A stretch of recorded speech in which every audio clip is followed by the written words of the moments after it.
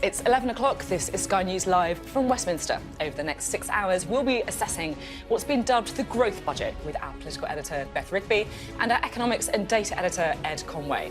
Well, Jeremy Hunt will say the country needs to get back to work as he outlines his blueprint for growth. Key to that goal, cheaper childcare, and with a plan to provide 30 hours a week free for 1- and 2-year-olds in England. On energy, an end to the prepayment penalty for the poorest, and average bills will stay at £2,500 for 3 more months. The Chancellor says he wants stability over tax cuts, but how will that go down here in Burnley, the city with the highest inflation in the country?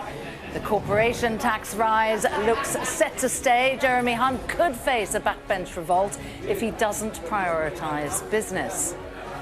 But no wind of a pay deal as hundreds of thousands of teachers, junior doctors, tube workers and civil servants all go on strike. Well, stay with us throughout the day for Jeremy Hunt's statement and full analysis of what this budget will mean for you.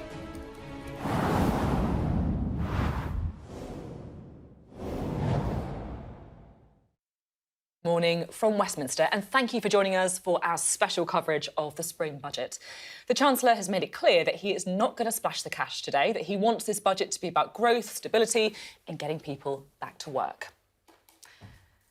Well, there'll be a lot to look out for over the next few hours. I am very pleased to say that we're going to have Sky's political editor, Beth Rigby, and Sky's economics and data editor, Ed Conway, alongside me to decipher exactly what the measures all mean for you. So that's going to be good.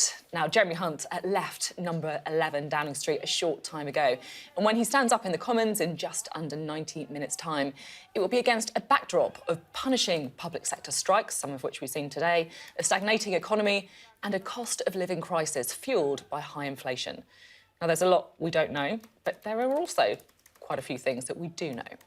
So the energy price guarantee, which keeps average yearly household bills at £2,500, that will now continue until June.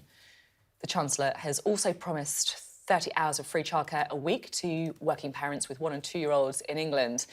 And he'll invest £80 million over 5 years in 12 investment zones across the UK. Now, in a drive to try and reverse the early retirement trend, the lifetime pension allowance and annual cap on contributions will be increased to allow people to save a bit more without being taxed. An extra £5 billion will be spent on defence over the next 2 years, and with strike action across multiple sectors, there's also pressure to increase public sector pay. Well, this is the Chancellor's penultimate budget before a general election, so we can begin today with the voters and try and find out what they want to hear. I've had to change my hours at work because of childcare costs, so I can't afford to work full-time anymore. It's not feasible for our family, so I've had to rope my mum in to do childcare, but she's retired. It feels a bit unfair, but I have no option. I can't afford to work otherwise. Local businesses are furious, really, that we've got these skill shortages. So to be investing more in apprenticeships, but to also be investing in adult education budget. I think what our members would love to hear from the budget today are measures that are going to be announced that are going to put money in the pockets of not just public servants but workers everywhere. We'd also like to see some measures in there that are going to help with the cost of living, whether that be energy bills, childcare and things like that. We'd like to see a fully funded pay rise for teachers, backdated to September, to be in line with inflation. We'd like to see the shortage of teachers addressed. I know that there are simply not enough teachers at the moment, so valuing education is going to be a good start to that, and a fully funded pay rise will help. Well, as always, with budgets, things leak out, some things are briefed out, so we know a few things already. Childcare bills, energy bills, public sector pay, all being mentioned there by some of the voters. Well, let's bring in Beth and Ed, shall we? They're going to be staying with us well into the afternoon, just to try and find out a bit about what you're looking for. Beth, what have you got your eye on? Well, I think if we sort of roll back to where we are and where we were a few months ago, you had the mini mega budget from Liz Truss with all those unfunded tax cuts and all the chaos in the markets that ensued. You then had the correction autumn statement 8 weeks later when a new Prime Minister and a new, the Chancellor Jeremy Hunt then reversed that budget and tried to just get things back on track. This budget now, I think, is a stick to the plan, stability budget, but also one in which Jeremy Hunt, feeling that he at least reversed the chaos, now has to put forward a plan for growth. And I think that the big elements of this budget, there will be two. There will be short-term help on cost of living. Whether it will be enough is the big question. And then there's a longer-term plan here about getting economically inactive people back into work through a mix of carrots and sticks in terms of incentives. We talked a bit about the childcare, but also maybe being tougher on benefit claimants. And then there's going to be a longer-term plan about business investment and trying to get the economy growing. All of this really is paving the way, if you like, to what the Conservatives hope will be a narrow path back to victory in a general election next year, in which the pre-election budget of next year will be the one where you get the big tax giveaways. Now, how that sits with the public in terms of do they think that they're getting enough now? Also, how it sits with Conservative backbenchers, some of which want tax cuts, some of which want spending cuts. One former cabinet minister saying to me, I want a sensible tax policy rather than brown night tinkering, is how this person put it to me, so how it lands there.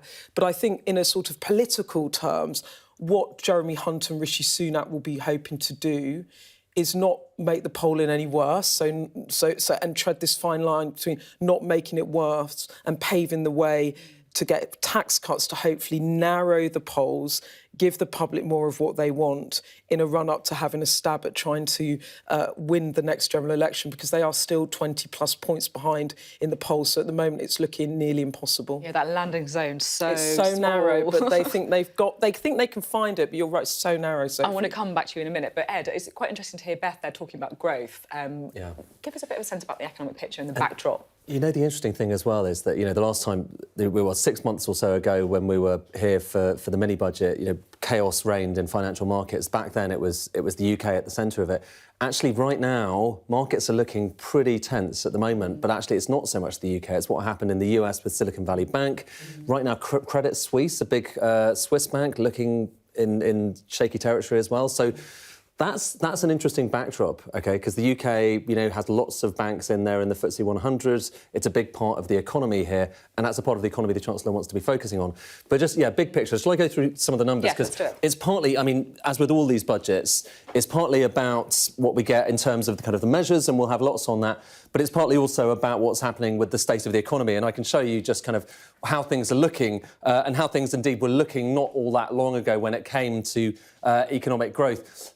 Remember, of course, last time around, the growth numbers were pretty weak. We were talking about growth being, relatively in negative territory this year. It wouldn't necessarily have been in positive territory according to the various numbers. This actually shows you, I think we'll bring it up on the screen in a second, but this actually shows you where growth was forecast last time around. So you're talking about a big fall. Look at that bit, the line there for 2023, down by 1.4%. That's the recession that everyone's been talking about. And that was last time. The question is, do those bars go up? So do things improve this time around?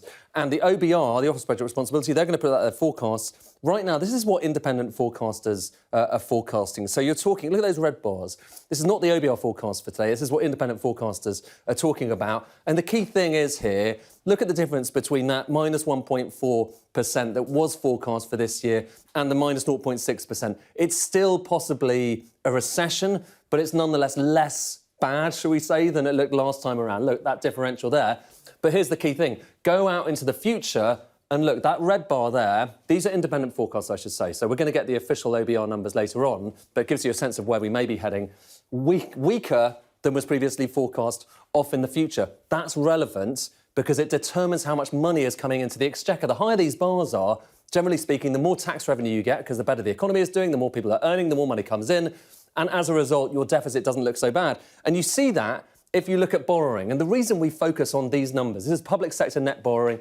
There'll be a lot of talk about it over the course of the day. The reason we focus on this is it's a sense of just how much leeway the Chancellor has to spend against his rules. He has these fiscal rules, and the higher those bars are, the less he's got.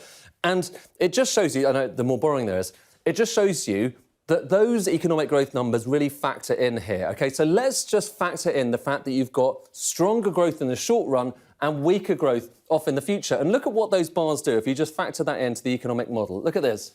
The bars go down, OK? So you have less borrowing, more money coming in, less borrowing in the short run, but interestingly, more borrowing in the long run, so potentially less money to be spent there. So that's stronger growth. Now factor in the fact that you've got lower debt interest. Remember, interest rates, last time, we were talking about the mini-budget a moment ago, last time everyone thought they were going to go up to potentially kind of 6%. Now, maybe 4%, maybe 4.5%. As a result, the government doesn't have to spend as much on debt interest. Those bars go down again. Now look what happens when you factor in energy costs, particularly at these two red bars here. So energy costs, they're a bit lower as well. And that means the government doesn't have to spend quite so much on the energy price guarantee. I think we'll come back to that because I've got another chart. I don't want to overdo the charts right now, but we've got another chart just showing you what matters there because the Chancellor has already announced something on that. But put it all together and you're talking about potentially £30 to £40 billion less borrowing this year than was previously expected. That matters because that's some of the leeway that the Chancellor potentially has to spend on. But, again, look over to this side. That red bar there, the bar that we might well be seeing today from the OBR is higher. So you've got more borrowing off in the future, less borrowing now, potentially suggesting that the Chancellor has room for a short-term giveaway, but not necessarily much going into the future. I'm going to leave it there for the time being because we've got so many other issues we're going to cover, things like corporation tax, public services spending, and all of that, and, of course, energy prices as well. But, over the course of the day, we'll have many more charts. And this, just to pick up on this, the 30 to 40 billion lower, this is why the Chancellor is now under huge pressure from his own backbenchers to actually cut some taxes now. Yeah. Because what happened in January was the forecast for all the money into the exchequer was more than expected. There was a £30 billion windfall for the Chancellor, and that raised pressure on him from the backbenchers to say, well, come on, give us some tax cuts. So they look at that and they say, we want tax cuts now. Yeah. The Chancellor wants to wait to give the tax cuts in the big pre-election budget splurge, and that is a tension on the backbenchers, and I'd be very interested to see how the backbenchers react to this package today. Yeah, we've seen a couple of Simon Clarke taxes having a chilling effect on the whole economy. Priti Patel, Conservative Party is nothing if it does not stand for low taxes. They're already rumbling, aren't they? Like, the overall tax burden is incredibly high by recent historical standards. I don't see anything necessarily, even the stuff that's been kind of leaked so far today, that's going to really change that. So I think that those backbenchers who have concerns about high taxes have a lot of ammunition at the moment. There is quite a lot of... So corporation tax going up to 25 pence. There's a lot of pressure from the Conservative Party for the Chancellor to keep it at 19 pence. A lot of pressure. But that costs £18 billion. And that is a big chunk of money for the Exchequer to give on a tax cut when also you're facing into an election and the tax cuts you want to target are tax cuts at voters rather than business. Very political, isn't it? Actually, just that is the corporation tax rate, and that's where it's heading. And actually, by kind of historical standards, you look back to the 1970s, it doesn't look. It was a lot higher, infamously above 50%. So it is a lot lower now.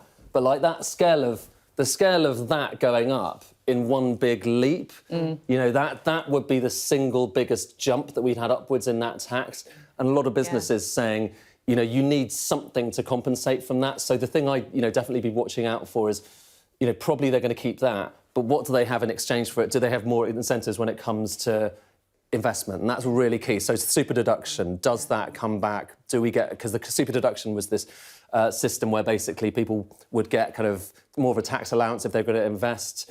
Does that stay in? It's supposed to expire at the very same time as that goes up, and that, according to many businesses, is disastrous to have those two things at the same time. So that's really going to be an interesting one to watch. On the super deduction, so this was a tax whereby you got tax relief. So the more money you invested, the more tax relief you got. So I think it was for every £1.30 if you got tax relief of £1.30 for every pound you invest. It was a Rishi Sunak policy back in March 2021. It ran for 2 years. It cost £25 billion. It was a massive expenditure. And what I've heard, the chatter I've heard, is that Jeremy Hunt thinks it's too expensive just to repurpose again. But as Ed was saying, the big focus will be about capital allowances and incentives, so tax relief for businesses providing they invest. And that's where I think several £billion of money will go to try and get businesses to invest for growth. Because,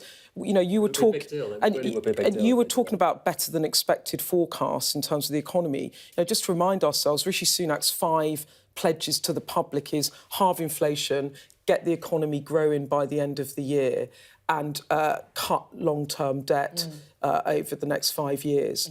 And so within that, he has to try and get the economy growing, and that's where the focus is going to be. Yeah. Really interested to talk to you both. We'll have, well, as Ed's promised us more charts, so a bit of a tease for the rest of the programme. Give them to me all day, Ed. Love them. Lots more to talk about as well. Definitely want to talk about the childcare policy a bit later as well. But as Beth was saying, lots of pressure on the Chancellor, the man, of course, who pledged to cut corporation tax if he was to become leader of the Conservative Party. Is he going to be the man who puts it up to 25 pence? In the meantime, let's go to Sam, shall we, who is in Burnley with some voters. Yes, thank you, Sophie. A very good morning to you. We are live here all day in Burnley in Lancashire, some 20 miles north of Manchester. And it's where people are facing some of the toughest financial decisions of their lifetime in order to just juggle their household budgets through the very worst of the cost of living crisis. We're spending the whole day here at the Church on the Street Ministries. It's really a drop-in centre where people can come in and get some hot food, they can have a hot shower, they can get some mental health support, even a haircut. And the need is so great here that they're actually having to relocate to a bigger premises a few streets away at the end of the month. So why come here to Burnley in Lancashire to test the mood of the nation? Well, this town could well be one of the most affected by the decisions that are made by the Chancellor today once he gets on his feet and reveals the contents of that red box. According to the Centre for Cities think tank, Burnley has got the highest rate of inflation in Great Britain. It's up to 11.8%. That was measured in January. Now, that is some 2.5% higher than what you see in Cambridge. That's at the other end of the scale. Now, that, crucially, is coupled with one of the slowest rates of wage growth, with the latest data showing that there is actually negative real wage growth. So that's, once you've stripped inflation out, of minus 6.6% here. So prices going up, real wages going down. You can see what happens. And the relative child poverty rate as well. I always think this is a very stark measure. That stands at 31% here, more than 1 in 3 children in poverty. That compares to 18.7% for the UK as a whole. That's according to House of Commons Library data. Well, we're joined now here by Pastor Mick Fleming. Now, he moved away from a previous life of crime. He got himself ordained, and here on the streets of Burnley founded Church on the Street, where we're spending the day here to try and make a difference to his hometown. We also have James Foy, who also turned his life around, partly through meeting Mick, wasn't it, and set up Curry on the Street, which has now provided over 40,000 hot meals to people here in need. A very good morning to both of you, and thank you very much for having us. Pastor Mick, you are a Burnley man, aren't you? Born and bred. You've been doing this for some 10 years now. Yeah. What has the last year been like? It's been really difficult. So it's been far more difficult than when we were in the COVID days, because there was an openness for people to donate and to help, and a camaraderie. But the economy is so deflated that people just don't have the ability to give in the same way. So charities are really, really struggling. So it's been really, really difficult. So the need is rising, but the resource is falling. You know, so it's been an horrendous, really, 12 months. And the levels of poverty that we see that James will tell you about. You know, children on the street, hungry, the parents really struggling, coming to get the help and the support, and then our resources are limited. You know, we do the best that we can, but the questions are, should charities be picking this up? We are, but should they? And for me, I like to see a budget that supports organisations like James's and organisations like ours, you know, and I think helps around... you look at them figures, you talked about child poverty there, 31%, and a national average, more than 1 in 3 children. You know, where's the justice in that? And then you look at the terrace properties around this area. This is the inflation rates. This is why we have inflation. So they're not adequately insulated because of lack of government support down the years. So it costs you more to heat your house. I know you see about 1,200 people a week coming in here. One of the attractions, of course, we can smell it here.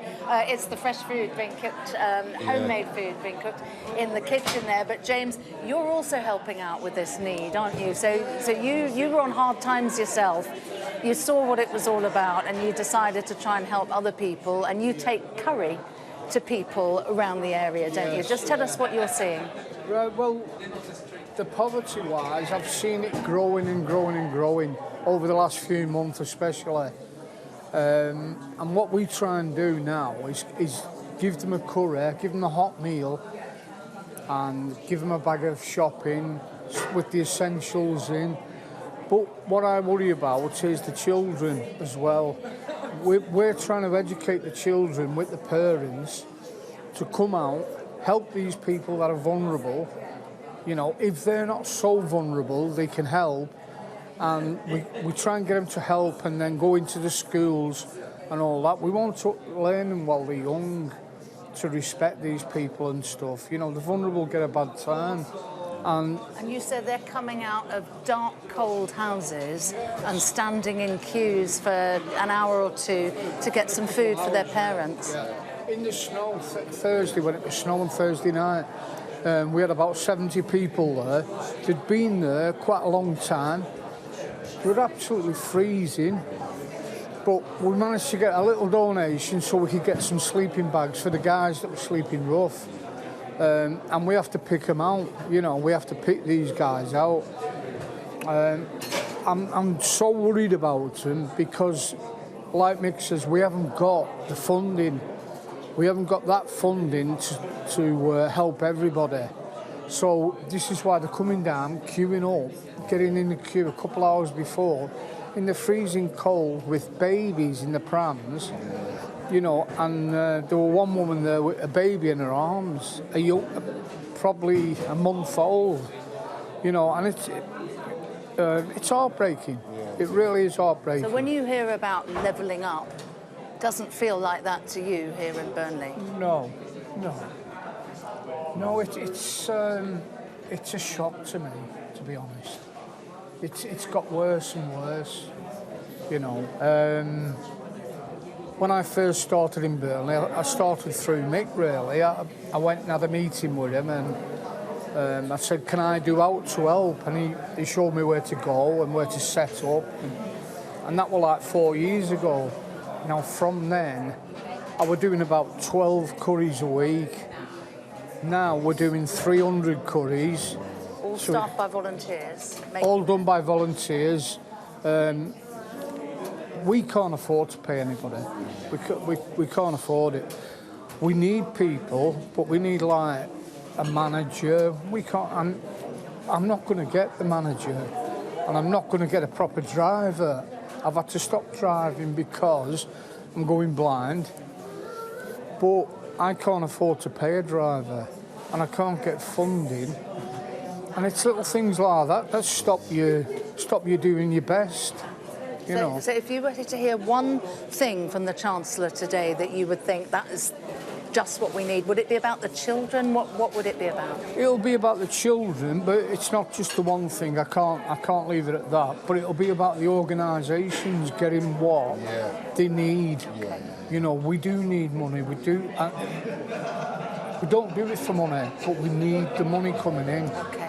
To carry on. Well, it's eye-opening coming to talk to you and the work that you do here in Burnley. We're going to be watching the budget here, what the Chancellor has to offer for the people of Burnley here, and we'll be bringing you analysis and indeed the thoughts of some of the people here who are coming in to see to get what they need from the Church on the Streets ministry. Do get in touch with us because we want to hear your thoughts as well on the budget. What do you want to see from the Chancellor? Are you expecting Jeremy Hunt's announcements to help you deal with the cost of living crisis? Do get in touch. You can call us now on 0208 167 2200 to be part of a special phone-in programme.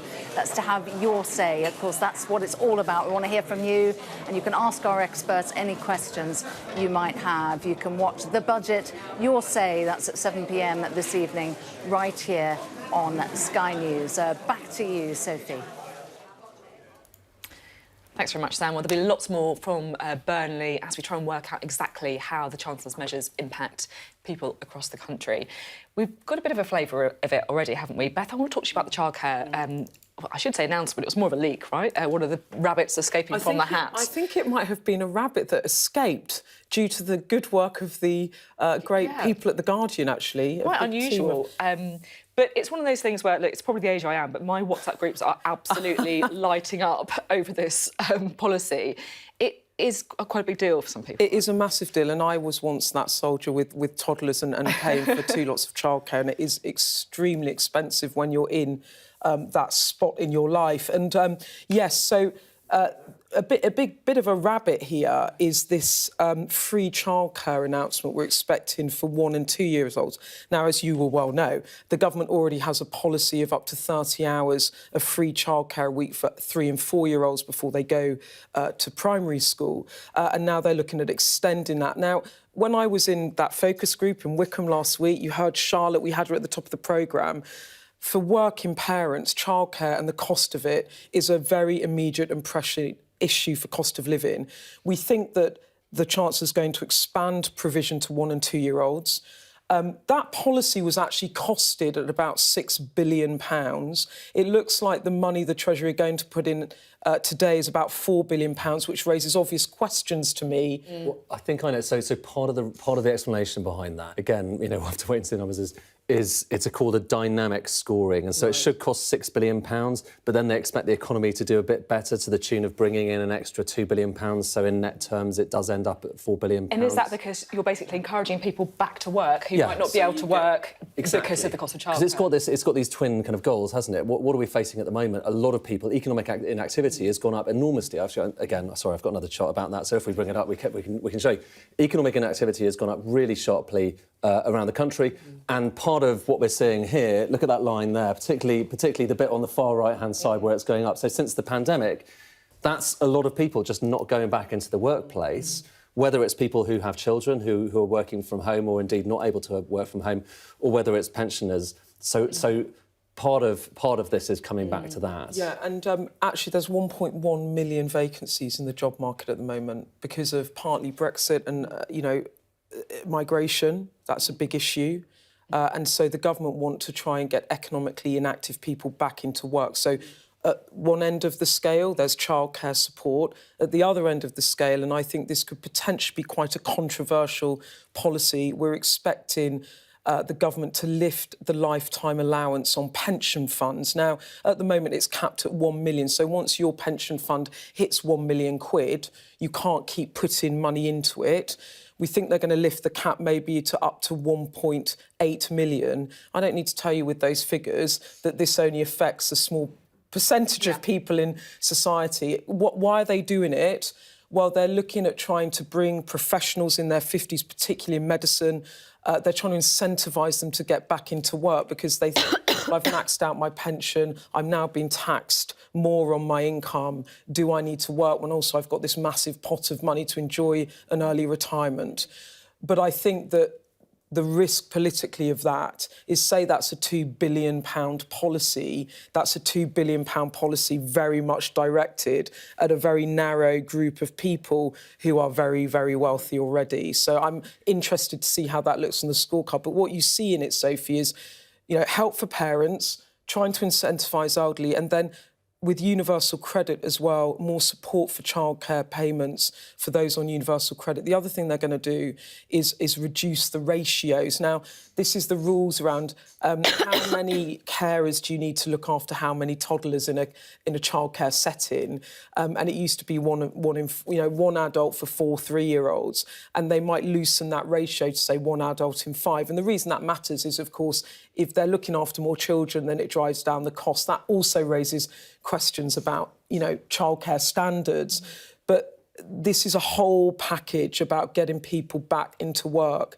Another critical problem of this, Ed, as you will know, is that NHS waiting lists are causing a problem with economic inactivity, because hundreds of thousands of people are on NHS waiting lists and can't go back to work until they're better. And so this all feeds into also trying to cut waiting lists in the NHS. And this is a big job for Mel Stride, the Work and Pensions Secretary of State. We don't have long left, but Ed, how much of a problem is economic inactivity for the economy? This is one of the big issues in the UK. Most other countries around the world, OK, when you look at the chart we just showed you, you don't see quite such a big increase in economic inactivity. People have been coming back, and there's all sorts of reasons behind why it is. People choosing not to work in some cases, but also people having long-term sickness. So there is a long shadow from COVID-19, both for things like long COVID, but also for other issues that weren't necessarily treated as a result of the lockdowns and the shutdowns that we had. So solving that, as far as the Treasury is concerned, as far as Rishi Sunak is concerned, is one of the big answers towards kind of getting us back towards some sort of health and economic health as well as the kind of general public. And so that's a big deal. Yeah, I remember when I interviewed the Chancellor on Sunday, that was the thing he wanted to talk about. When I said, what should we expect from the budget? This was it. Lots more analysis from Beth and Ed coming up now. Now, the budget decisions being made this afternoon are all being taken on a day of major strikes as hundreds of thousands of workers walk out in action, which impacts the country's schools, hospitals, underground trains and civil service as well. Well, Sky's Alice Porter joins us now from outside the Department for Levelling Up in Westminster, where workers are on strike. Alice, are we expecting anything about this issue in the budget? Well, I think the civil servants who are behind me are very keen to see what we'll hear from the budget. They're one of 100 government organisations which are going on strike today. We heard from representatives from the PCS union who are warning that strike action may continue until the end of the year unless their demands are met by the government. Now, I've just come from a picket line in East London where teachers are going on strike. Now, they're wanting a pay rise above in line with inflation. Now, Gillian Keegan has put forward a 3% pay rise, and they're saying that is not enough. I think the real difficulty is how fractured it has become across the United Kingdom, where we see strike action with teachers has been paused in Wales because they've got a new offer made, and it's been called off in Scotland. So there's pressure there on Gillian Keegan to solve the issue there. And today is also the third day of junior doctor strikes. They make up around 40% of the medical workforce. To have them going on strike for 3 consecutive days, today is the last day, is of course having an enormous impact on the NHS. There's good news at least is that strike action by ambulance workers and nurses has paused for the moment while talks are ongoing. But to have 40% of your workforce impacted in that way is of course highly significant. And then here in London it's very much at a standstill because we've got members of the RMT and ASLEF union who are striking on the London Underground. They're having an enormous impact, and many of these groups are all wanting a pay rise in line with inflation. They're struggling with the cost of living. But in terms of where this puts Jeremy Hunt is going to be really interesting because he's under pressure to bring inflation down, and he said he doesn't want to entrench high levels of inflation. But many people across the public sector are struggling with the high cost of living at the moment, and will certainly be very much hoping from Jeremy Hunt's budget that there'll be something in it for them to make their standard of living better. Thanks very much indeed. Lots of strikes today, many of them, of course, completely unresolved, expecting more in schools and on our transport networks too. We've been talking a bit about how the budget is likely to impact people's finances, whether that is pension plans, whether it's childcare. Let's bring in our household finance expert, Greg Marsh, shall we? And Greg, this is really what I think most of our viewers really want to know about. How is the budget going to affect them? Exactly. Well, we know the Chancellor's talking about the impact on the UK economy, but what we care about is the impact on UK households. We woke this morning to some good news for householders, which is that the energy price guarantee is indeed going to be frozen at the current level of £2,500 for another 3 months. Energy prices have soared over the last few months, as we all know. We were expecting, until that was confirmed, that energy price guarantee would rise. It now will not rise, and indeed most analysts are now predicting that by the middle of this year, July onwards, energy prices will fall still further. So energy prices, good news for households. More uncertainty about income tax. Now, while we're not expecting to see any rise in the headline rates of income tax, we do know that the average rate of tax, the effective rate of tax that we all pay, has increased over the last few years. And unless the government today, unless the Chancellor unfreezes income tax thresholds, this is effectively a sort of stealth tax. If income tax thresholds stay constant, even though earnings are increases, we're all paying effectively a bit more tax. So working families, people on incomes, especially higher incomes, will be watching to see very closely about income tax thresholds. Now, those on lower incomes and dependent on government support have other things to worry about, and in particular, they'll be looking to see whether the rate of universal credit increases in line with inflation, whether disability, living allowance or personal independence payments increases in line with inflation, and whether we see the winter fuel payment continue. So again, very big difference depending on your income level and your household composition. During the course of today, we are going to be talking to a number of householders around the UK to understand what the budget means for them. And we're going to be looking in detail at those households. But let's have a look at Leanne. So Leanne is a self-employed mum. She has a 4-year-old daughter. Her daughter too old to benefit from the additional childcare support that's been rumoured over the last day or two that we might see at lunchtime. Linda is a retired occupational therapist. While Linda's husband does work, Linda is dependent on pension and disability support. So she'll be looking to see whether those numbers increase in today's announcement. And Mike, an IT consultant. Mike earns well, but as a householder, he, like all of us, has faced those higher energy prices, higher costs of food and fuel and everything else squeezing his wallet. So what does this mean today for a working person like Mike and other households? Over the course of today, we'll be doing live analysis on these particular household finances and how the budget affects them. And we'll also be going live to them to get their reaction. So let's go back to Sophie, and hopefully we'll hear more from some of these people over the course of the day. Very much, Greg. Well, he'll be, of course, there guiding us through the consumer reaction and trying to find out exactly how it impacts families across the country. Now, Rishi Sunak, the Prime Minister, has left number 10 Downing Street. This is all part of the budget choreography. There he is. He is making his way over to the House of Commons. We'll have Prime Minister's questions, of course, kicking off as usual at about 12. And then after that is when the Chancellor will be unveiling his budget. That will be live at 12:30. It's always a bit of an unusual PMQs, the one just before the budget. It's kind of like the rare occasion when the PMQs is almost like the starter before the main course. But there is Rishi Sunak setting off in his car, leaving number 10 Downing Street. So, Ed, we've been talking about childcare, but there's some other kind of consumer-facing policies, I guess, that are going to impact people even if they don't have kids. I mean, energy is still a huge issue, isn't it? It's been pretty cold recently as well. It's enormous. In a way, I mean, one of the lessons we've had for the last few months is that there are two things that really matter and no one really thinks about them all that much until they kind of kick in. One is interest rates, and, you know, remember what's happened over the last kind of 6 months with interest rates, a rollercoaster there, and there's more news I can tell you about in a second on that. And the second is energy, because it feeds into everything. It feeds in, obviously, to our bills. And on that front, we do. Let me quickly show you what we now know, because it's pre-announced again. Like, I can't think of many leakier budgets than this. They seem to be getting leakier and leakier over the years. But this is kind of how the energy price guarantee works.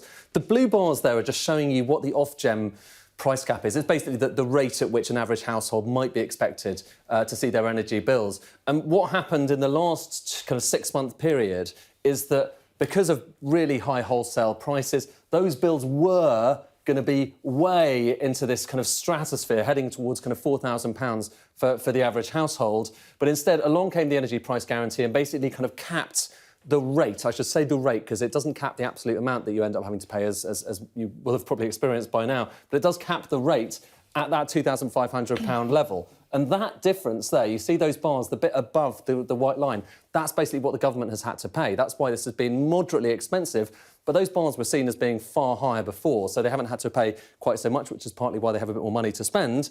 It was going to be going up to £3,000, so look at that cap. And that would have meant that when those bills increased in April, everyone would have seen an increase, the average household. But instead, yes, as we've just learnt, instead, the cap's going to stay there at £2,500. The big question now, though, is what happens in the future? Do they keep the cap there? Now, this was really relevant a few months ago when it looked like later on this year those bills were going to be really high, so the cap would have applied. But actually, look at those red bars. These are just forecasts, OK, for the next few months based on energy prices in the wholesale market. Actually, those have gone down and down. And now, these are the latest forecasts. As of March, actually, the market price is potentially going to be below where that cap is. And that's why, so far, we've only got that extended through to the end of that quarter. So it's basically July. But if things kind of carry on as the market's suggesting at the moment, that implies you don't necessarily have those really high costs. The other thing, I'm going to come back to my desk. The other thing is that I mentioned interest rates. Really interesting, Sophie, because looking right now at what markets are pricing in for interest rates. Remember last time people were, pricing in potentially 6% interest rates after that shock from the mini budgets. Because of the scare about what's happening with banks right now, not because of the UK, but obviously Silicon Valley Bank, that bank that collapsed, it did have a UK branch, and there are concerns about banks in general at the moment and the economy. Look at interest rates right now. A lot of people think that maybe UK rates might peak only at about 4.25%. That's quite a big change. Only on Friday, they thought they were going to get up to about 4.75%. In the space of a few days, it's down to 4.25, maybe not even that. And that's a really big deal because, for all of those who have mortgages and indeed anyone who has savings, you'll have seen that kind of reflected more on mortgages, it must be said, than on savings, higher interest rates. So when we're talking about cost of living crisis, ironically, something that Jeremy Hunt has nothing to do with, which is a financial crisis on the other side of the world, or not maybe financial crisis going too far, but a bank crisis in certain banks on the other side of the world feeding into what's going on in the market, that could have as big an impact, if not more, on household spending and on how much we have after all these costs than something like the energy price guarantee. And that could have a huge impact on not only, the budget, on the Chancellor, but the whole premiership of Rishi Sunak, I guess. Yeah, of course. And, I mean, look, what you have to always keep front and centre in your mind is what is Rishi Sunak's bid to remain in number 10 after the next general election. It's to get the economy growing and get people feeling like they are better off now under a Conservative government. And I have to say, when I went and did that focus group, it's Wickham. It's actually near where I grew up, so I know the area really well. It's been a Conservative seat since 1950s. I mean, it really is the true blue shires, if you like, of the blue wall of the Conservatives, if you like. And what's beginning to happen is Keir Starmer is now trying to take bricks out of the blue wall. And the challenge for the Conservatives is to get voters that have stuck with them for years and years and years to keep with them. And we did a sort of straw poll in this room where I said, put your hand up if you think the government or the country needs a change. And everyone put their hand up. And there were floating voters, but there were voters in there that had told us that they'd voted Conservative in the last general election. And I can't stress enough how much pressure the government is on in the run-up to the next general election to make people feel that they're better off and to make people feel that the country is working, like basic services are working. But, of course, there are external factors on economy that Rishi Sunak can't control. I mean, it's a bit like, Ed, when Keir Starmer said that he wanted to make the UK the biggest performer or the best performer... Yeah, the fastest growing in the G7. In the G7.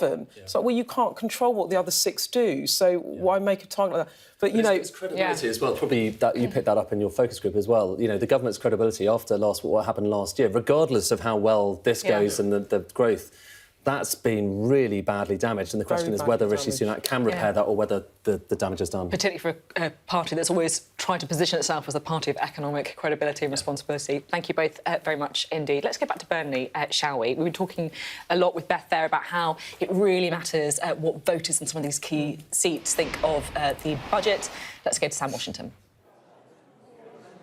Yes, thank you very much, Sophie. Welcome back to Burnley in Lancashire. We're here at the Church on the Streets Ministries drop-in centre where people can get hot food, a hot shower, even a haircut if they need it. Now, those decisions that are being taken more than 200 miles away down in Westminster are going to have a material impact, aren't they, on the day-to-day life for families and business owners who are living here. Well, we saw their profiles up in the screen by Greg there. I'm joined now by Linda Marshall. She's a retired occupational therapist, and Mike Holden, who's an IT consultant. Very good morning to you. Thank you very much for joining us. You're both Burnley folk, aren't you? Let's talk to you, Linda, first of all. The cost of living crisis has been a real thing, hasn't it, in your life? Cost of food, you say, has doubled, and its energy bill. So what are you looking for from the Chancellor today? Well, energy bills are crippling us, as many people at the minute. So we're hoping that that's going to be stay capped.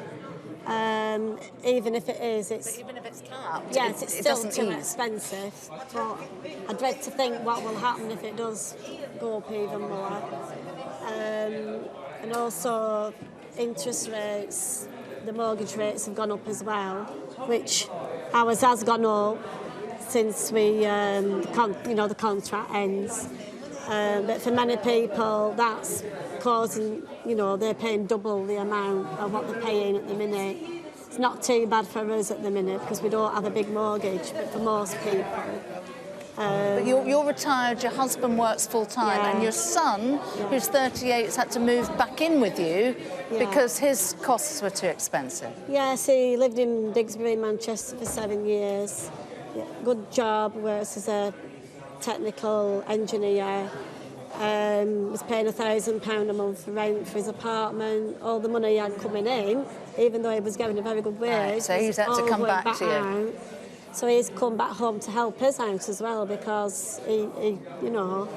Well, let me bring in Mike. I know we've all got to know each other, haven't we, this morning? Mike, you, if you don't mind me describing you like this, you're at the better off end of people in Burnley, so. and you still say that you're also feeling the pinch. You're an IT consultant, steady job. Yes, I've been in a steady job for many years. I'm on a good salary and I've got a good pension lined up, but our day-to-day costs have doubled in the last 12 months. Fuel costs, as everybody knows, have gone up 50% in the last 12 months. And you're on the road a lot? Yes, and fuel and heating and electricity costs are all going through the roof. And you saw the value of your pension because you're coming close to the time when you'll be drawing it down. Yeah. You were a victim of what happened with the mini-budget from Liz Truss. Yes, Liz Truss's intervention cost me am I allowed to say it? About £60,000 in lost pension pot, like 12 months ago. So what are you looking for today? My concern is not for myself. I'm comfortably off. If fuel bills stay as they are, I can survive. If they go up, I can take the hit a little bit. I'm concerned for the people of Burnley. People here are on minimum wage and can't afford to heat homes, and they can't afford to feed the kids. And I'm hoping for help with those people rather than for myself. I will ride over the bumps, and I've got a retirement coming up in a few years. I mean, I'm a few years in me yet, but I'm more concerned for the people of Burnley who are around us here now. Do you feel Burnley's been forgotten about? Very much so. Over a number of years, manufacturing's in decline here, or it's picking back up a little bit now, but it's been in decline for years. And this corridor, Burnley, Blackburn and Blackpool, are suffering the highest inflation in the country. And the lowest wage rises, and it concerns me. I know there's supposed to be help for childcare coming up, which is going to be very welcome if it comes. Not for myself, because again I have a stepdaughter, but we have family to help with her. People in the town of Burnley really have had it very hard for a very long time. All right. Well, Linda and Mike are going to be staying with us throughout the programme. We're going to be watching the budget together and joined by a few more people, and we'll be talking about what we heard, perhaps even what we didn't hear after the Chancellor has delivered his speech. Of course, the needs for people of Burnley, as you can see here at this drop-in centre, people who need food, people who need a hot shower, people who need mental health support. It's an acute need here. So, of course, we will be keeping a close eye on that, and we'll be bringing you all of our thoughts throughout the afternoon. Back to you, Sophie.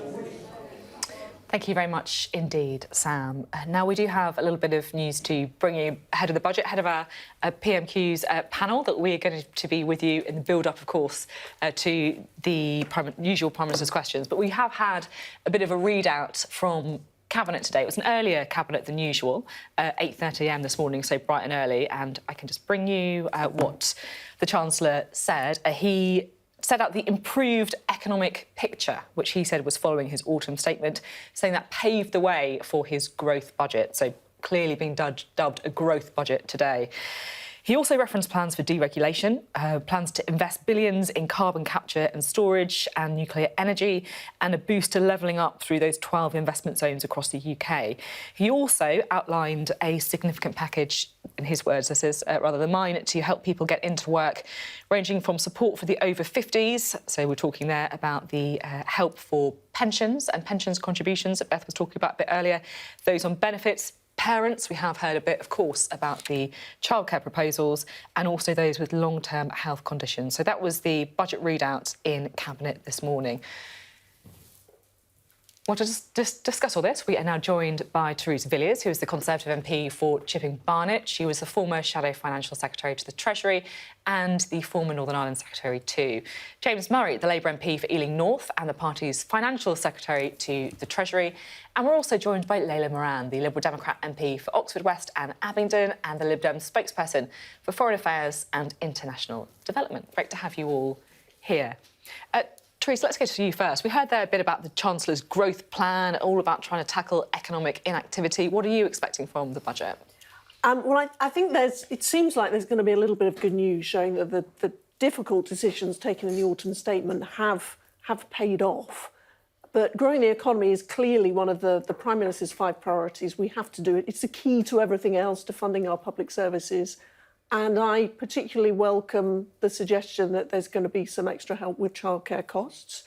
And also the problem with pensions has been effectively driving doctors to retire early. So if the Chancellor is addressing that today, that is also welcome because it helps people get the GP appointments they want when they want them. At the same time, though, that's benefiting the very wealthiest, isn't it? Some people might say, look, at this time of economic hardship, is that the right thing to do?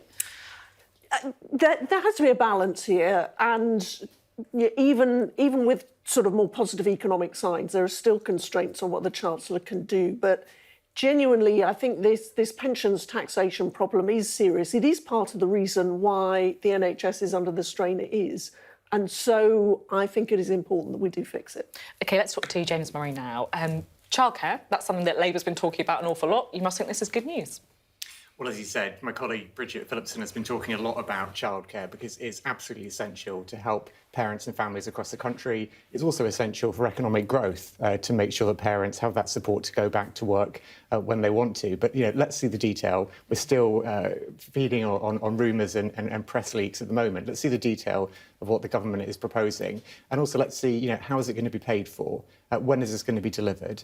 Let's think about the whole system as well, because this is not just about putting money in. It's also about looking at the whole system to make sure the capacity is there, to make sure staffing issues are addressed and so on. So, we think childcare is absolutely essential to the future of the country and the economy. And my colleague Bridget Phillipson is going to keep pushing on that. I guess you're referring there to the fact that some people were saying that the free hours for 3- and 4-year-olds hasn't been properly funded, so it leaves childcare providers out of pocket, effectively. Well, we know that thousands of childcare providers have been closing in recent years. We know there are issues with staff shortages and so on. So, it's one thing putting in money, but there's a lot of detail around that about how things are going to be delivered. And actually, what my colleague Bridget is doing is looking at international examples to work out what is the best way to change the system, to reform the system, to make it fit for the future. Layla Moran, what are you going to be looking out for? Well, I'm pleased with the childcare announcement. That was a 2019 Liberal Democrat manifesto promise. They've basically copied the bare bones of it, so that's good. But the devil is going to be in the detail. And one of the things I'm looking at really closely is the ratios, because it's all very well saying that you're going to invest in it, but also if you increase the ratios, that drives down safety and also quality. And so I'm worried ratios, about just that. to explain, that's basically the number of people in nurseries or in other providers how many children they're allowed to look after. How many children they're allowed to look after. And I've had childcare providers in my constituency have me round and talk me through how that's not just unworkable, but potentially unsafe.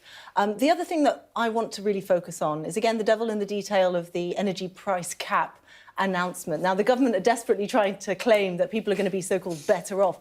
They're actually not. When people look at how much they're going to have to pay in for their energy, it's actually going to go up. So the Liberal Democrats have been calling on not a cap at 2,500, but a cap at 2,000, which more or less marries what we have now, because that £400 payment that we've been seeing over the winter is not about to be repeated. Ultimately, what I care about is those ordinary constituents of mine who are struggling to make ends meet, who are literally putting things back in the supermarkets because they can't afford the energy to heat them up in the oven. Are they the ones who are going to be better off or worse off at the end of this budget? At the moment, I've seen very little for them. Can I say the other point about the energy price cap is about how it's going to be paid for? Because what we've been calling for is for a strengthened windfall tax to pay for that. Now, the government, according to leaks, may be moving a bit on the front of extending the price cap, but we need to know how it's going to be paid for as well. And we've been talking about windfall tax since January last year. There is a windfall tax already. Like you say, you'd like to be expanded. There are still gaping holes in it. There's still this investment allowance for oil and gas giants. It still doesn't start when we said it should be starting. It still isn't at the same rate, for instance, as they have in Norway. So there are obvious ways in which it could be strengthened, and that could raise billions of pounds, which could then help fund this extra support for families. I just want to talk a little bit about tax, because I think you'll agree, your Conservative colleagues, many of them getting increasingly twitchy about the fact that we're expected to have the highest levels of tax since the 1960s. We've seen Simon Clarke say that's having a chilling effect on the whole economy. Priti Patel saying the Conservative Party is nothing if it does not stand for low taxes. Do taxes need to come down? Yeah, we all, yes, they need to come down, but we have to do that in a sustainable way. And I'm sure what the Chancellor will be saying today is, even if headline rates of tax are not coming down, his plan for growth and his plan for the economy will ultimately deliver those tax cuts in the longer term. Although not the short term, particularly with corporation tax going up to 25p. You happy about that? Of course I'm not happy about it, but the economy has suffered severe shocks as a result of the COVID outbreak and the war in Ukraine, and therefore we had to consolidate the public finances. But I think there may well be something in the budget to encourage business investment. That, I think, is one of the most important potential tax cuts because it helps us deal with our productivity problem. I love the message of unity here. We conveniently forget the Liz Truss quasi-Kwarteng era, where we lost 50 billion possible pounds that we could have been spending right now. And people are still paying for it on their mortgages right now. So the impact of it's still happening now. The markets return to normal. We're gearing up to Prime Minister's questions about 4 minutes' time. It's always a bit of a weird PMQs, always think ahead of the budget. What exactly can the PM say? Everyone's waiting for the main event. How do you think Keir Starmer is going to be dealing with that? What line of questioning would you expect him to go on? Well, I don't have a sheet that tells me what questions he's going to go on. So obviously the timing of it is unusual because it's straight before Keir then responds to what the Chancellor says in terms of the budget. But there are plenty of other issues, going around in politics these days. Whether it's migration, whether it's questions about HS2 and all the stuff around that. There's a lot of other issues which could be focused on, but I haven't got an inside track to tell you what he's going to go on. How about the Lib Dems? What do you think they should be focusing on today? Well, we've got three, and I'm sure my colleagues will be raising a lot of constituency issues. If I had one today, actually, the one I'd raise is on long COVID. So the Chancellor's talking a lot about productivity. There are 2 million people in this country who, according to the ONS survey, are estimated to be living with long COVID, 1 million of those for more than a year. And actually 5% of those are in social care and across the NHS. So I want to hear from them. They've talked about long-term conditions, but specifically on long COVID, what are they going to do to support those workers, many of whom, if supported correctly, could go back into the workforce? There's a petition going into Downing Street on this today that I hope to be supporting later, and that's probably what I would go on. How about you? What would you go for? I think if I were leader of the opposition, I'd be talking about the economy. That's, people do want to know what the situation is in terms of cost of living, etc. But I think what is pretty much a certain bet is the Prime Minister's answers. Some of them will focus on Labour's failure to support legislation to seek to stop the boats. It's interesting, isn't it? Because it does feel like the small boats is one of those genuine dividing line issues at the minute. Do you think that's a fair comparison? Well, I think everyone agrees there is an issue with small boats, and actually, everyone agrees across the country people want something to be done about it. What we disagree with is the government's approach to it, which is driven by gimmicks and headlines rather than an actual plan to stop the small boats coming over in the first place, to clear the backlog, to get those international agreements in place. That's what a proper plan looks like. But actually, what the government is doing is all driven by headline and gimmick. We're just looking right now at the live shot from the House of Commons. It is just under a minute now until we're expecting that all to kick off. So we'll keep an eye on that and we will pause just as soon as the guys in question get to their feet. Now, let's talk to you, Layla Moran. What's your position on the small boats? I would agree that there is a problem. But fundamentally, what we have here is a problem of partly the government's own making. They have not negotiated those international agreements. We used to send back many more people. They don't do that anymore. And the consequence of it on a local level is that there is a detention centre in Kidlington that had closed in 2018 after a 30-year-long campaign, that to the tune of £400 million, that one and one in Gosport are going to be opened. And that's 400 beds, so it's barely touching the sides of the problem. The main thing that I would rather that 400 million were invested in is that backroom staff at the Home Office so that they can process these applications quickly. And the thing that I find boggles the mind is now they're saying they'll send these asylum seekers who are already here a form that they can fill in to determine whether or not they're allowed to stay. Imagine if they did that before they got on the small boats in the first place. That would be called a safe and legal route. And yet they're determined not to set up those routes immediately. I don't understand what the delay is with the setup of those routes. How do you think the Prime Minister is finding his reception with the Conservative backbenchers at the minute? It felt like there was a bumpy period at the beginning of the year. Apologies, I am going to go to Jess Phillips now. We're going to go live to the House of Commons and we're going to take Rishi Sunak. At the UK-France summit, we signed a new illegal immigration deal to protect our borders. Over the weekend, we facilitated the sale of Silicon Valley Bank at no cost to the taxpayer. And we have launched a submarine partnership with Australia and the US, launched our integrated review and boosted our defence budget. Mr. Speaker, this morning I had meetings with ministerial colleagues and others. In addition to my duties in this House, I shall have further such meetings later today. Jess Phillips. Thank you, Mr. Speaker. I've worked for years with women brought here illegally as sex slaves, raped by 30 men a day. Last week, the Prime Minister tweeted that these victims would be denied access to support from our modern slavery system. A tweet that traffickers will hold up to these women and say, see, no one will help you. Before the Prime Minister parrots his prepared answer about increases in the number of people accessing our modern slavery system, let me educate him and everyone else in this House that the biggest increase in the last 10 years has been from the huge increase in British adults and children trafficked for sex and crime within Britain. Not a number they should be proud of.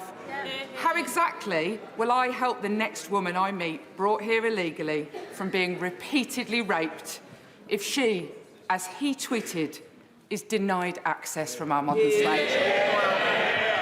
Mr. Speaker, just to correct the Honourable Lady, it is actually now a minority of people in our modern slavery referral system that are from the UK.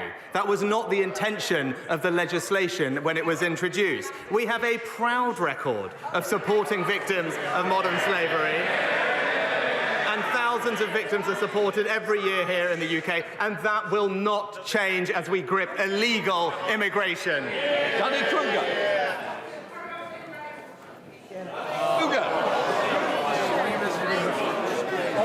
Mr. Speaker, on Monday, the Home Secretary said that in recent decades the immigration to this country has been too high, and all the benches opposite howled their disapproval. They want higher immigration, not lower.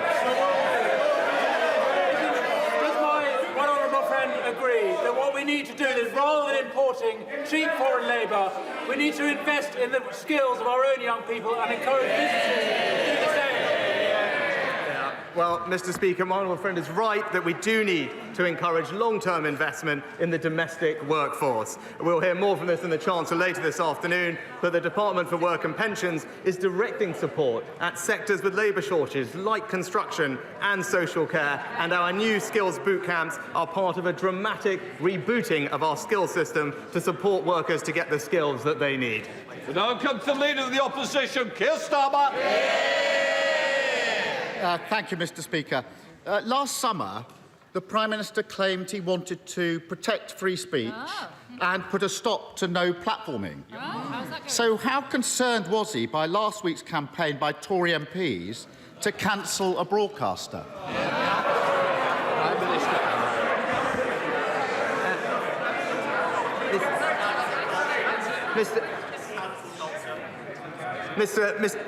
Mr. Speaker, as I said at the time, the issues between Gary Lineker and the BBC were for them to resolve, and I'm very glad that they did, and we can look forward to watching Match of the Day again on our screens. Keir Starmer. Mr. Speaker, the sight of them howling with rage over a tweet, signing greening letters in their dozens, desperately trying to cancel a football highlight show. That should have been laughable. Instead, it led to a farcical weekend, with the national broadcast being accused of dancing to the government's tune by its own employees. Rather than blame everyone else, why doesn't he take some responsibility, stand up to his snowflake MPs waging war on free speech?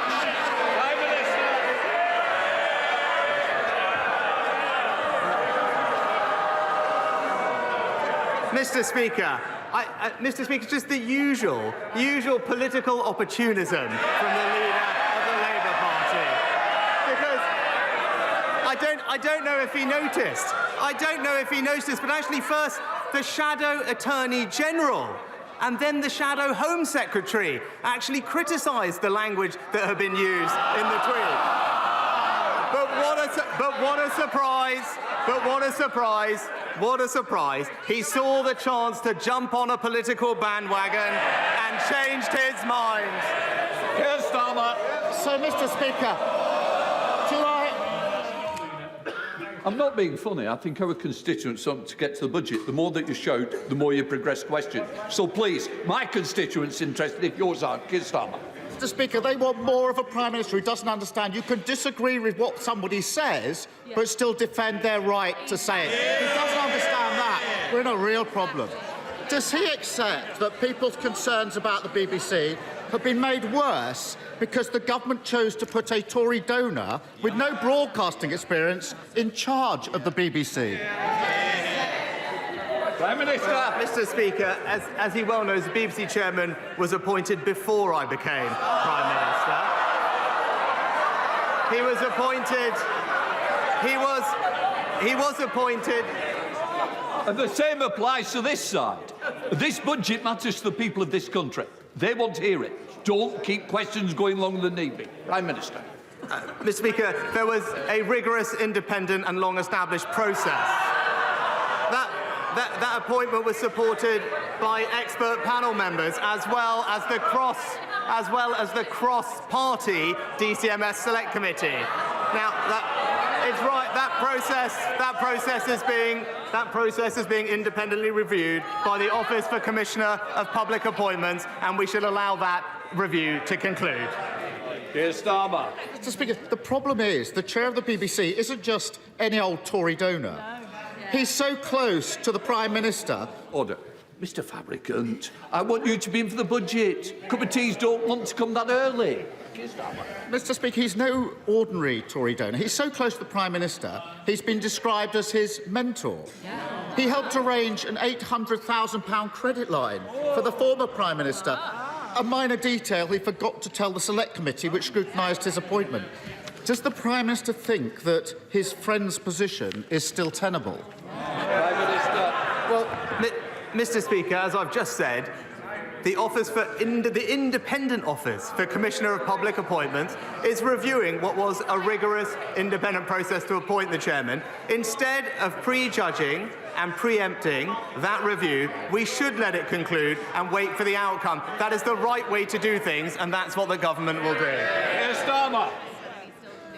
Mr. Speaker, when people with links to the Tory party somehow find themselves in senior positions at the BBC, it's important that their impartiality is seen to be beyond reproach.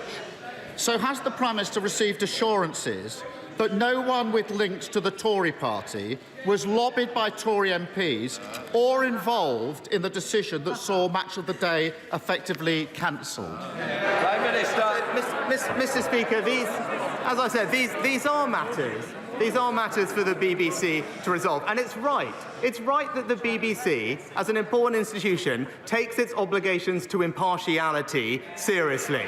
Right? I care about the integrity and impartiality of our institutions, the BBC, but also the civil service, Mr. Speaker. And it's right that those processes carry on properly. But what I would say to him on this matter, there is an independent review. It's right that that process concludes, and he would, I would hope, respect that process.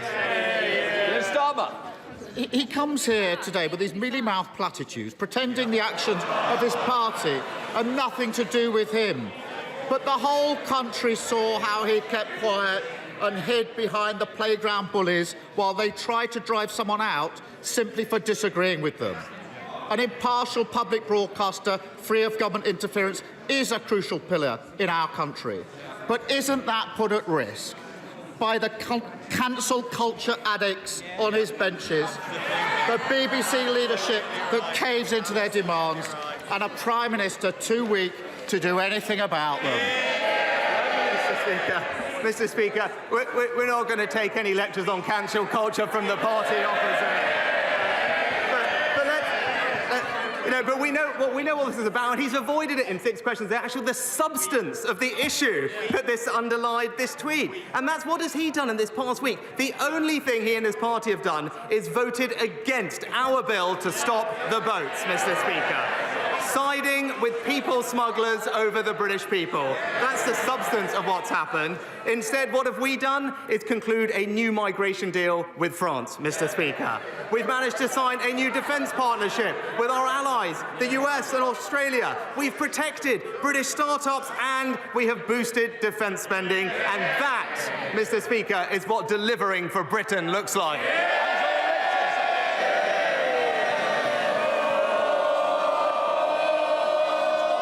Can I just say to you, the biggest day in the House, and you want to carry on cheering?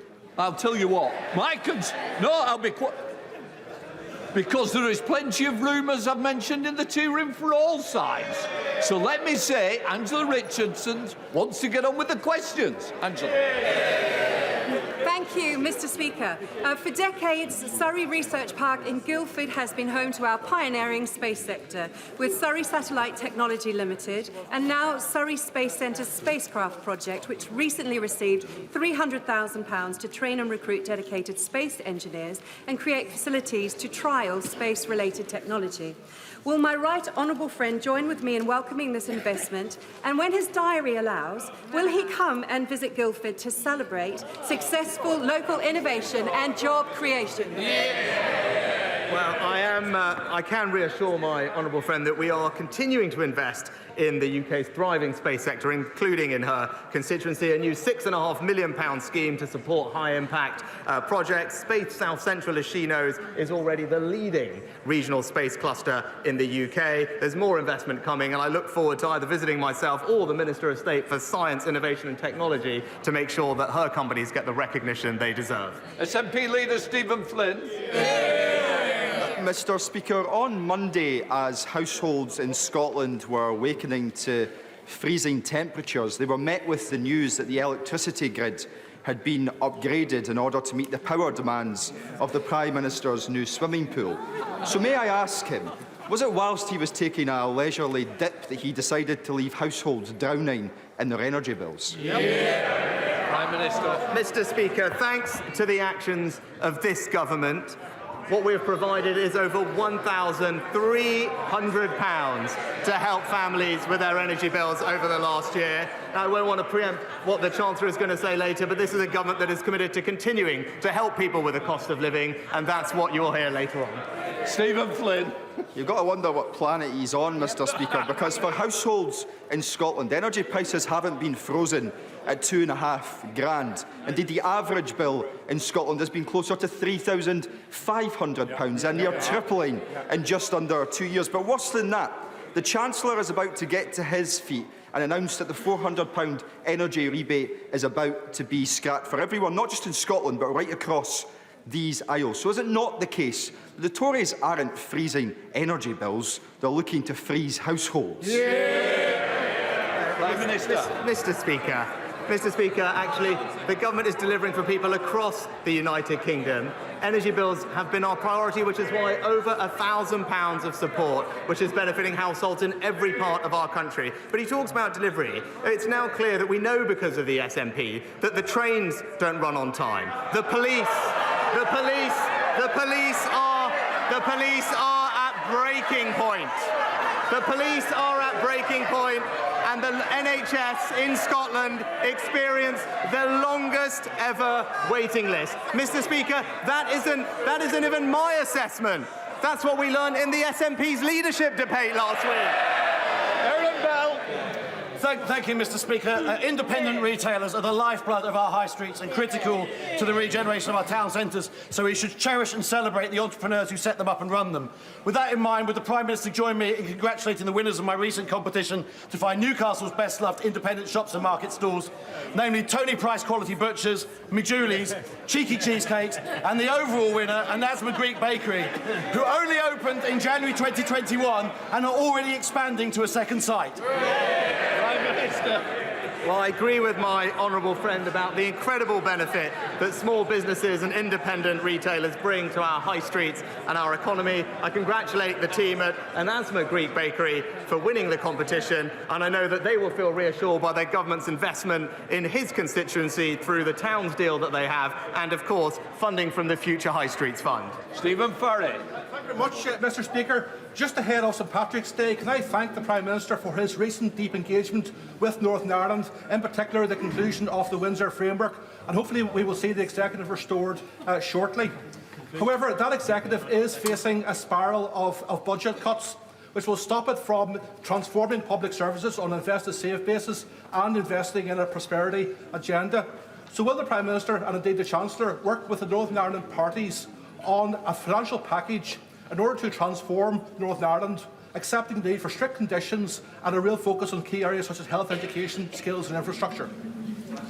Well, can I thank the honourable gentleman and his colleagues and his party for the engagement they had in the run-up to the Windsor Framework. It was helpful and I appreciated his constructive involvement. And my right honourable friend, the Northern Ireland Secretary, has been working closely and will work closely with all Northern Irish parties, leading discussions on a wide range of issues, including the public finances, because I believe what the honourable gentleman believes is that the people of Northern Ireland need and deserve effective, accountable, devolved government up and running as quickly as possible, and I hope that those talks can be constructive in leading to that aim. Bob Blackman.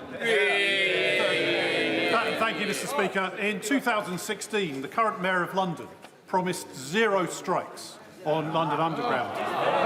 Today is the 135th day of strikes since then.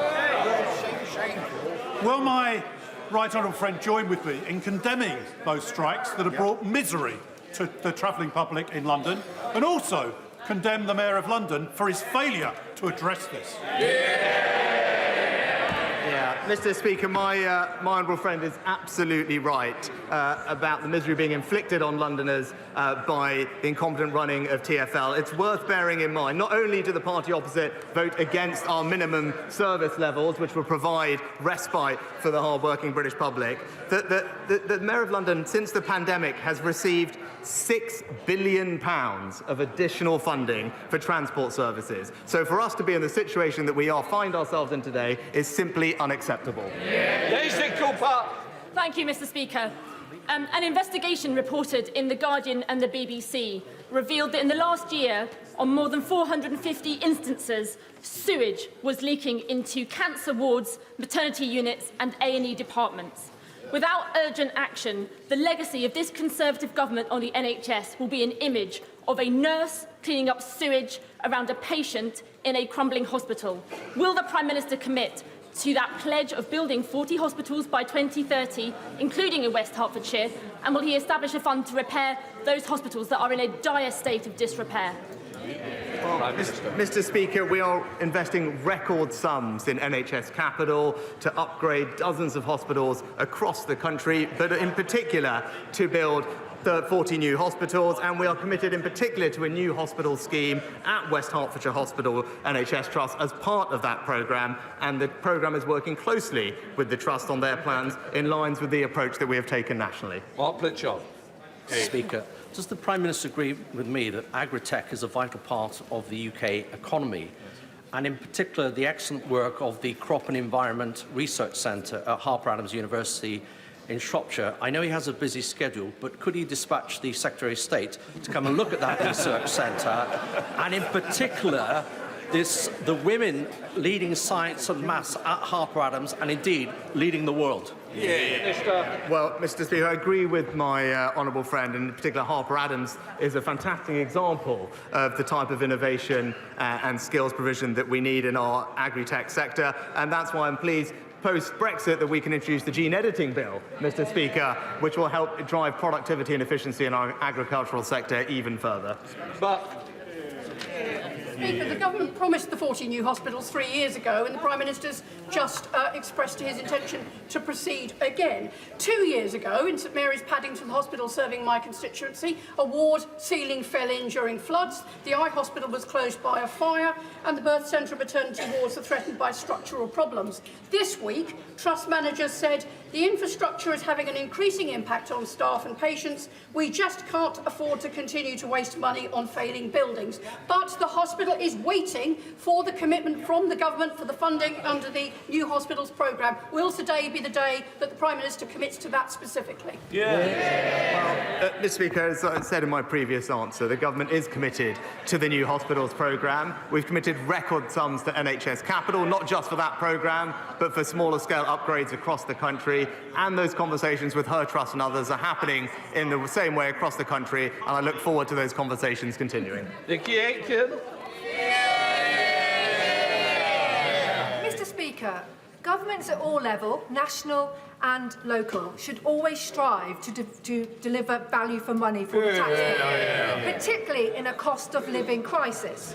Therefore, does the Prime Minister share my astonishment that my local Labour-led Westminster Council voted last week to raise council tax by 2%, council tenants' rents by 7%, and increase allowances for its senior councillors by up to a staggering 45%.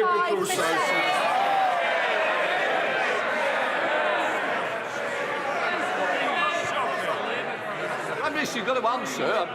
Well, Mr. Can I just say, Prime Minister, I don't know who's giving you the advice, but take it from the chair. Please answer. Mr. Speaker, it is disappointing to see that I think it's been just under a year that the now Labour-run Westminster Council has put its own councillors' pay ahead of everything else. I can't quite believe the figures that we heard from our honourable friend. A staggering, an eye-watering 45% pay increase when people across our country and indeed the ward are suffering cost of living pressures. It's clear, Mr. Speaker, that it's only Conservative-run councils that deliver for their residents. Thank you, Mr. Speaker. Mr. Speaker, every child in the UK is entitled to free NHS dental treatment, but with 80% of practices not accepting children as new patients, is the Prime Minister proud of his record on our children's dental health? Mr. Speaker, we're investing £3 billion in NHS dentistry, and because of the reforms to the contract, there will be about 10% more activity this year above contracted levels. There are 500 more dentists in the NHS today, but also, I think, almost a 45% increase in the amount of dental care being provided to children. Eric Thomas. you, Mr. Speaker.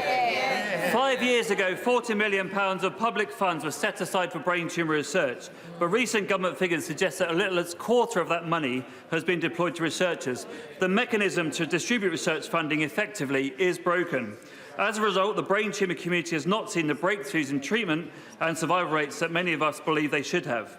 Does my friend the Prime Minister agree with me that a unique, complex disease needs a unique response? And in what is Brain Tumour Awareness Month, will he make brain cancer a critical research priority across all cancers? Well, can I thank my honourable friend for his thoughtful and powerful question. He's absolutely right about the importance of medical research being expedited so we can deliver better care for the people who are affected. I'll make sure that he gets a meeting with the relevant minister so we can ensure that that funding gets out to the people who need it and we can bring relief to them as quickly as we can. Joanna Chung. Thank you, Mr. Speaker. With the encouragement of the British government, female prosecutors and female judges in Afghanistan stood up for the rule of law and for a more inclusive and equal nation. Those left behind are in mortal danger. Last year, I met with senior officials at the Foreign Office who were open to making a specific case for at least some of these women to be relocated to the United Kingdom. But nothing has happened since then. This dire situation requires a Prime Ministerial intervention. So I'm not asking to meet the Prime Minister's officials or his ministers.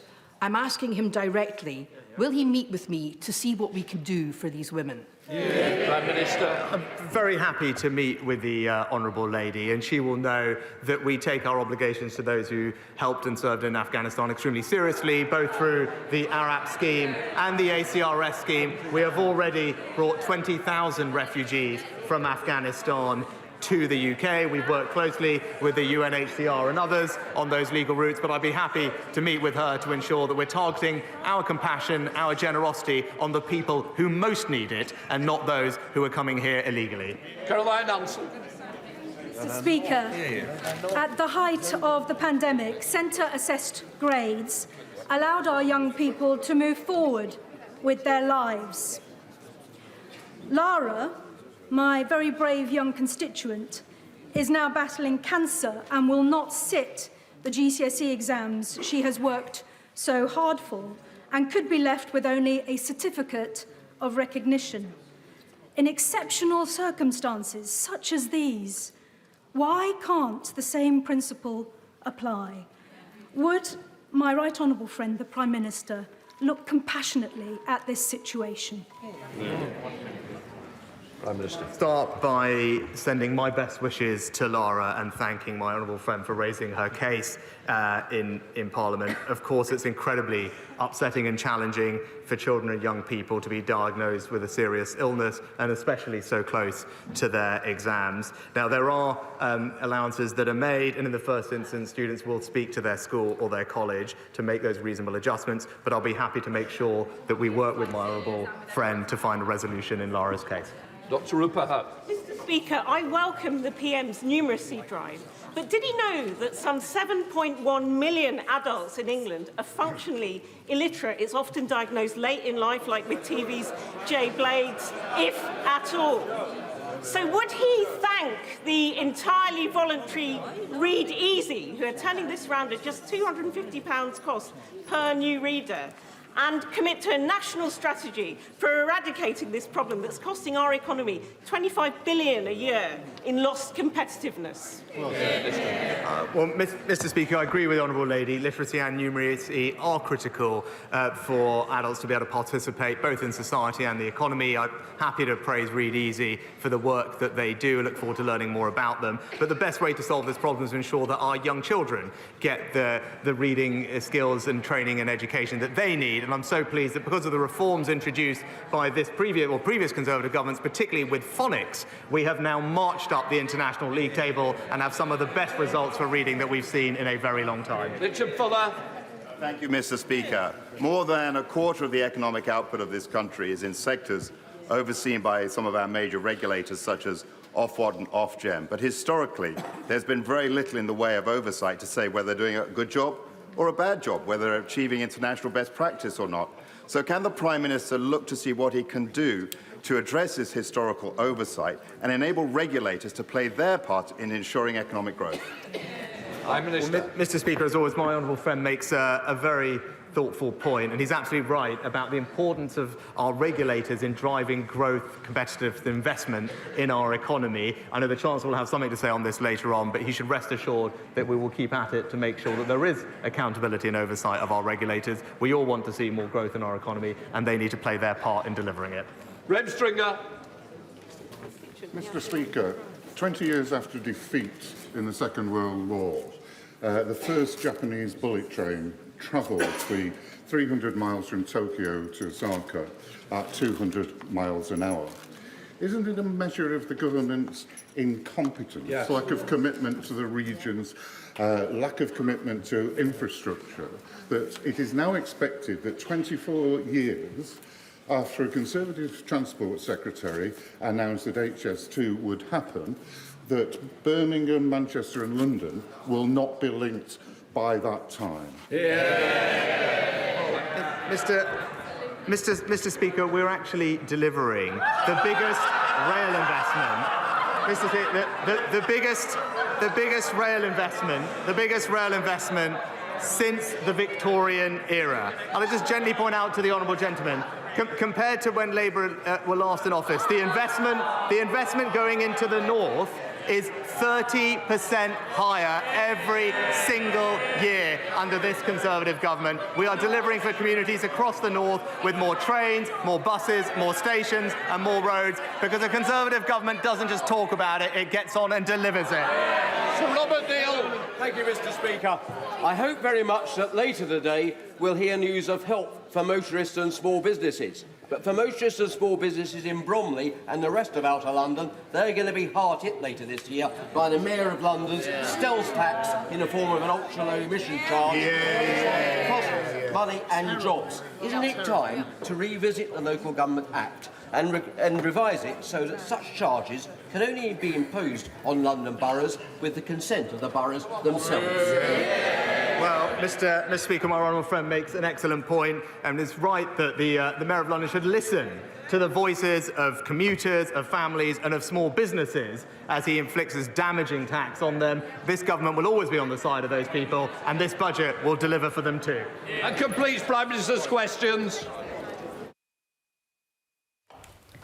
Well, that concludes Prime Minister's questions as we await the Chancellor, who is making his way to deliver his budget. Keir Starmer, they're steering away from economic issues at Prime Minister's questions to focus on the BBC and its relationship with the government after the Gary Lineker row. But now we await the Chancellor, Jeremy Hunt. Will be available to them from the Vote Office in Members' Lobby at the end of the Chancellor's statement and, of course, online. It might also be helpful for some people who are following our proceedings to know that British Sign Language interpretation of the statement, which will continue until the end of the speech of the spokesman for the Scottish National Party, is available to watch on parliamentlive.tv advert.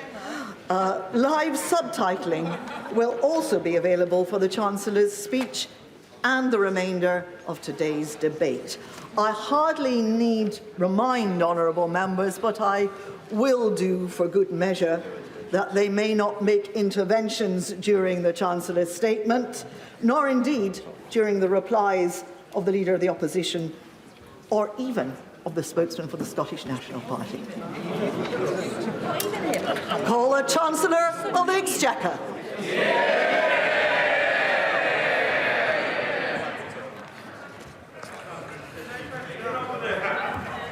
Madam Deputy Speaker, in the face of enormous challenges, I report today on a British economy which is proving the doubters wrong. In the autumn, we took difficult decisions to deliver stability and sound money. Since mid-October, 10-year gilt rates have fallen, debt servicing costs are down, mortgage rates are lower and inflation has peaked. The International Monetary Fund says our approach means the UK economy is on the right track. Yeah. But we remain vigilant and will not hesitate to take whatever steps are necessary for economic stability. Today, the Office for Budget Responsibility forecasts that because of changing international factors and the measures I take, the UK will not now enter a technical recession this year. Yeah. They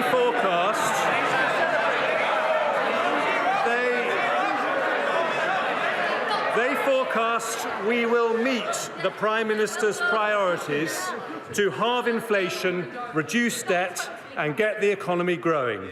We are following the plan and the plan is working. But that's not all we've done. In the face of a cost of living crisis, we have demonstrated our values by protecting struggling families with a £2,500 energy price guarantee, one-off support and the uprating of benefits with inflation.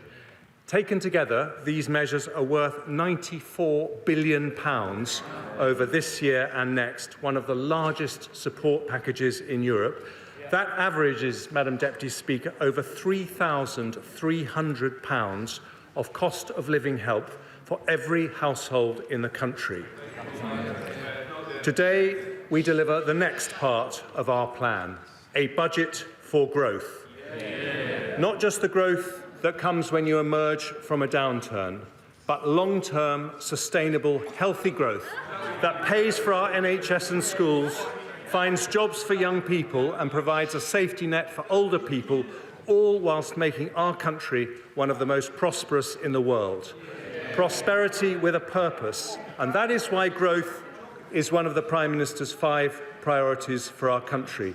I deliver that today by removing obstacles that stop businesses investing, by tackling labour shortages that stop them recruiting, by breaking down barriers that stop people working, and by harnessing British ingenuity to make us a science and technology superpower. Yeah. I start with the forecasts produced by Richard Hughes and his team at the Independent Office for Budget Responsibility, who I thank for their diligent work. They have looked in detail at the Prime Minister's economic priorities. The first of those is to halve inflation. Inflation destroys the value of hard-earned pay, deters investment and foments industrial strife. This government remains steadfast in its support for the Independent Monetary Policy Committee at the Bank of England as it takes action to return inflation to the 2% target. Despite continuing global instability, the OBR report today that inflation in the UK will fall from 10.7% in the final quarter of last year to 2.9% by the end of 2023. That is more than halving inflation. High inflation, Madam Deputy Speaker, is the root cause of the strikes we've seen in recent months. We will continue to work hard to settle those disputes, but only in a way that does not fuel inflation. Part of the fall in inflation predicted by the OBR happens because of additional measures I take today. Firstly, I recognise that even though wholesale energy prices have been falling, there is still enormous pressure on family finances. Some people remain in real distress, and we should always stand ready to help when we can. So after listening to representations from Martin Lewis and other experts, I today confirm that the energy price guarantee will remain at £2,500 for the next 3 months. This means the £2,500 cap for the typical household will remain in place when energy prices remain high ahead of an expected fall in prices from July.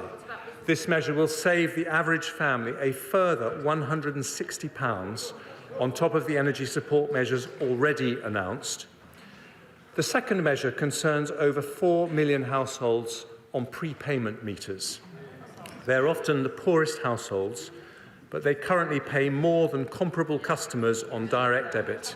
Ofgem has already agreed with suppliers a temporary suspension to forced installations of prepayment meters. But today I go further and confirm we will bring their charges in line with comparable direct debit charges. Under a Conservative government, the energy premium paid by our poorest customers, our poorest households, is coming to an end. Next, I have listened to representations from the honourable members for East Devon, North Cornwall, Colne Valley and Central Suffolk and North Ipswich about the risk to community facilities, especially swimming pools, caused by high costs. When times are tough, such facilities matter even more. So today I am providing a £63 million fund. Order! We want to hear what the Chancellor of the Exchequer is actually saying. Enough. Chancellor. Today I am providing a £63 million fund to keep our public leisure centres and pools afloat. I have also heard from my right honourable friend, the Charities Minister, and his Secretary of State about the brilliant work third sector organisations are doing to help people struggling in tough times. They can often reach people in need that central or local government cannot. So I will give his department £100 million to support thousands of local charities and community organisations do their fantastic work. I also note the personal courage of one of my predecessors, my right honourable friend from Bromsgrove, in talking about the tragedy of suicide and the importance of preventing it. We already invest a lot in this area, but I will assign an extra £10 million over the next 2 years, nearly £1 million for every year that he's been in Parliament, to help the voluntary sector play an even bigger role in stopping families experiencing that intolerable heartache. My penultimate cost of living measure concerns one of our other most treasured community institutions, the Great British Pub.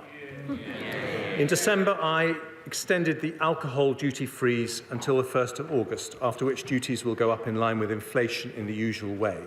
But today I will do something that was not possible when we were in the EU and significantly increase the generosity of draft relief so that from the 1st of August, the duty on draft products in pubs will be up to 11 pence lower than the duty in supermarkets. It's a differential a Conservative government will maintain as part of a new Brexit pubs guarantee. Madam Deputy Speaker, British ale is warm, but the duty on a pint is frozen. And even better, thanks to the Windsor framework negotiated by my right honourable friend, the Prime Minister, that change will now apply to every pub in Northern Ireland. And finally, Madam Deputy Speaker, I've heard the representations from the honourable member for Stoke-on-Trent North, my right honourable friend for Witham, and my right honourable friend from South Thanet and the Sun newspaper about the impact on motorists of the planned 11 pence rise in fuel duty. I noticed the party opposite call for a freeze on this duty. Somehow they forgot to tell the British people they have voted against every single fuel duty freeze for the last 12 years. Because inflation remains high, I have decided now is not the right time to uprate fuel duty with inflation or increase the duty. So here's what I'm going to do. For a further 12 months, I'm going to maintain the 5p cut and I'm going to freeze fuel duty too. That saves the average driver £100 next year and around £200 since the 5p cut was introduced. Our energy price guarantee, fuel duty and duty on a pint all frozen in today's budget. That doesn't just help families, it helps the economy too, because their combined impact reduces CPI inflation by nearly 0.75% this year, lowering inflation when it is particularly high. I now turn to the Prime Minister's second priority, which is to reduce debt. Here too, our plan is on track. Underlying debt is forecast to be 92.4% of GDP next year, then 97.3%, 94.6%, 94.8% before falling to 94.6% in 27-28. We are meeting the debt priority.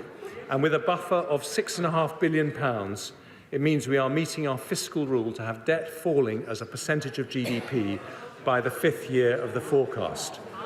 As a proportion of GDP, our debt remains lower than the USA, Canada, France, Italy and Japan.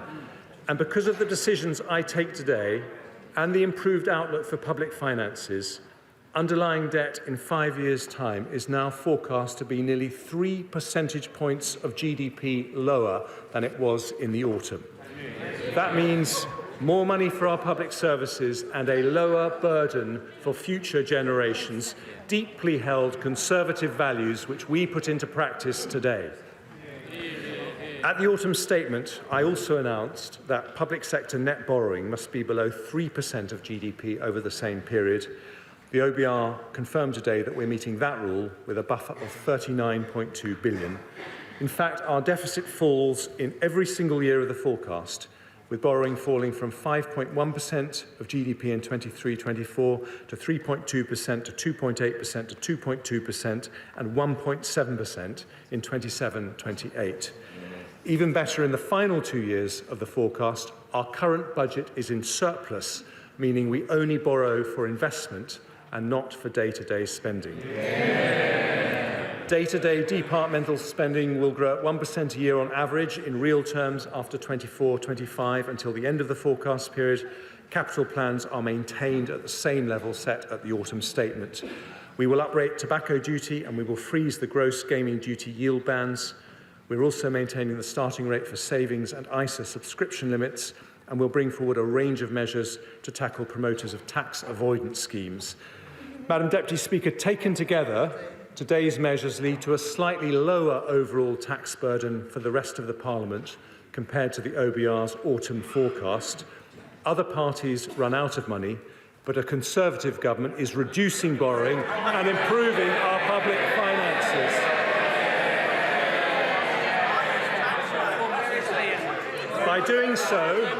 By doing so, we are on track to halve inflation, get debt falling and grow our economy, which I turn to next.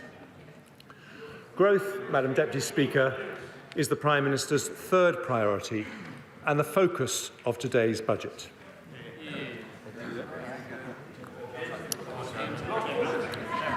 "13 years ago, we inherited an economy that had crashed. But since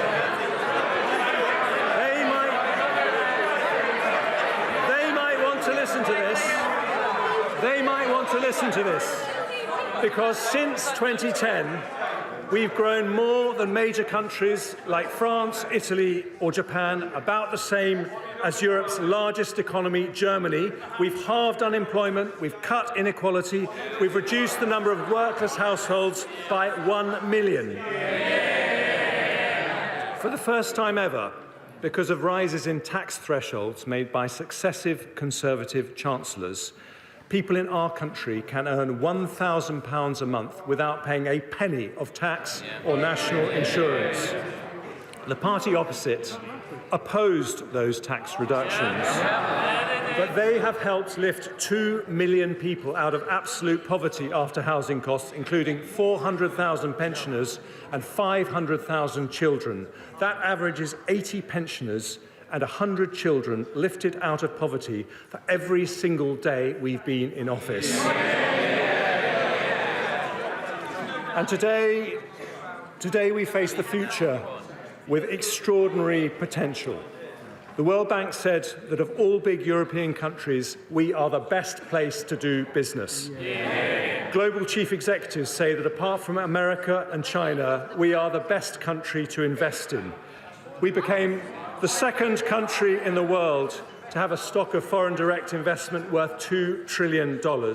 And London has just pipped New York and 53 other global cities to be the best place in the world for female entrepreneurs.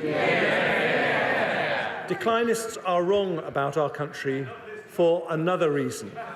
which is our strength in new industries that will shape this century. Over the last 13 years, under Conservative leadership, we have become the world's third trillion-dollar tech economy after the US and China. We've built the largest life sciences sector in Europe, producing a COVID vaccine that saved 6 million lives and a treatment that saved 1 million more. Our film and TV industry has become Europe's largest, with our creative industries growing at twice the rate of the economy. Our advanced manufacturing industries produce around half the world's large civil aircraft wings. And thanks to a clean energy miracle, we have become a world leader in offshore wind. Yeah. Other parties talk about a green energy revolution. So I gently remind them that nearly 90% of our solar power was installed in the last 13 years, showing it's the Conservatives who fix the roof when the sun is shining.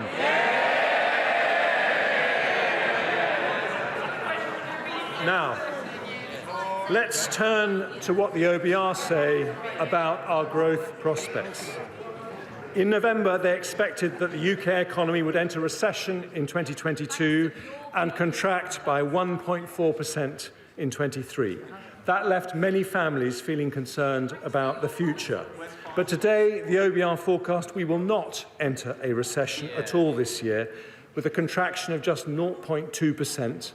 And after this year, the UK economy will grow in every single year of the forecast period by 1.8% in 24, 2.5%, 2.1%, and 1.9% in 27. They also expect the unemployment rate to rise by less than 1 percentage point to 4.4%, with 170,000 fewer people out of work compared to their autumn forecast. Madam Deputy Speaker, that return to growth has direct consequences for our role on the global stage. I am proud that we are giving the brave people of Ukraine more military support than anyone else in Europe. On Monday, we were able to go even further, with my right honourable friend announcing a £5 billion package of funding for the Ministry of Defence, an additional £2 billion next year and £3 billion the year after. Today, following representations from our persuasive Defence Secretary, I confirm that we will add a total of £11 billion to our defence budget over the next 5 years, and it will be nearly 2.25% of GDP by 2025.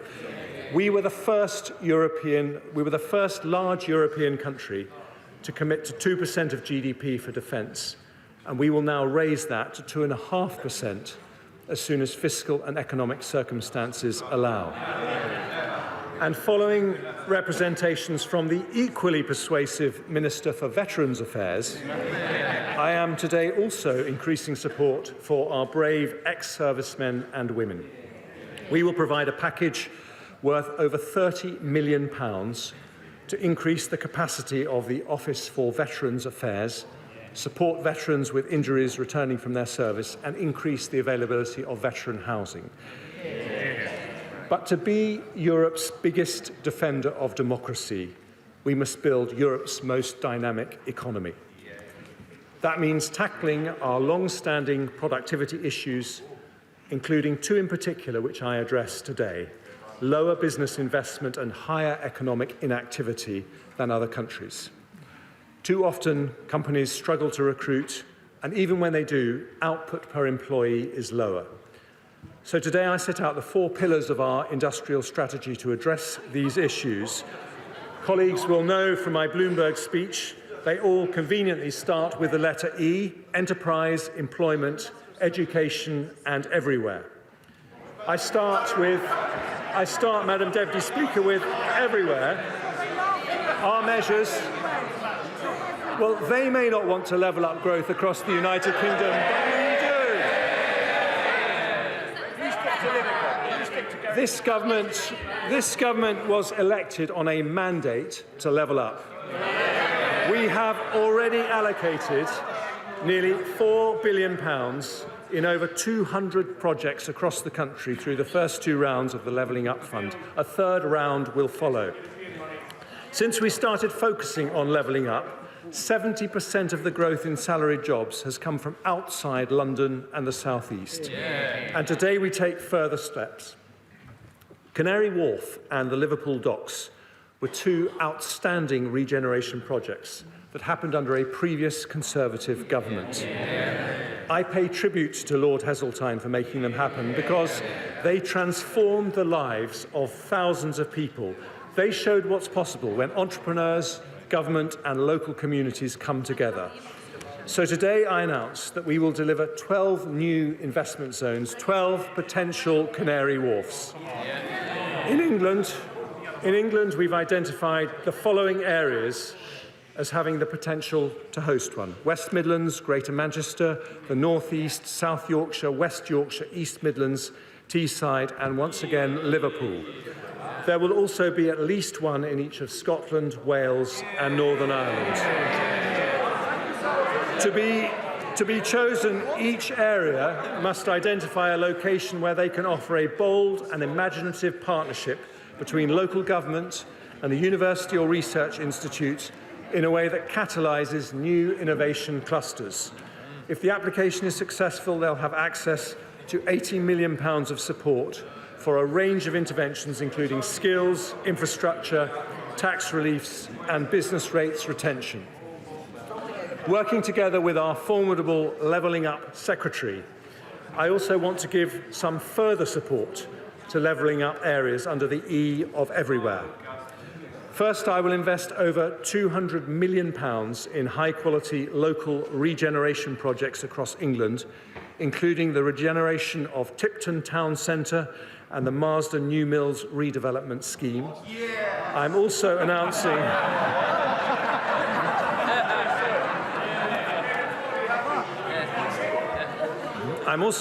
a further £161 million for regeneration projects in mayoral combined authorities and the Greater London Authority, and I will make over £400 million available for new levelling up partnerships in areas that include Redcar and Cleveland, Blackburn, Oldham, Rochdale, Mansfield, South Tyneside and Basset Law.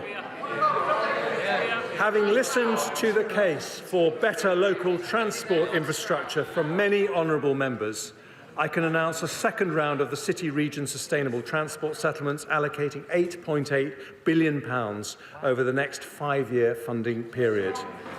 And following a wet, then cold winter, I have also received particularly strong representations from my honourable friends from North Devon, South West Devon and Newton Abbot, as well as Councillor Peter Martin from my own constituency, about the curse of potholes.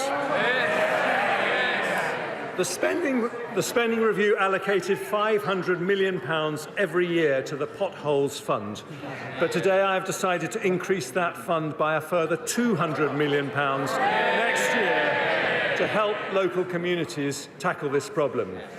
For Scotland, Wales and Northern Ireland, this budget delivers not only a new investment zone, but an additional £320 million for the Scottish Government, £180 million for the Welsh Government, and £130 million for the Northern Ireland Executive as a result of Barnett's consequentials. On top of which in Scotland, I can announce up to £8.6 million of targeted funding for the Edinburgh Festivals, as well as £1.5 million funding to repair the Clodagh Bridge. I will provide £20 million of funding for the Welsh Government to restore the Holyhead breakwater, and in Northern Ireland I'm allocating up to £3 million to extend the Tackling Paramilitarism programme and up to £40 million to extend further and higher education participation. But, Madam Deputy Speaker, for levelling up to truly succeed, we need to unleash the civic entrepreneurship that's only possible when elected local leaders are able to fund and deliver solutions to their own challenges. That means giving them responsibility for local economic growth and the benefit from the upside when it happens. So this government will consult on transferring responsibilities for local economic development from local enterprise partnerships to local authorities from April 24. I will also boost mayors' financial autonomy by agreeing multi-year single settlements for the West Midlands and Greater Combined Manchester Authority in the next spending review, something I intend to roll out for all mayoral areas over time. I've also agreed a new long-term commitment so that they can retain 100% of their business rates, something I also hope to expand to other areas. Investment zones, regeneration projects, levelling up partnerships, local transport infrastructure and business rates retention, more control for local communities over their economic destiny, so we will level up wealth and opportunity everywhere. Yeah. Today's priority is the Prime Minister's promise to grow the economy. We've talked about making that growth happen everywhere, so I now move on to my second E, enterprise. We need to be, well, this has never been something of interest to the Labour Party, but for Conservatives, we won't rest until we are Europe's most dynamic enterprise economy. And under a Conservative government, that is exactly what's been happening. Since 2010, we have 1 million more businesses in the UK, a bigger increase than Germany, France or Italy. But I want another million and another million after that. So today I bring forward enterprise measures in these three areas to lower business taxes, reduce energy costs and support our growth industries. So let's start with business taxation. Conservatives know the importance of a competitive tax regime. We already have lower levels of business taxation than France, Germany, Italy or Japan. But I want us to have the most pro-business, pro-enterprise tax regime anywhere. Even after the corporation tax rise this April, we will have the lowest headline rate in the G7, lower than any period under the last Labour government. Only 10% of companies will pay the full 25% rate. But even at 19%, our corporation tax did not incentivise investment as effectively as countries with higher headline rates. The result is less capital investment and lower productivity than countries like France and Germany. We've already taken measures to address this. For larger business, we've had the super deduction, introduced by my right honourable friend, the Prime Minister, which ends this month. For smaller businesses, we've increased the annual investment allowance to £1 million, meaning 99% of all businesses can deduct the full value of all their investment from that year's taxable profits. If the super deduction was allowed to end without a replacement, we would have fallen down the international league tables on tax competitiveness and damaged growth. As a Conservative, I could not allow that to happen. So today I can announce we will introduce a new policy of full capital expensing for the next 3 years with an intention to make it permanent as soon as we can responsibly do so.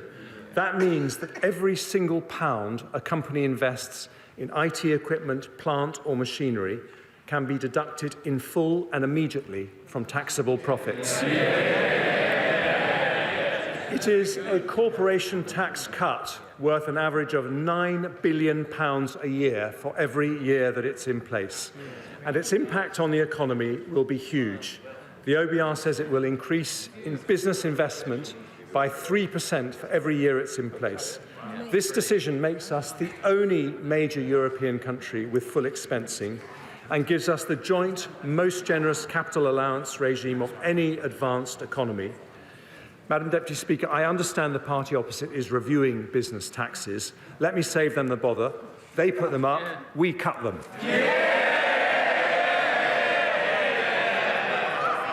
I also want to make our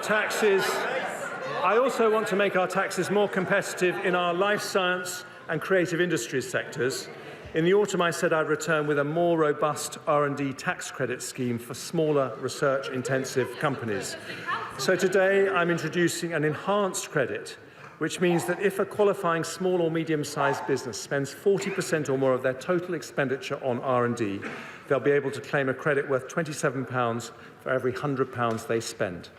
That means an eligible cancer drug company spending £2 million on research and development will receive over £500,000 to help them develop breakthrough treatments. It's a £1.8 billion package of support, helping 20,000 cutting-edge companies who day by day are turning Britain into a science superpower. Yeah. And this government's audio-visual tax reliefs have helped make our film and TV industry the biggest in Europe. Only last month, Pinewood announced an expansion which will bring another 8,000 jobs to the UK. To give even more momentum to this critical sector, I'll introduce an expenditure credit with a rate of 34% for film, high-end television and video games, and 39% for the animation and children's TV sectors. I'll maintain the qualifying threshold for high-end television at £1 million. And because our theatres, orchestras and museums do such a brilliant job at attracting tourists to London and the UK, I'll extend for another 2 years their current 45% and 50% reliefs. Yeah. Madam Deputy Speaker, an enterprise economy needs low taxes, but it also needs cheap and reliable energy. We have already announced billions of support to help businesses reduce their energy bills through the Energy Bills Relief Scheme and the Energy Bills Discount Scheme. We've appointed Dame Alison Rose, Chief Executive of NatWest, to co-chair our National Energy Efficiency Task Force and help deliver our national ambition to reduce energy use by 15%. And to support her efforts, I'll extend the Climate Change Agreement Scheme for 2 years to allow eligible businesses £600 million of tax relief on energy efficiency measures. But the long-term solution is not subsidy, but security. That means investing in domestic sources of energy that fall outside Putin or any autocrat's control. We are world leaders in renewable energy, so today I want to develop another plank of our green economy, carbon capture, usage and storage. I'm allocating up to £20 billion of support for the early development of CCUS, starting with projects from our East Coast to Merseyside to North Wales, paving the way for CCUS everywhere across the UK as we approach 2050. That will support up to 50,000 jobs, attract private sector investment, and help capture 20 to 30 million tonnes of CO2 per year by 2030. We have increased the proportion of electricity generated from renewables from under 10% when we came into office to nearly 40%. But because the wind doesn't always blow and the sun doesn't always shine, even under the Conservatives, Madam Deputy Speaker, we will need another critical source of cheap and reliable energy, and that is nuclear. Now, there have been no more powerful advocates for this than the Honourable Member for Innismon, Copeland, Hartlepool and Workington.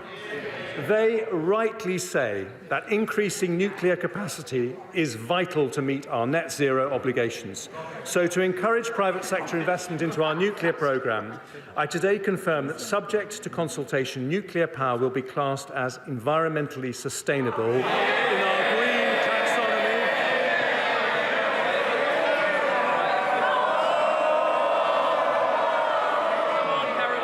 That will give it access to the same investment incentives as renewable energy. And alongside that will come more public investment. In the autumn statement, I announced the first state-financed investment in nuclear for a generation, a £700 million investment in Sizewell C. Today, I can announce 2 further commitments to deliver our nuclear ambitions. Firstly, following representations from our energetic Energy Security Secretary, I am announcing the launch of Great British Nuclear, which will bring down costs and provide opportunities across the nuclear supply chain to help provide 1/4 of our electricity by 2050. And secondly, it's so good to hear Labour in favour of nuclear energy.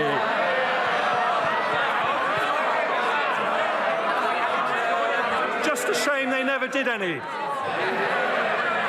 And secondly, I'm launching the first competition for small modular reactors.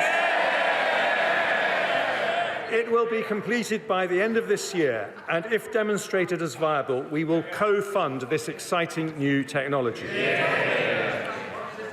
Finally, under the E of enterprise, Madam Deputy Speaker, I come to our innovation economy, a central area of national competitive advantage for the United Kingdom. Over the weekend, I worked night and day with the Prime Minister and the Governor of Bank of England to protect the deposits of thousands of our most cutting-edge companies. We successfully secured the sale of the UK arm of Silicon Valley Bank to HSBC, so the future of those companies is now safe in the hands of Europe's biggest and one of its most creditworthy banks. But those events show that we need to build a larger, more diverse financing system where the benefits of investment in high-growth firms are available to more investors. So I will return in the autumn statement with a plan to deliver that. It will include measures to unlock productive investment from defined contribution pension funds and other sources, make the London Stock Exchange a more attractive place to list, and complete our response to the challenges created by the US Inflation Reduction Act. However, when it comes to our innovation industries, there are two areas I want to make progress on today.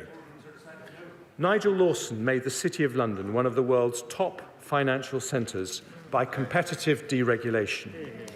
With our Brexit autonomy, we can do the same for our high-growth sectors. So today I want to reform the regulations around medicines and medical technologies. We are lucky with the MHRA to have one of the most respected drugs regulators in the world, indeed the very first anywhere to license a COVID vaccine. From 2024, they will move to a different model, which will allow rapid, often near automatic sign-off for medicines and technologies already approved by trusted regulators in other parts of the world, such as the United States, Europe and Japan. At the same time, they will set up a swift new approval process for the most cutting-edge medicines and devices to ensure the UK becomes a global centre for their development. And with an extra £10 million of funding over the next 2 years, they will put in place the quickest, simplest regulatory approval in the world for companies seeking rapid market access. We are proud of the life science sector, which received more inward investment than any in Europe last year. Today's change will make the UK an even more exciting place to invest, using our Brexit freedoms and speeding up access for NHS patients to the very newest drugs. Today, with our talented Science, Innovation and Technology Secretary, I also take measures to strengthen our position in artificial intelligence, where the UK hosts 1/3 of all European companies. I'm accepting all 9 of the digital technology recommendations made by Sir Patrick Vallance in the review I asked him to do in the autumn statement. That means I can report to the House that we will launch an AI sandbox to trial new, faster approaches to help innovators get cutting-edge products to market. We'll work at pace with the Intellectual Property Office to provide clarity on IP rules so that generative AI companies can access the material they need. And we'll ask Sir Patrick's successor, Dame Angela McLean, to report before the summer on options around the growth duty for regulators. Because AI needs computing horsepower, I today commit around £900 million of funding to implement the recommendations of the Independent Future of Compute review for an exascale computer. The power needed by AI's complex algorithms can also be provided by quantum computing. So today we'll publish a quantum strategy which will set out our vision to be a world-leading quantum-enabled economy by 2033 with a research and innovation programme totalling £2.5 billion. I also want to encourage the best AI research to happen in the UK, so we'll award a prize of £1 million every year for the next 10 years to the person or team that does the most groundbreaking British AI research. The world's first stored programme computer was built at the University of Manchester in 1948 and was known as the Manchester Baby. 75 years on, the baby has grown up, so I will call this new National AI Award the Manchester Prize in its honour. Madam Deputy Speaker, we want the UK to be the best place in Europe for companies to locate, invest and grow. So today's enterprise measures strengthen our technology and life science sectors, invest in energy security and for 3 years, but I hope permanently, cut corporation tax by £9 billion a year to give us the best investment incentives of any advanced economy. An enterprise economy can only grow if it can hire the people it needs, which brings me to my third pillar after everywhere and enterprise. I said it was a growth budget, Madam Deputy Speaker, and we are talking about the E of employment.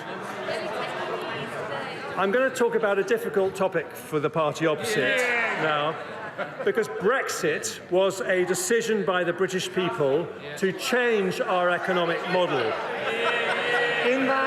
In that historic vote, our country decided to move from a model based on unlimited low-skill migration to one based on high wages and high skills. Today, we show how we will deliver that with a major set of reforms. The OBR say it is the biggest positive supply-side intervention they have ever recognised in their forecast. We have around 1 million vacancies in the economy, but excluding students, there are over 7 million adults of working age who are not in work. That's a potential pool of 7 people for every vacancy. Conservatives believe work is a virtue. We agree with the road haulage king Eddie Stobart, who said the only place success comes before work is the dictionary. So today I bring forward reforms to remove the barriers that stop people who want to from working. And I start with over 2 million people who are inactive due to a disability or long-term sickness. Thanks to the reforms courageously introduced by the Right Honourable Member for Chingford and Woodford Green, the number of disabled people in work has risen by 2 million since 2013. But even after that, we could fill half the vacancies in the economy with people who say they would like to work despite being inactive due to sickness or disability. With Zoom, Teams and new working models that make it easier to work from home, this is possible now more than ever. So for that reason, the ever-diligent Work and Pensions Secretary today takes the next step in his groundbreaking work on tackling economic inactivity. I thank him for that, and today we publish a white paper on disability benefits reform. It is the biggest change to our welfare system in a decade. His plans will abolish the work capability assessment in Great Britain and separate benefit entitlement from an individual's ability to work. As a result, disabled benefit claimants will always be able to seek work without fear of losing financial support. Today, I'm going further by announcing that in England and Wales, after listening to representations from the Centre for Social Justice and others, we will fund a new programme called Universal Support. This is a new voluntary employment scheme for disabled people where the government will spend up to £4,000 a person to help them find appropriate jobs and put in place the support they need. It will fund 50,000 places every single year.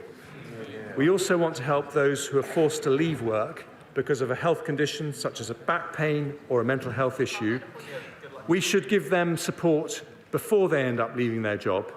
So working with our Health Secretary, I'm announcing a £400 million plan to increase the availability of mental health and musculoskeletal resources and expand the individual placement and support scheme. And because occupational health provided by employers has a key role to play, I'll also bring forward 2 new consultations on how to improve its availability and double the funding for the small company subsidy pilot.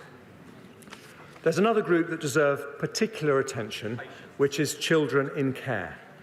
They too should be given all possible help to make a normal working life possible when they reach adulthood.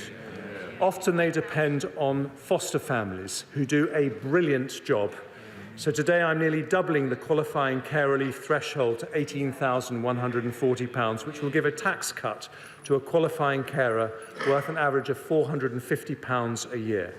I'll also increase the funding we provide to the Staying Close programme by 50% to help more care leavers into employment, and I'll support young people with special educational needs and disabilities with a £3 million pilot expansion of the Department for Education's supported internship programme to help those people transition from education into the workplace. Madam Deputy Speaker, no civilised society can ignore the contribution that can be made by those with challenging family circumstances, a long-term illness or a disability. So today we remove the barriers we can with reforms that strengthen our society as well as strengthening our economy. The next set of employment reforms affects those on universal credit without a health condition who are looking for work or on low earnings. There are more than 2 million job seekers in this group, more than enough to fill every vacancy in the economy. Independence is always better than dependence, which is why a Conservative government believes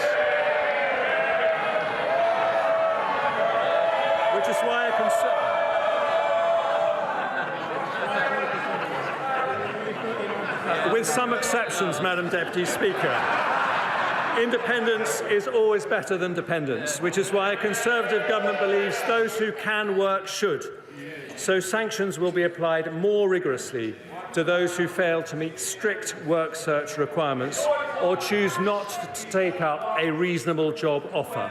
And for those working low hours, we will increase the administrative earnings threshold from the equivalent of 15 hours to 18 hours at national living wage for an individual claimant, meaning that anyone working below this level will receive more work coach support alongside a more intensive conditionality regime.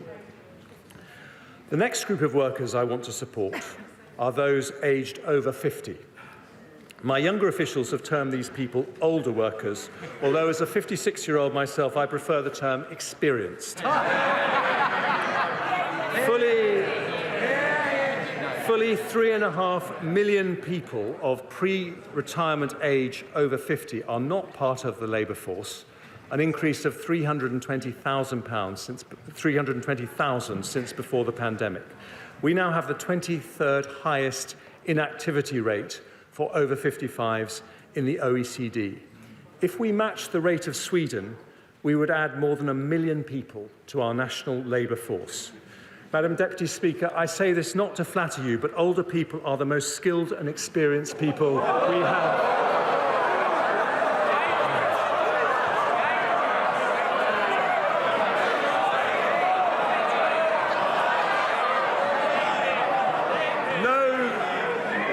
No country can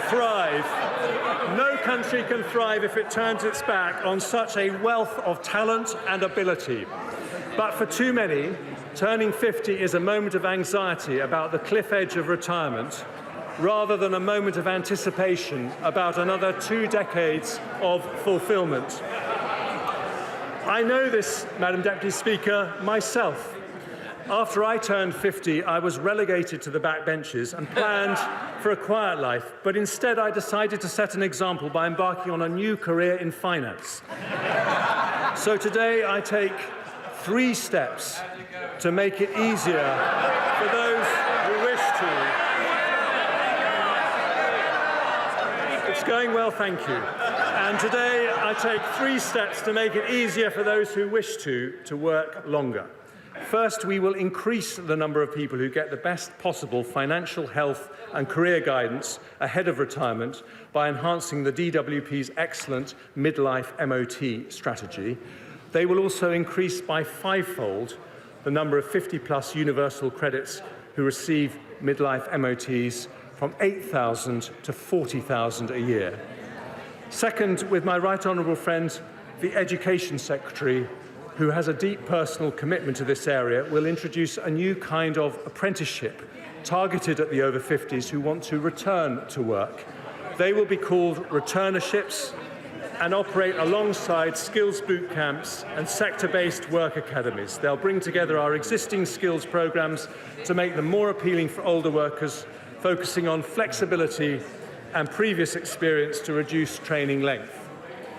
Finally, I have listened to the concerns of many senior NHS clinicians who say unpredictable pension tax charges are making them leave the NHS just when they are needed the most. The NHS is our biggest employer, and we will shortly publish a long-term workforce plan that I promised in the autumn statement. But ahead of that, I don't want any doctor to retire early because of the way pension taxes work. It's an issue I've discussed not just with the current Health Secretary, but a former Health Secretary who kindly took a break from WhatsApping his colleagues to consider it.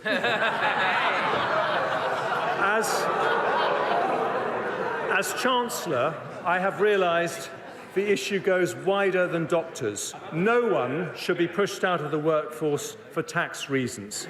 So today I will increase the pension's annual tax-free allowance by 50%, from 40,000 to 60,000. Some have also asked me to increase the lifetime allowance from its £1 million limit. But I've decided not to do that. Instead, I will go further and abolish the lifetime allowance altogether. It is a pension tax reform that will stop over 80% of NHS doctors from receiving a tax charge, incentivise our most experienced and productive workers to stay in work for longer, and simplify our tax system, taking thousands of people out of the complexity. Order. Just because the Chancellor of the Exchequer is either unpopular or popular, we still have to keep the noise down because we still have to hear what he has to say. He has more to say. Chancellor of the Exchequer. Thank you, Madam Deputy Speaker. This is a comprehensive plan to remove the barriers to work facing those on benefits, those with health conditions and older workers. That is the E of the employment pillar of today's growth budget, which brings me to the final pillar of our growth plan. After employment, enterprise and everywhere, I turn to the E of education. Over more than a decade, this Conservative government has driven improvement in our education system. We've risen by nearly 10 places in the international league tables for English and maths since 2015 alone. In the autumn statement, I built on this programme with an extra £2.3 billion annual investment to our schools. We're reviewing our approach to skills with Sir Michael Barber. We set out our plans to transform lifelong learning with a new lifelong loan entitlement. And my right honourable friend, the Prime Minister, announced plans to make maths compulsory till 18. But today I want to address an issue in our education system that is bad for children and damaging for the economy. It's an issue that starts even before a child enters the gates of a school. Today I want to reform our childcare system. We have one of the most expensive systems in the world. Almost half of non-working mothers say they would prefer to work if they could arrange suitable childcare. For many women, a career break becomes a career end. Our female participation rate is higher than average for OECD economies, but we trail top performers like Denmark and the Netherlands. If we match Dutch levels of participation, there would be more than 1 million additional women working. And we can do that. So today I announce a series of reforms that start that journey. I begin with the supply of childcare. We've seen a significant decline in childminders over recent years, down 9% in England in just 1 year. But childminders are a vital way to deliver affordable and flexible care, and we need more of them. So I've listened to representations from my honourable friend from Stroud. And decided to address this by piloting incentive payments of £600 for childminders who sign up to the profession, rising to £1,200 for those who join through an agency. I've also heard many concerns about cost pressures facing the sector. We know this is making it hard to hire staff and raising prices for parents. with around 2/3 of childcare providers increasing fees last year alone. So we'll increase the funding paid to nurseries providing free childcare under the hours offer by £204 million from this September, rising to £288 million next year. That's an average of a 30% increase in the 2-year-old rate this year, just as the sector has requested. I will also offer providers more flexibility in how they operate in line with other parts of the UK. So alongside that additional funding, we will change minimum staff-to-child ratios from 1:4 to 1:5 for 2-year-olds in England, as happens in Scotland, although the new ratios will remain optional with no obligation on either childminders or parents to adopt them. I want to help the 700,000 parents on universal credit who, until the reforms I announced today, had limited requirements to look for work. Many remain out of work because they cannot afford the upfront payment necessary to access subsidised childcare. So for any parents who are moving into work or want to increase their hours, we will pay the childcare costs up front. And we will increase the maximum they can claim to £951 for one child and £1,630 for 2 children, an increase of almost 50%. I turn now to parents of school-age children who often face barriers to working because of the limited availability of wraparound care. 1/3 of primary schools do not offer childcare at both ends of the school day, even though for many people a job requires it to be available before and after school. To address this, we'll fund schools and local authorities to increase the supply of wraparound care so all school-age parents can drop their children off between 8 a.m. and 6 p.m. And our ambition is that all schools will start to offer a full wraparound offer, either on their own or in partnership with other schools, by September 2026. Madam Deputy Speaker, today's childcare reforms will increase the availability of childcare, reduce costs and increase the number of parents able to use it. Taken together with earlier Conservative reforms, they amount to the most significant improvements to childcare provision in a decade. But if we really want to remove the barriers to work, we need to go further for parents who have a child under 3. For them, childcare remains just too expensive. In 2010, there was barely any free childcare for under 5s. A Conservative-led government changed that with free childcare for 3- and 4-year-olds in England. It was a landmark reform, but not a complete one. I don't want any parent with a child under 5 to be prevented from working if they want to, because it's damaging to our economy and unfair mainly to women.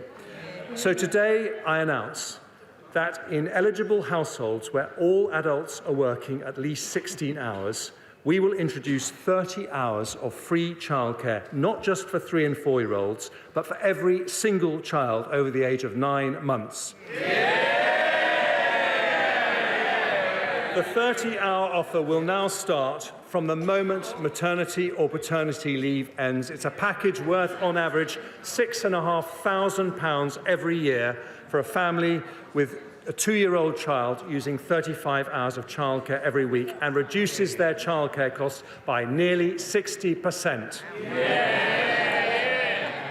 Because it is such a large reform, we will introduce it in stages to ensure there is enough supply in the market. Working parents of 2-year-olds will be able to access 15 hours of free care from April 2024, helping around 500,000 parents. From September 24, that 15 hours will be extended to all children from 9 months up, meaning a total of nearly 1 million parents will be eligible. And from September 25, every single working parent of under 5s will have access to 30 hours free childcare per week. Madam Deputy Speaker. Mr Perkins, stop it.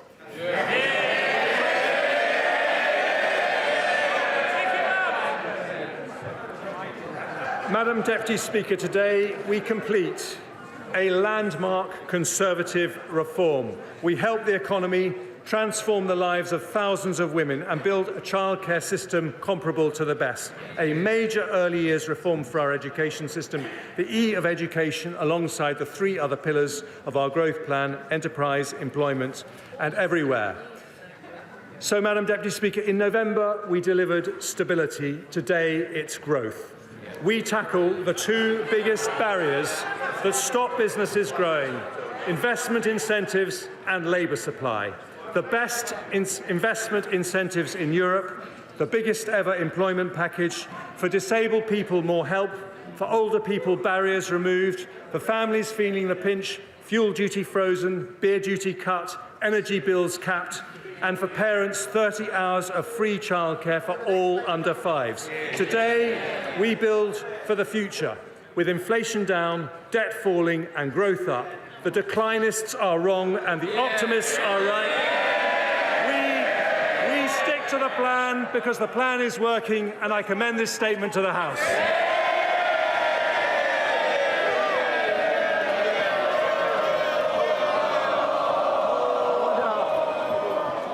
Order. I thank the Chancellor of the Exchequer for his budget statement, and I hope the House will settle down, please. Under Standing Order number 51, the first motion entitled, certainly the bad behaviours though on this side of the House. I think a little bit of decorum, please, while we go through the necessary parts of the procedure. Under Standing Order number 51, the first motion entitled Provisional Collection of Taxes must be decided without debate. Will the Chancellor of the Exchequer please move formally? Chancellor, well, somebody just say formally. Thank you, Chancellor. I'm just putting your motions. The question is that, pursuant to Section 5 of the Provisional Collection of Taxes Act 1968, provisional statutory effect shall be given to the following motions. A. Stamp duty land tax transaction funded with the assistance of a subsidy, motion number 39. B. Fuel duties accepted machines, motion number 44. C. Rates of tobacco products duty, motion number 46. D. Late payment interest value-added tax, motion number 57. E. Charities value-added tax, etc. Motion number 65. As many as are of that opinion, say aye. Aye. Of the contrary, no. I think the ayes have it. The ayes have it. Let us now consider the motion entitled Income Tax Charge, for it's on this motion that the debate will take place today and on the succeeding days. The questions on this motion and on the remaining motions will be put at the end of the budget debate on Tuesday, the 21st of March. So I call the Chancellor of the Exchequer to move the motion formally. Move formally. The question is that income tax is charged for the tax year 2023 to 24. And it is declared that it is expedient in the public interest that this resolution should have statutory effect under the provisions of the Provisional Collection of Taxes Act 1960. Well, just as they vote and move some of those motions, we await the response for the Shadow Chancellor to the budget. But just to take you through some of the key announcements for what the Chancellor did, let's say, just a few moments ago. One of the headlines was that the economy is now expected to just about avoid recession this year, which means that Jeremy Hunt claims that of the 5 pledges, he is on track. Let's listen to Keir Starmer. Aren't quite as bad now as they were in October last year after the kamikaze budget. And the more that he pretends everything is fine, the more he shows just how out of touch they are. After 13 years of his government, our economy needed major surgery. But like millions across our country, this budget leaves us stuck in the waiting room with only a sticking plaster to hand. A country set on a path of managed decline, falling behind our competitors, the sick man of Europe once again. This was a day for ambition, for bringing us together with purpose and intent, for unlocking the pride that is in every community, matching their belief in the possibilities of the future. But, Madam Deputy Speaker, after today, we know the Tory cupboard is as bare as the salad aisle in our supermarket. The lettuces may be out, but the turnips are in. A hopelessly divided party caught between a rock of decline and a hard place of their own economic recklessness, dressing up stagnation as stability as their expiry date looms ever closer. And the figures published today spell it out. A year of stagnation, growth non-existent. According to the IMF, the worst performing country in the G7 this year. A prediction today confirmed by the OBR, and growth downgraded in years to come. This is a failure you can measure not just in the figures, but in the empty pockets of working people right across the country. 13 years without wage growth. 13 years no better off. 13 years stuck in a doom loop of lower growth, higher taxes and broken public services. Madam Speaker, our OBR makes clear today things don't look any better in the long run. No. A broken labour market holding back our prospects. 7 million on the NHS waiting lists. Ill health and disability on the rise. And the consequences, as we've just heard, deferred to the future. The classic short-term sticking plaster cycle. Decisions cynically ducked today, pain for working people tomorrow. It doesn't have to be like this. Britain has enormous potential. On science, innovation, technology, we should be leading, not lagging. We need an industrial strategy that removes barriers to investment. And the announcements today are nowhere near the mark. The lowest investment in the G7. That's their record. All our competitors know this. They're gearing up for an almighty race for the opportunities of tomorrow. And we've got to be on the start line, not back in the changing room, tying our laces. Now, he mentioned the war in Ukraine. And of course, on this side of the House, we stand with Ukraine and we stand with the government's response to Putin's brutality. We'll look carefully at the details of the military spending announced, and we will support them. But what we cannot accept is the use of the war as a blanket excuse for failure. Our economy has weak foundation. Global crisis hit Britain more than other countries. Wages in this country are lower now in real terms than they were 13 years ago. The average French family is a tenth richer. The average German family a fifth richer. Countries which faced the same pandemic, countries which faced the same war. And the war didn't ban onshore wind. The war didn't scrap our home insulation scheme. The war didn't run down our gas storage facilities. They did. Decisions which hurt working people battling the cost of living crisis right now. It's been the same story for the whole 13 years.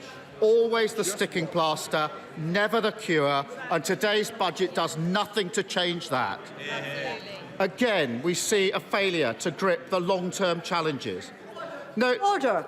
People shouldn't just be speaking while the Leader of the Opposition is delivering his report. They should be listening. Now, we will now listen to the Leader of the Opposition. Sir. Today's budget changes nothing. Again, we see a failure to grip the long-term challenges. No determination to create growth which unlocks the potential of the many. Working people being made to pay for Tory choices and Tory mistakes. Madam Deputy Speaker, these are the organising principles of Conservative economics. Judge them by their choices. The running down of our public services, paid for by working people. The disaster of the Tory mortgage premium, paid for by working people. The opportunities still missed for a proper windfall tax, paid for by working people. That's what makes the Chancellor's boast about lower inflation so ridiculous. The idea that it's a tax cut. British people can see through that. They see their tax burden at its highest level for 70 years. And they know it's not the government that's lowering inflation, it's working people, earning less, enjoying less, It's their sacrifice that is helping to bring inflation down. And they deserve better than another cheap trick from the government of gimmicks, making them pay whilst trying to claim the credit. And even with the price guarantee, the average energy bill has doubled in 18 months. Because of their recklessness, the average mortgage payment is up £2,000 a year. A massive hit to living standards, however they cook the books. And yet, still, no real ambition on industrial strategy. No real ambition on the clean energy that will give us cheaper bills. No real ambition on house building. The same old Tory choices. Sticking plaster politics, no growth for the many, working people pay. And let's turn to his policies on the cost of living. Madam Deputy Speaker, I say his policies because there's a history to this, a pattern.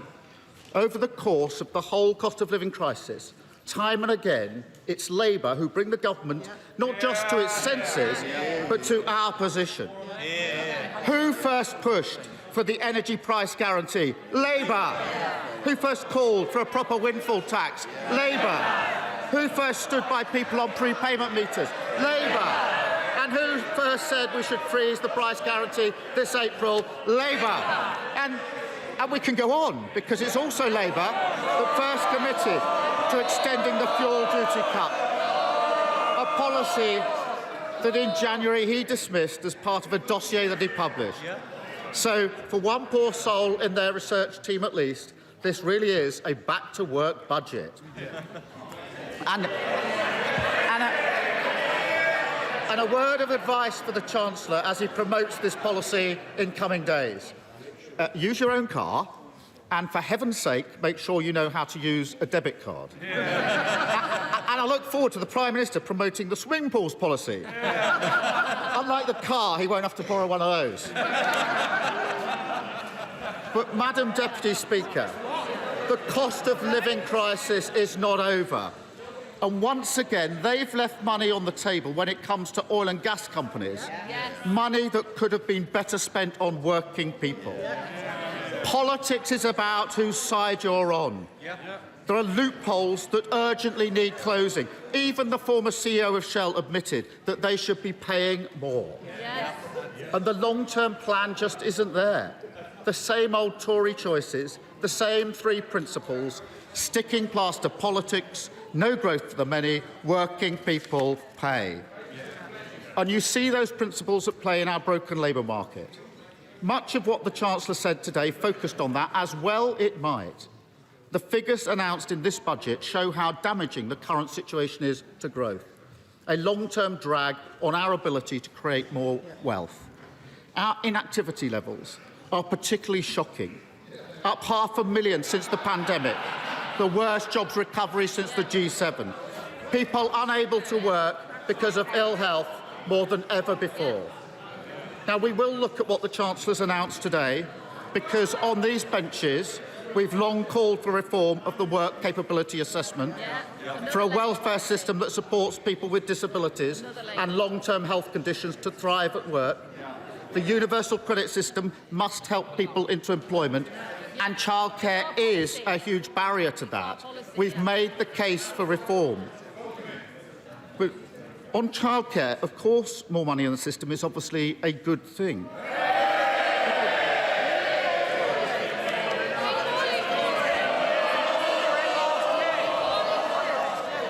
They obviously didn't listen to when he said he's actually going to do it. They won't be here. And we've seen the Tories expand so-called free hours before.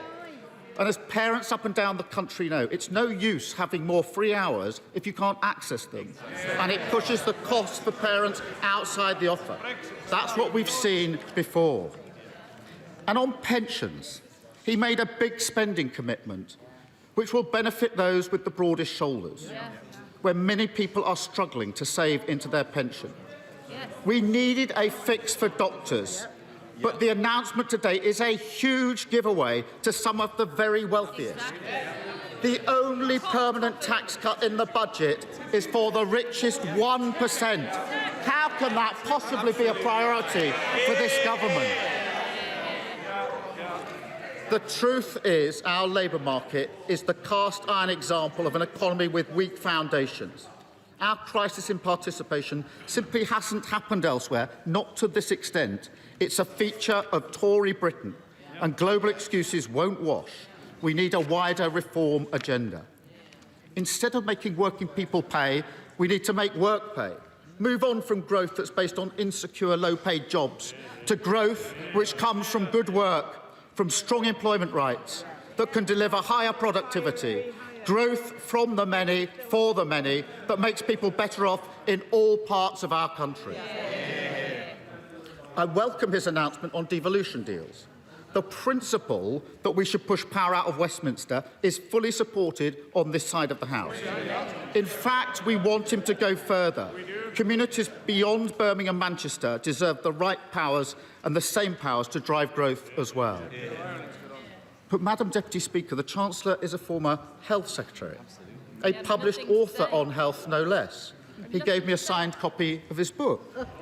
He knows that growth needs an NHS fit for the future. And no country can be fit for work when there are 7 million people on hospital waiting lists. Nothing to say about that. So I was waiting for him to match Labour's ambition. Waiting for him to match our plan to train more doctors and nurses, to tackle the capacity crisis. A policy he publicly praised just 15 days before he became Chancellor. And yet it never came. And Madam Deputy Speaker, if there was ever a symbol of the poverty of ambition, that is it. Because the reality is the country getting sicker is a country getting poorer. And a country getting poorer is a country getting sicker. Health and wealth must go together. Britain can't afford to be the sick man of Europe. Britain can't afford the Tories. And there is another way. On these benches, we understand institutions must be respected, constraints accepted, that fiscal rules should be sound and followed rigorously, that every pound is precious and must not be wasted. But they want to shout about their record. Let them shout. Wages lower, taxes higher, borrowing higher, debt higher. Their chaos has a cost. Certainty is vital for the growth we need, essential for businesses and investors in our country. As we've spelt out, compared with a blanket cut to corporation tax, investment allowances are the right approach. But the question many businesses will ask today is, how long before the wind blows again and we all go through this again? And that's what they don't understand about business investment. Their endless fighting on tax is bad for growth in and of itself. Madam Deputy Speaker, real stability means that taxes don't go up and down like yo-yos. That R&D tax credit regime doesn't get overhauled twice in 6 months. Order. OK, that's enough. I now can't hear the right honourable gentleman at all. Exactly. And it's nothing to do with being old. No. Quiet. Sir Keir Starmer. Thank you. Let me give an example of that instability. It's a bit of a fraught subject at the moment, but when he was Culture Secretary, the Chancellor apparently took some lessons on the rules of football. So let me provide a refresher. The amount of times his government has broken their fiscal rules, 11. That's one football team. The amount of times they've changed corporation tax policy, 22. That's 2 teams. You've got a game. But if he wants the post-max analysis, he'll have to consult the experts. Back on his screens and ours this weekend, I know the whole House will want to applaud that. But, Madam Deputy Speaker, a budget is not just about the choices made, but the choices ignored. Britain needs more than certainty for growth. That's the least we should expect. We need change, stability and success. Anyone listening to this and worried about NHS waiting lists, it's about crime going unpunished. They don't want to hear about the waiting list. They don't want to hear about the crime going unpunished. House building rates falling. Don't want to hear about that either, I suppose, do you? They will have heard very little that makes them feel hopeful about our future.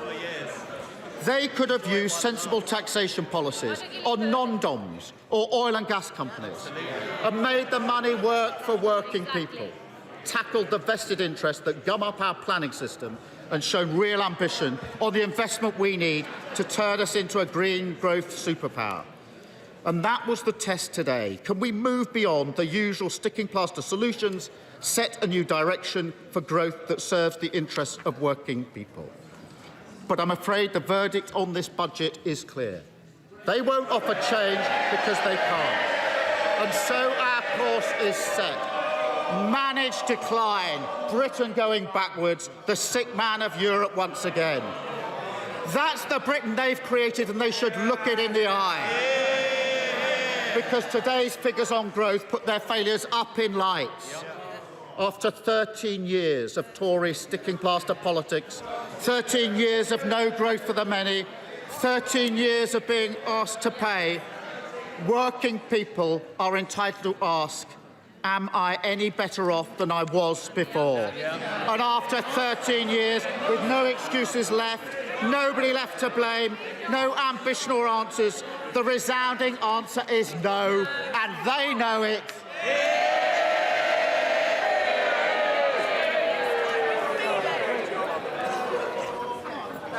Right, now we'll just have things like just settle down a bit now, please.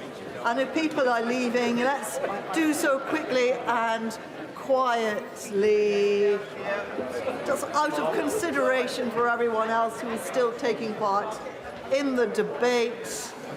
Before I come on, get a move on. Before I come to the chairman of the Treasury Select Committee, Harriet Baldwin. Thank you very much, Madam Deputy Speaker, and wonderful to have you back in the chamber today. After that torrent of socialist declinism from the opposition, I want to start by saying how lucky we are to have a lucky Chancellor.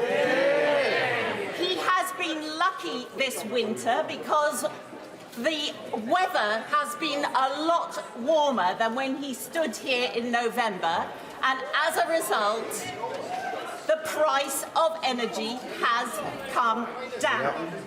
But he has also made some of his own luck, Madam Deputy Speaker, because thanks to the steps that he took, the financial markets have stabilised and he has had to pay less in interest than he was expecting to, about £4 billion.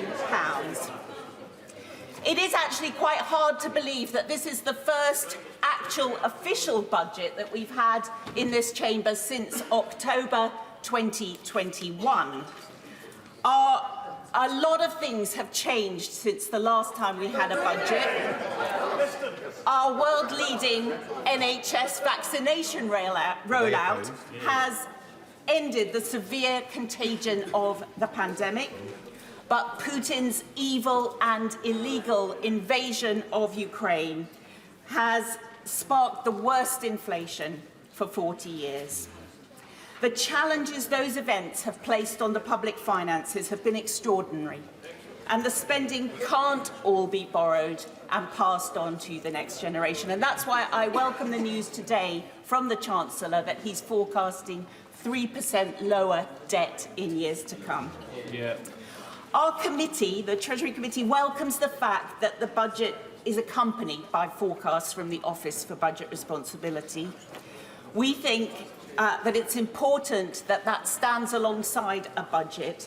It's a key part of the independent framework for chancellors, and we will be taking evidence from them next week on the underlying assumptions behind their forecasts. Because what has changed most perniciously since the last budget in October 2021 is inflation.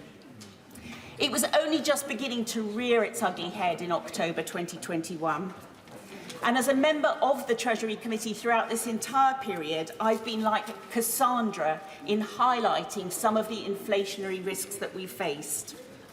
Far from being transitory, as the Independent Bank of England hoped, inflation has become quite deeply embedded in the UK economy, in wage inflation and in expectations.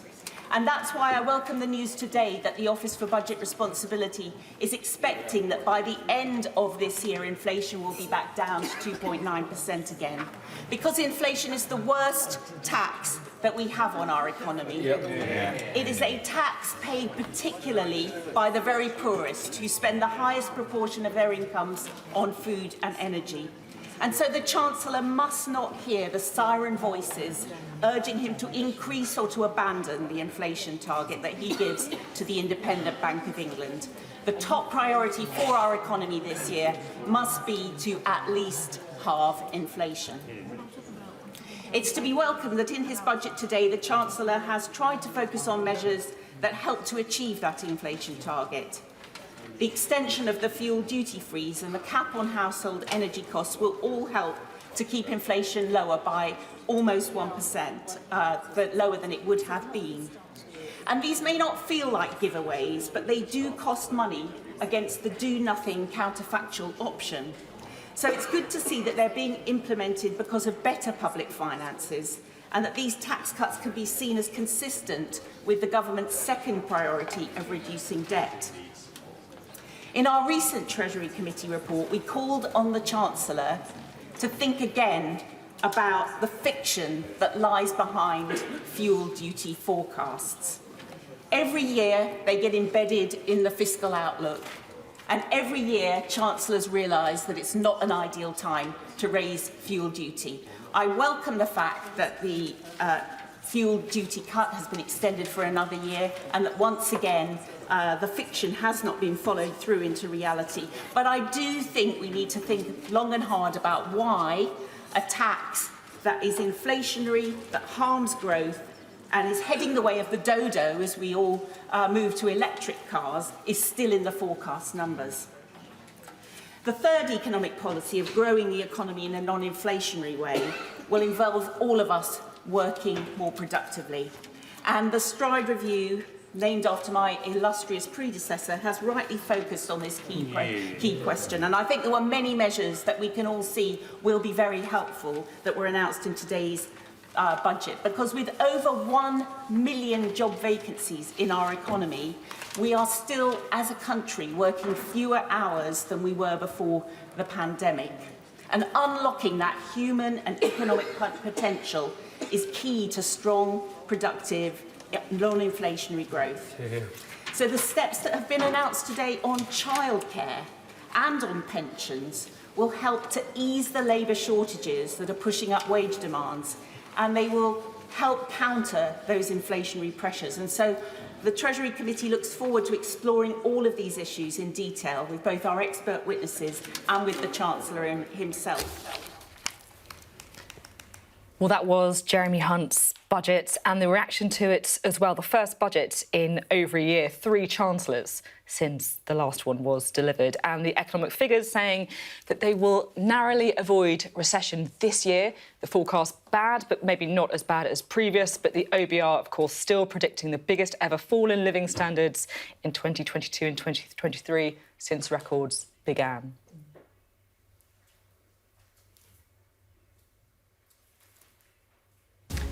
You're watching Sky News live from Westminster. It is 2 o'clock as the Chancellor presents his vision for the country's financial future. Well, this afternoon, we are going to be assessing the budget announcement with our political editor, Beth Rigby, and our economics and data editor, Ed Conway. Well, Jeremy Hunt has unveiled his budget for growth as the fiscal watchdog predicts inflation will fall to 2.9% by the end of the year. The International Monetary Fund says our approach means the UK economy is on the right track. Today's budget changes nothing. Again, we see a failure to grip the long-term challenges. No determination to create growth which unlocks the potential of the many. Working people being made to pay for Tory choices and Tory mistakes. Well, the Chancellor announces 30 hours a week of free for every child in England aged between 9 months and 5 years. On energy, an end to the prepayment penalty for the poorest, and average bills will stay at £2,500 for 3 more months. Corporation tax is going to rise, but businesses will be able to deduct expenses from taxable profits. And fuel duty will remain frozen at 5p a litre, which will save motorists £100 next year. We'll be finding out how those measures have gone down here in Burnley. It is the town with the highest inflation in the country, including what they think of the lifetime pension allowance being dropped. That's in order to entice older people back into work. But no new pay deals as hundreds of thousands of teachers, junior doctors, tube workers and civil servants go on strike.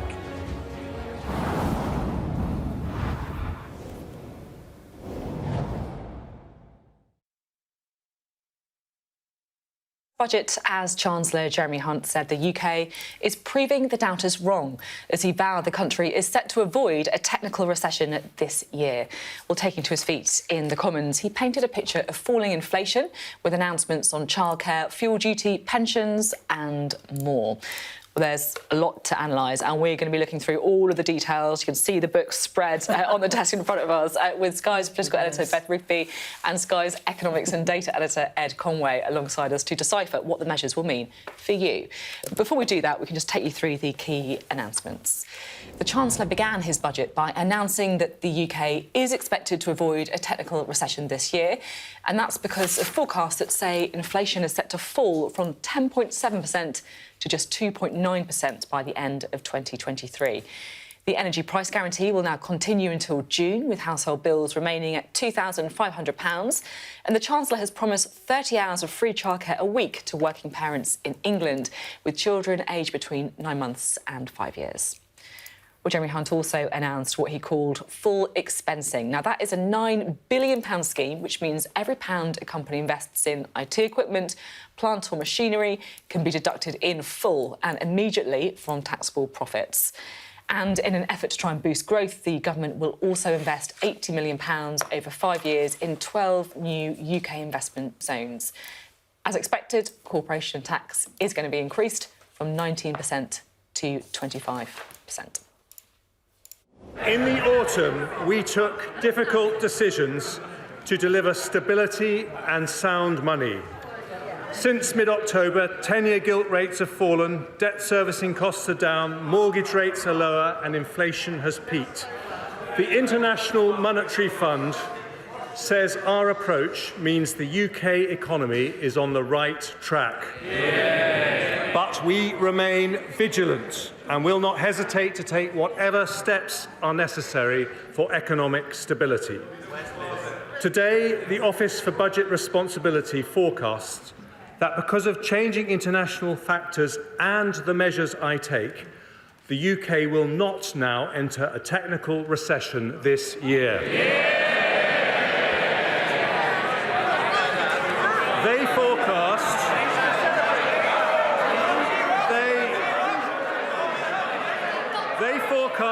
we will meet the Prime Minister's priorities to halve inflation, reduce debt and get the economy growing. The Chancellor there making the most of those ABR forecasts that the economy will narrowly avoid a recession this year. He also announced some business investment support. I can announce we will introduce a new policy of full capital expensing for the next 3 years, with an intention to make it permanent as soon as we can responsibly do so. That means that every single pound a company invests in IT equipment, plant or machinery can be deducted in full and immediately from taxable profits. It is a corporation tax cut worth an average of £9 billion a year for every year that it's in place. And its impact on the economy will be huge. The OBR says it will increase in business investment by 3% for every year it's in place. It was a pretty unusual budget in that most of the measures, if not all, had been leaked or trailed in advance. One of those, of course, was, if you like, the big rabbit on childcare, because the Chancellor did confirm extra financial help for working parents who may be struggling to pay for childcare. So for any parents who are moving into work or want to increase their hours, we will pay the childcare costs up front. And we will increase the maximum they can claim to £951 for one child and £1,630 for two children, an increase of almost 50%. I turn now to parents of school-age children who often face barriers to working because of the limited availability of wraparound care. 1/3 of primary schools do not offer childcare at both ends of the school day, even though for many people a job requires it to be available before and after school. To address this, we'll fund schools and local authorities to increase the supply of wraparound care so all school-age parents can drop their children off between 8 a.m. and 6 p.m. And our ambition is that all schools will start to offer a full wraparound offer, either on their own or in partnership with other schools, by September 2026. So lots there on childcare, including the announcement that he wanted to boost the 33 hours to everyone aged from 9 months onwards too. There'd also been speculations that the Chancellor would increase the lifetime allowance for pension savings to £1.8 million, but actually he decided to abolish the limit altogether. We will increase the number of people who get the best possible financial, health and career guidance ahead of retirement by enhancing the DWP's excellent midlife MOT strategy. They will also increase by fivefold the number of 50-plus universal credits who receive midlife MOTs from 8,000 to 40,000 a year. Second, with my right honourable friend, the Education Secretary, who has a deep personal commitment to this area, will introduce a new kind of apprenticeship targeted at the over 50s who want to return to work. I have listened to the concerns of many senior NHS clinicians who say unpredictable pension tax charges are making them leave the NHS just when they are needed the most. So today I will increase the pension's annual tax-free allowance by 50%, from 40,000 to 60,000. Some have also asked me to increase the lifetime allowance from its £1 million limit. But I've decided not to do that. Instead, I will go further and abolish the lifetime allowance altogether. Well, let's bring in Beth and Ed, shall we, for a bit of reaction. Beth, the giveaways tended to be all around trying to get more people back into work. We heard him there talking about the pensions allowance. Yeah. But that's going to really benefit the wealthiest, right? It is. I mean, look, so if you sort of, in the round, a close ally of the Prime Minister said to me in the run-up to this budget, it's not going to be a big bang budget, yeah? It's steady as she goes, stability, you know, steady hand on the tiller. And what you saw in this budget were no surprises. I mean, there wasn't a rabbit, and that does make me think now that the childcare policy was the rabbit that leaked out of the hat, jumped out of the hat, thanks to The Guardian last night. But no big rabbit. But, you know, when I'm looking through the scorecard, this is basically where the government costs the policies of tax and spend.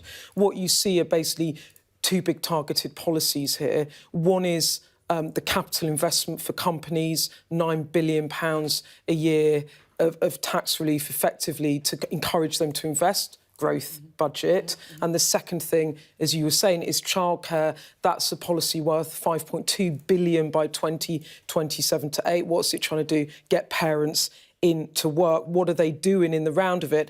Well, they're building the base for the next budget, which will be the pre-election fireworks, if you like, if this one isn't the big band, the sort of pre-election fireworks show-stopping budget in which they then make a very retail offer to the public. But I think if you put it in the round of people's lives at the moment, the OBR just came out saying that living standards are expected to fall over 6% over the next 2 years. It's still the largest two-year fall since the 1950s, marginally better from November, but that's the reality of people's lives. And as you said, I think one of the big rows that might come from this budget is that changes on the lifetime allowances, because basically people that can afford to put over £1 million into their pensions, they're a tiny proportion of the population. I think it's just about 7,000 pensions go above that level or are eligible for that. Now, they've abolished that lifetime allowance. They've also increased the amount of tax-free money you can put into your pension annually from 40,000 to 60,000. It affects kind of 1% of the population. But when you look at the scorecard, it basically by 27 to 28 is worth £1.1 billion a year. And I think the way that Jeremy Hunt in the Chamber tried to frame that was this was about NHS doctors and keeping them in the NHS. The way this might be received is, at a time when people are really struggling, you find £1 billion down the sofa to put into the wealthiest in society. So it's a tax break for the wealthy. And you remember what happened last time in the mega budget when Liz Truss tried to give a tax break for people earning over £150,000 a year, trying to abolish that 45 pence rate. It was only a £2 billion policy, but it did get reversed. Yeah. I'm interested to know a bit of the big picture economic situation as well, because we heard Jeremy Hunt there to big cheers from his benchers talking about the fact that we're going to avoid a recession.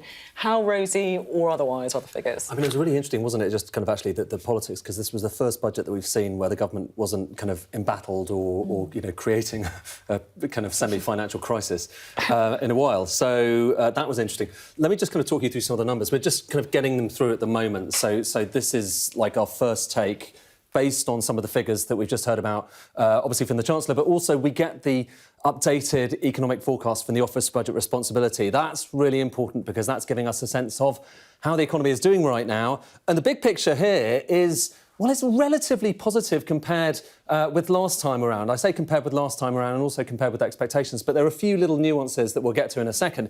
These bars just show you what was expected last time. And this is gross domestic product. It's the rate at which the economy is growing, the rate at which we're all getting better off, and anything above the line, obviously, is positive. Anything below the line is negative. Look, that minus 1.4%, that was the recession that was forecast last time around. Let's see how those numbers change with the latest forecast. Look, the red bars here, that's the latest forecast, OK? This is the key thing to look at to start off with, because obviously it was that question of whether there was going to be a recession. Well, now the Chancellor says there isn't a technical recession. What does that mean in practice? Well, a technical recession is 2 successive quarters where the economy is shrinking. In this case, well, look, the economy is basically down by 0.2%. It's not great by the scheme of things, but compared with last time around, it's certainly better. Better next year as well. But here's also something that's interesting. In the following years, so beyond the next election, the forecast is actually a little bit worse. Weaker growth in those periods there. How does that impact public finances? This is really important because that determines how much the Chancellor potentially has to spend versus his forecast and versus his rules. This is showing you public sector net borrowing as a percent of GDP. These were the numbers that we jotted down during the actual speech itself. And as you can see, again, a bit less borrowing each of these years. So he's borrowing a little bit less. Why is that? In large part, it's because the economy is doing better. And when the economy does better, that means more in the way of tax revenues coming in, which means that he doesn't necessarily suffer as a result of that. He actually brings in cash and doesn't have to borrow as much as a result. But now let's get on to the actual policies that were announced today. Now, this is very big picture, ultimate big picture. There's something called the scorecard, which kind of tots up all of the different policies and gives a sense of whether that's money coming out of the exchequer, that's in negative terms, or coming into the exchequer, tax rises. And this is giveaways. It is largely giveaways.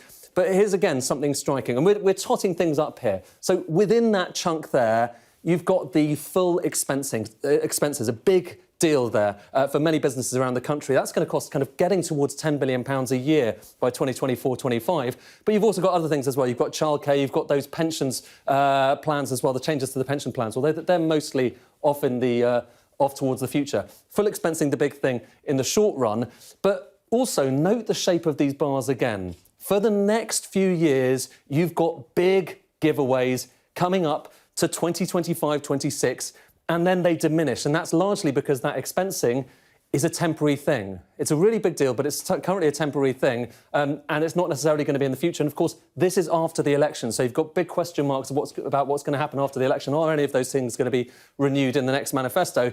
But we'll bring you more detail on how the makeup of those bars in a second. Just one other thing to note. I do have hundreds of other charts, but I'm going to try and keep it relatively short this time around. Real household disposable income. This is perhaps the ultimate way of getting a sense of that kind of pound-in-your-pocket impact of what we've been going through recently. Anything above the bar shows we're getting better off after you adjust for inflation, after you adjust for income, after you adjust for all of those different things. And this is last time around. Look at this. Right-hand side, those two bars are the lowest that they have ever been, OK? Last time around, OK? The red bars there. Now look at the red bars again, and we're going to bring on these latest updated numbers. So improved numbers. Look at the red bars. The fall is a little bit less, isn't it? Just over here. I'll go back just so you can see. Last time, pretty bad. This time, still pretty bad, but not necessarily quite as bad. And actually, that's still the worst 2 years in modern record. So going back, you can see it here. There have never been another 2 years, going back to the 1950s, where we've had as big a squeeze on our personal disposable incomes as we are going through in the next couple of years. So still very tough for many households around the country. But that's the interesting thing about this budget, was these numbers are now finally starting to get better rather than getting worse. Of course, questions remain as to whether that's politically enough for the Conservative Party. And as I say, you saw the numbers there in the charts there when it came to the scorecard, when it came to growth, when it comes to public finances, you know, big questions about how much of the pain is going to be felt after the next election, and therefore raising a question about what comes in the manifesto. Fascinating. Lots more charts from Ed to come. You might notice somebody else sitting around our table magically appearing. Now, that is James Cartledge, who is the Exchequer Secretary to the Treasury. Thank you very much for being on the programme. I just want to pick up directly from what Ed was just saying. Yes, some of the figures have improved, but the OBR is still forecasting the worst fall in living standards on record still. I mean, things are pretty big still. Well, as you know, the key factor there is the surge in inflation. This started in 2022. We had the invasion of Ukraine, and as you know, energy bills went through the sky, and that's had a massive impact on people's disposable income. The overwhelming impact has been from rising energy costs. In the last year, as a country, we've had to find about an extra 150 billion as a country to pay for rising energy costs. That's equivalent of another NHS. But I think the first really good news is that over this year, the OBR is predicting inflation to more than halve. And actually, that is the key to getting the economy growing, because until inflation falls, you don't get confidence among consumers, business investing and so on. So I think that's really important. But in addition to that, because of the budget today, we've put in place those key measures to get businesses investing and growing again. You paint a picture that is still quite gloomy, still challenges, as I think that you would accept as well. With that in mind, how is it acceptable that one of the biggest giveaways in the budget is to some of the very wealthiest people who can afford pensions of more than £1 million?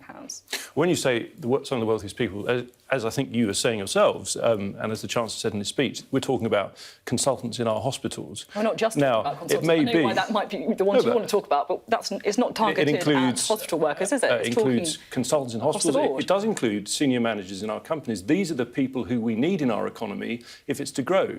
But if you take the example of senior clinicians in the NHS, and I do think that's the most important one, the point is that is a benefit to the whole country, because all of us want to know that if we have to go to hospital, or if we have a relative who is waiting for care, that they have consultants in place who can perform those operations instead of leaving the NHS because of a tax change. So I think it's really positive. You mentioned there the pressure on public services, still something that many people will be very, very acutely aware of. And I have to say, just looking at what the Chancellor was addressing, there was nothing on public sector pay, there was nothing on public sector spending. Given the state of the NHS, schools, backlogs in courts, is that the right priority? Well, the budget is primarily about tax measures, but there were some significant spending decisions. Obviously, an incredibly important one, included in your so-called giveaways, 11 billion extra for defence over the next 5 years. That includes replenishing our munitions, because we've given so much to Ukraine to help them defend their freedom. So it includes some very important spending decisions. It also includes spending on childcare. Most of that would be classed as spending rather than tax cuts. And I think, again, a really important intervention which will help more people get into work and ease those heavy costs at the time of challenging inflationary pressures. Beth, can I just to pick you up on the pension point? Yeah. At a time when we saw household incomes are really squeezed, yeah, you've just given a giveaway to the richest 10,000 people who can have these pension pots of it's £835 million a year by 2027 to 8. Can you see how that looks to the public? I mean, do you accept that it kind of the optics of that? I don't agree for the reasons I said about the NHS. But so, if you just forgive me, I think you mean the highest earners, not necessarily in terms of overall wealth of property, etc. And those people have high earners. They work incredibly hard. You're talking about, as I said, NHS consultants. You're talking about senior managers in our big employers. We need those people. I mean, just to give you the local scale, so I represent the constituency South Suffolk. I've had a number of people come into my surgeries who are in that very position, who are thinking about leaving the workforce because of this very problem. And, you know, those people now have a massive incentive to stay in employment. We need that for our economy to grow and deliver the revenues which is in all our interest to fund schools, hospitals, etc. We need these people working, and that's why I think it's a really positive measure, and it will, you know, be a benefit to public services and to the whole country. So are you not worried about any sort of backlash on that measure? Did you think about it when you were discussing what you would do in terms of the budget? Well, I think if you look at the big picture, first of all, this is the first year where you can earn £1,000 a month without paying any income tax or national insurance. So we've put in place huge help for those on lower incomes. You know, as you will be aware at this moment, we are still providing very generous support with energy bills, including £900 to those on benefits. We've increased benefits in line with inflation, you know, and so I think we have taken steps to support those on the lowest incomes. We've taken some difficult decisions on tax, but supported those on the lowest incomes. This specific decision is very clearly about growth. It's about getting the people in place who can run our businesses, run our hospital wards. We need those people in our economy working rather than leaving the labour force. I think the biggest policy decision of all, I think, was full expensing. So it's improving investment incentives for businesses. A lot of businesses will be delighted to have seen that. They've been calling it for a long time. But here's the question, why only do that for 3 years? It's kind of odd. You know, you want stability as a business. You want to know that you're going to be able to invest in the long run. And, you know, the promise from the government was always stability. But this seems like, you know, adding a little extra bit of instability. Great that you've done it, but why the extra? Well, it's a very fair question. Chancellor, I think, did answer this. He said, when the public finances allow, his desire to make this permanent.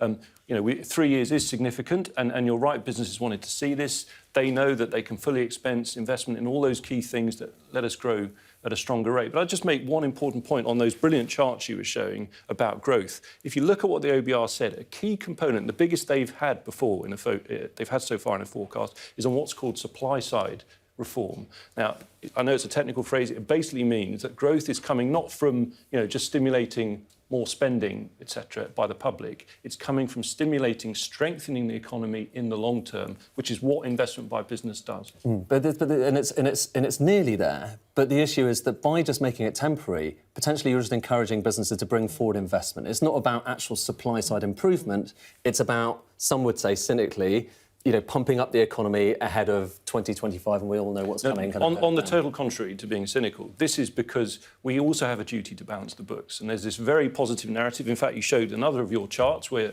debt is now falling. Well, the UK's national mortgage, the deficit. The overall, so the deficit is the overdraft, if you like. Debt, as you know, is the country's mortgage balance, as it were. That is now going to fall. I think that's really positive. And what it shows is, look, the public finances have taken a pummeling from a pandemic followed by a war. But actually now, debt is falling, inflation is going to more than halve this year, and the economy is going to be growing again. And so I think it's a really good opportunity to have a strong pro-growth budget which supports business and helps people into work. Can I just squeeze one question in? How irritated were you in the Treasury that it feels like the big rabbit in your hat got leaked out early? It felt like there was nothing new in the budget at all.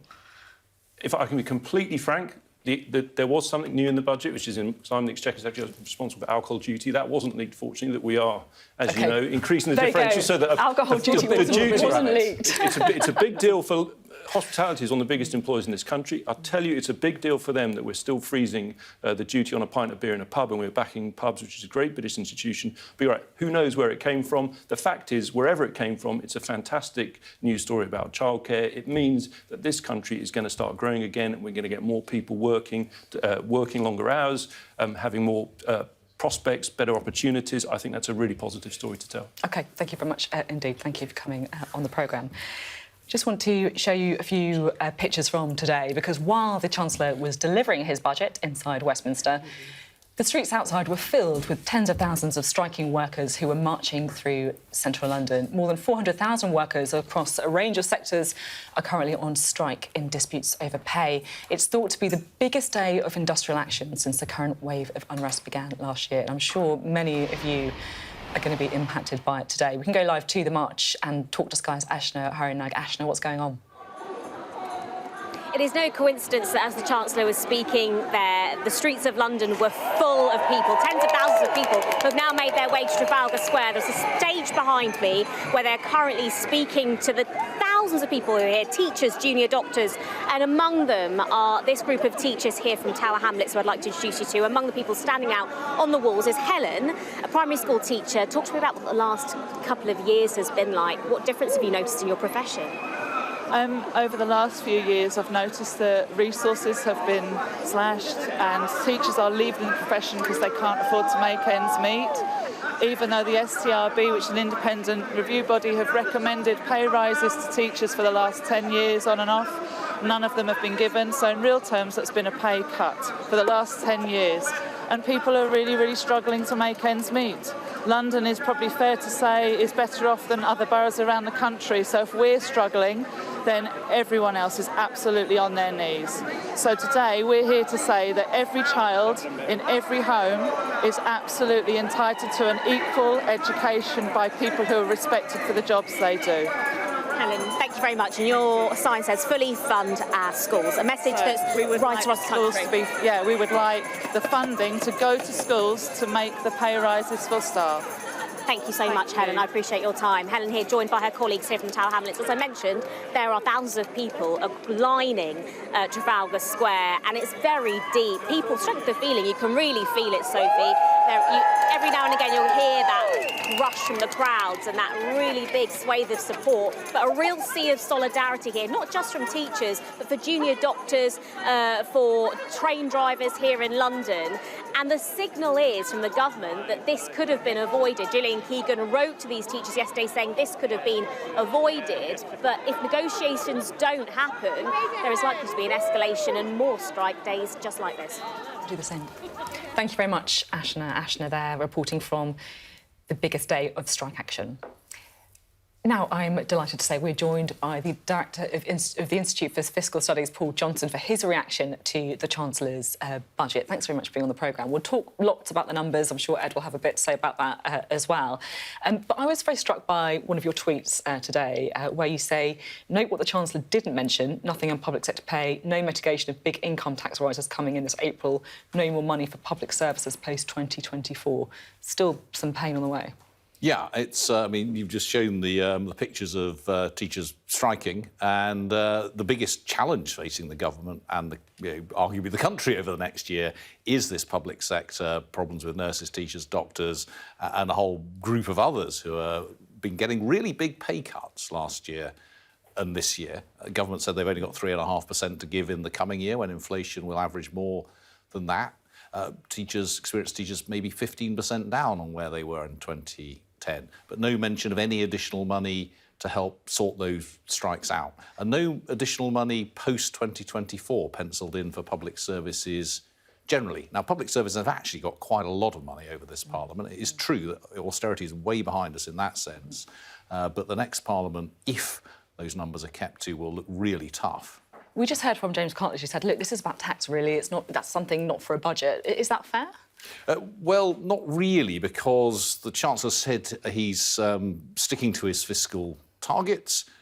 He's only just by a hair's breadth meeting what is not a particularly sensible fiscal target, actually, which is to get debt falling in a particular year in the future. And he's only doing that because he's making things up. He's kind of pretending that fuel duties will go through the roof next year. Well, they're not going to. He's sort of pretending that, I hope he's pretending that this corporate tax relief will be temporary. I mean, he said he wants it to be permanent. It should be permanent. I think he's pretending that public spending will be really, really tight over the next few years. So I don't think it's fair to say that, if you're putting something so much stall by fiscal responsibility, you have to take seriously what the Chancellor says about what he's intending on spending. Is that right, by the way, what the Minister was saying, that if they'd kept it permanent, that it would have broken their rules, like an extra £9 billion? Well, it probably would have done, yes. Right, but as you say, the rules are their own constructs. And indeed, and I don't think, I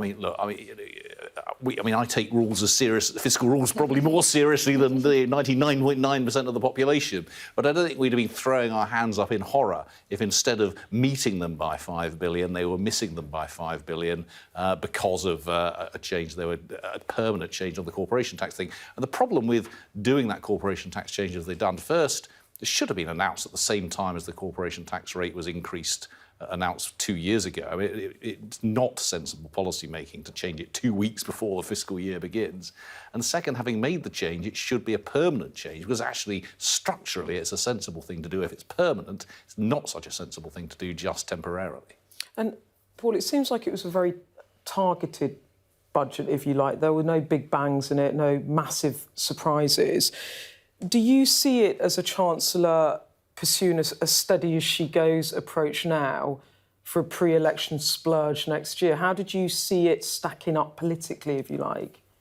Well, I mean, there were two big things in it. The corporate tax thing, we've talked about. The childcare thing, no doubt you've covered. Actually, a doubling in the amount of public spending on childcare.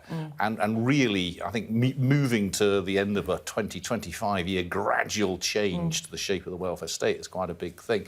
It's hard to see where there's space for a splurge next year, given that, as I said, he's barely meeting his own fiscal rule as it is. And growth, while a little bit better than expected, isn't looking fantastic. So is he really going to have lots of money to give away pre-election next year?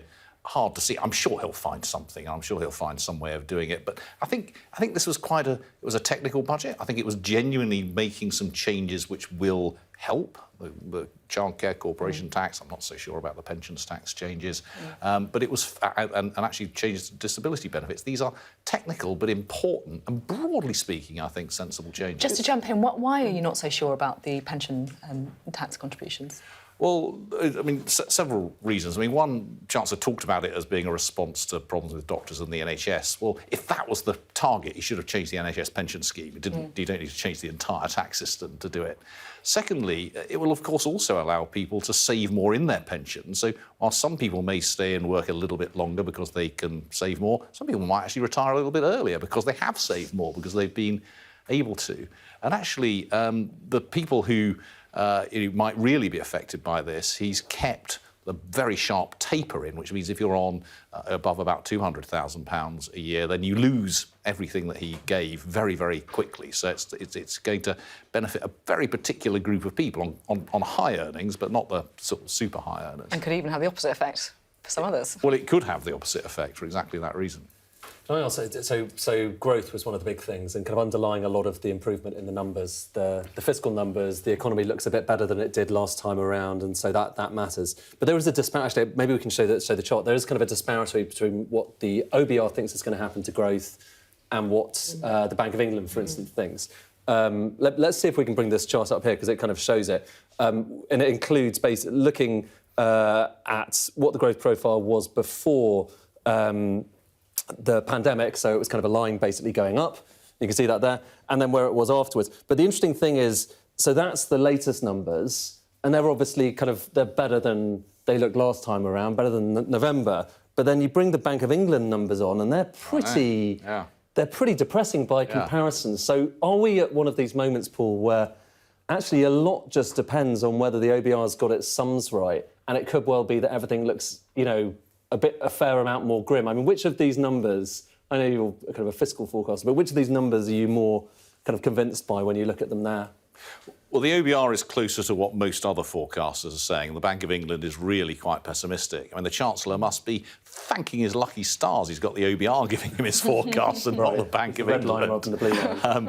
I mean, the bank is really pessimistic about the capacity of the economy to grow over this period, and the OBR is more reasonable. Actually, what they're talking about is an average of 2% growth over the subsequent few years, which isn't too bad at all. I mean, all I say is I just hope the OBR are right, because if the bank's right, then we really are in trouble. But it's a very strange thing, isn't it? We've got monetary policy being based on one set of forecasts and fiscal policy being based on an entirely different set of forecasts. But it's just a bit better. I mean, so no recession. That's something that, that's one of the big stories out of today. I know it's an arbitrary thing, but nonetheless it suggests the economy is better than it was, but just still pretty grim, and the next few months aren't necessarily going to be especially... The feel-good factor isn't necessarily going to be there. Oh no, for households the feel-good factor's not here at all. And I mean, what they worry about is what household incomes are doing. And as the OBR says, we might not be going into a recession, but incomes are still sharply down last year and this year, so not down by the full 7% they thought in November, but still down by 5% or so. Still the sharpest fall in household incomes, certainly in living memory. And that's partly because, of course, of inflation and earnings not going up with prices, but it's also significantly because there's this great big tax rise coming in next month, which is the fact that income tax allowances and thresholds are not going up in line with inflation. That'll leave the average basic rate taxpayer about £500 worse off, the average higher rate taxpayer about £1,000 worse off. That's actually quite a big contributory factor to this living standard squeeze. So it's partly created by the government, despite what the Minister was saying a moment ago. Yeah, it's interesting as well, isn't it? I always like to ask this question because it's something the government always throw at you in interviews, and I always wonder what the sort of the advice of someone like you would be. Jeremy Hunt says this is all about proving the doubters wrong. It's all about, showing that the government policy is starting to bear fruit when it comes to the economy. How much of this gradual improvement is due to the government, or how much of it is due to external factors that they have nothing to do with? Well, it depends on what your baseline is. I mean, clearly things are doing better than they would have been had the sort of mini-budget measures not been unwound. Over this year, though, this is really all about the energy prices coming down and the economy doing a little bit better for other reasons. Though if you do look at the OBR numbers, they do think that a little bit of the growth at the end, and you never get more than a little bit from what you do in one budget, is down to this budget getting more people into work in particular. So I don't think we should sort of sniff at the fact that there's quite a lot of, I think, quite sensible policies in here, which over the long run will bear some fruit. OBR is scoring some of that as improving the size of the economy into the medium term. And it's really worth stressing that getting these things right, getting corporation tax right, getting childcare right, getting the disability benefit system right, getting the pension tax system right, each one of them adds up into a system which, if it's just a little bit more right, does allow the economy to grow a bit more in the future. But the issue is, Paul, isn't it, that this is a Prime Minister who has 18 months, effectively, before he calls a general election. And if he can't get the economy right and get people feeling like their lives are getting better under this particular administration, he's at risk, clearly, of losing an election. Do you think he can somehow turn it around, or are really the sort of quite anaemic growth figures, the constraints on public finances, just too big a tide for him to turn? I think a lot of it will depend on how it feels in a year to 18 months' time. As I said, I think this year through to the early summer is going to look quite difficult. I think the economy will begin to grow, according to these forecasts, middle of this year, end of the year. Real incomes should start to be moving in the right direction in a year's time. And there will be an opportunity to chuck a little bit more money at some people in the autumn statement and in the budget next year. So it depends to some extent whether people think, well, we're now on the right path, we're at least moving in the right direction, even if from a sort of rather low point, or whether they're thinking, well, we're still actually worse off than we were 3 or 4 years ago, so we don't feel very good about that. I mean, the truth is that come next summer 2024, household incomes probably will still be below where they were pre-pandemic, and people aren't going to be feeling very happy about that, though they may just about be moving in the right direction by then. Thanks very much. Always really useful to have you here with your analysis on these days, so we appreciate it. Thank you. Well, let's get the view now from our household finance expert, Greg Marsh, shall we? Greg's been looking at how the budget measures actually impact normal families. Indeed. So much for the big picture. What does all this mean for households? Well, some of it was not a surprise. As expected, the energy price guarantee will not be increasing. It was going to have gone up to £3,000. It is going to stay at £2,500. And as most analysts now predict, it's going to fall. Energy prices are going to fall towards the end of the year. Households are probably going to see energy bills come down a bit. That's good news. Similarly, we've also potentially got good news from the fuel tax freeze. So, had those fuel tax prices gone up, fuel duty would have meant a significant increase for some households, especially those who drive more. Fuel taxes will not be going up. That's a continuation of the existing freeze. Also good news for those households who depend on universal credit, as well as disability allowance. Universal credit increasing roughly in line with inflation. Given how high inflation is, Those increases in pound terms could be quite significant for households who depend on universal credit, likewise disability support or personal independence payments, and the winter fuel payments. So all of those three rising as expected and as hoped in line with inflation as a result of today's announcement. Now, what does this mean for real households? Well, we've been crunching the numbers, and the team at Nous has been looking at some of the households we've been spending time with. Linda, remember the retired nurse who we met earlier on in the day. She is on pension and disability support. Her husband works, she doesn't. Her household has benefited from that freeze in the energy price cap. Her household will also benefit over the next 12 months quite significantly from the inflationary increase in the personal independence payments. That's her disability support payments. And the freeze in fuel duty, also good news for Linda's household. Less good news for Linda's household, because her husband works, is this negative balance as a result of those frozen income tax thresholds. This effect called fiscal drag. It sounds very obscure. It's a kind of stealth tax. Let's come back to that in a moment. But taken as a whole, Linda's household, we guess, is about £350 a year better off as a result of the Chancellor's announcements today. Let's understand that fiscal drag effect in more detail. Well, for an average UK income-earning household, what we can see is although the rate of tax increases is relatively modest over time, those effects add up to quite significant sums of money for higher income earners. Here we go. Look, for a typical UK household earning little less, there is nevertheless an effect as a result of the freezing in tax thresholds. But because tax thresholds are frozen as incomes rise and earnings increase about 7% this year, for higher rate income taxpayers, the effect in pound terms can be quite significant, more than £500 a year. And for households earning much larger amounts, 100,000 or more, even more significant sums. Earlier on in the day, we met Mike, who is a more comfortable householder, an IT consultant, owns his own home. Mike's household, again, benefits by our analysis quite significantly from those energy price cap freezes. It's a larger home, so the benefit is larger.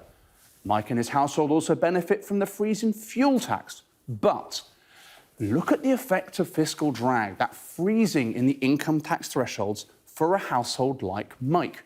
So what Mike is going to see is a lot of squeeze in his pocket as a result, as his income rises even only modestly and probably less than the rate of inflation. Income tax are frozen, thresholds are frozen, which means that as an overall effect, Mike's household's probably worse off as a result of today's budget. So Linda's household better off, Mike's household worse off. It'd be very interesting to know what Linda and Mike make of today's announcement, and I'm hoping we can go live to Sam in Burnley, who's talking to Linda and Mike in person. Yes, thank you very much, Greg. As you were saying, we are here in Burnley in Lancashire, some 20 miles north of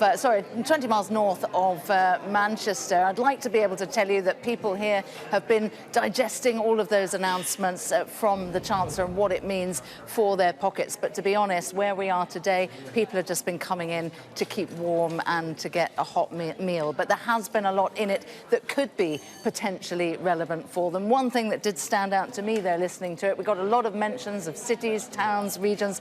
There was nothing specific for Burnley. And don't forget, we came here because Burnley has the highest inflation rate in all of Great Britain, last measured at 11.9%. That's more than 2% higher than it is in Cambridge, which is the lowest inflation rate. So plenty for people to be thinking about here. But people generally that I've been talking to just feel disaffected from what's been going on in Westminster, feel like their needs have not been reflected. Well, Greg has been crunching the numbers there, and as it applies to both Linda and Mike, and I'm just going to have a catch-up with them to see what they made of the budget and whether they agree, indeed, with Greg's assessment. And Linda, to you first. And Greg was saying there that your household will actually be better off, but that wasn't your read of it, was it, when you were listening to it? Because you're going to lose the energy bill support, and that's the thing that was really affecting your budget most, energy bills. Yeah, it's £67 a month, which I'm going to be losing, which is a lot of money. you know, I mean, I know they've put stopped the cap from going up, which is good, but then they're taking it out in the other hand with the support, energy support grant. So I can't see how I'm going to be better off at all, really. No, I mean, I have to say, your mood has been quite sombre since you heard that. Yeah, I'm gutted, You've been trying to work it out how you're going to pay it. Yeah. And Mike, Greg was saying that your household, unfortunately, worse off, and that's more to do with those income tax thresholds. Yeah, I'm not really surprised about that. As you say, I came in looking at the budget to think how it might help ordinary people in Burnley rather than like me slightly better off, and there was very little mention of it. One phrase I was listening out for and didn't occur was levelling up. Levelling up seems to have...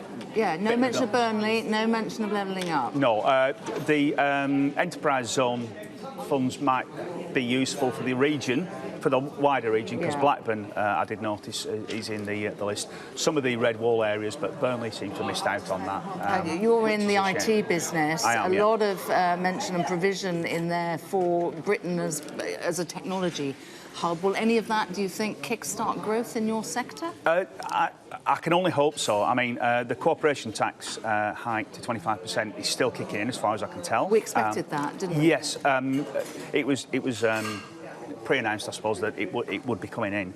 That capital expenditure offset might be useful for the businesses that I'm in, where we have a lot of expenditure on capital equipment, computers. But only 3 years. Yes. So that doesn't help with business investment certainty, does it? Not going forward, no. There seems to be a lot of money that's been brought in ahead of the next election, let's put it that way. Okay, all right. And, again, I was looking at... I think the childcare incentives are going to be useful for ordinary working people in Burnley.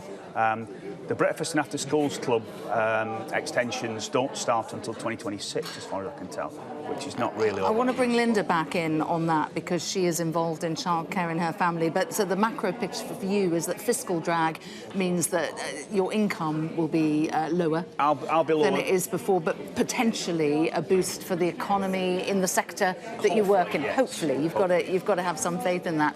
And Linda, the big announcements from the Chancellor around childcare don't really touch the sides for you because you're an unpaid carer anyway for your grandson.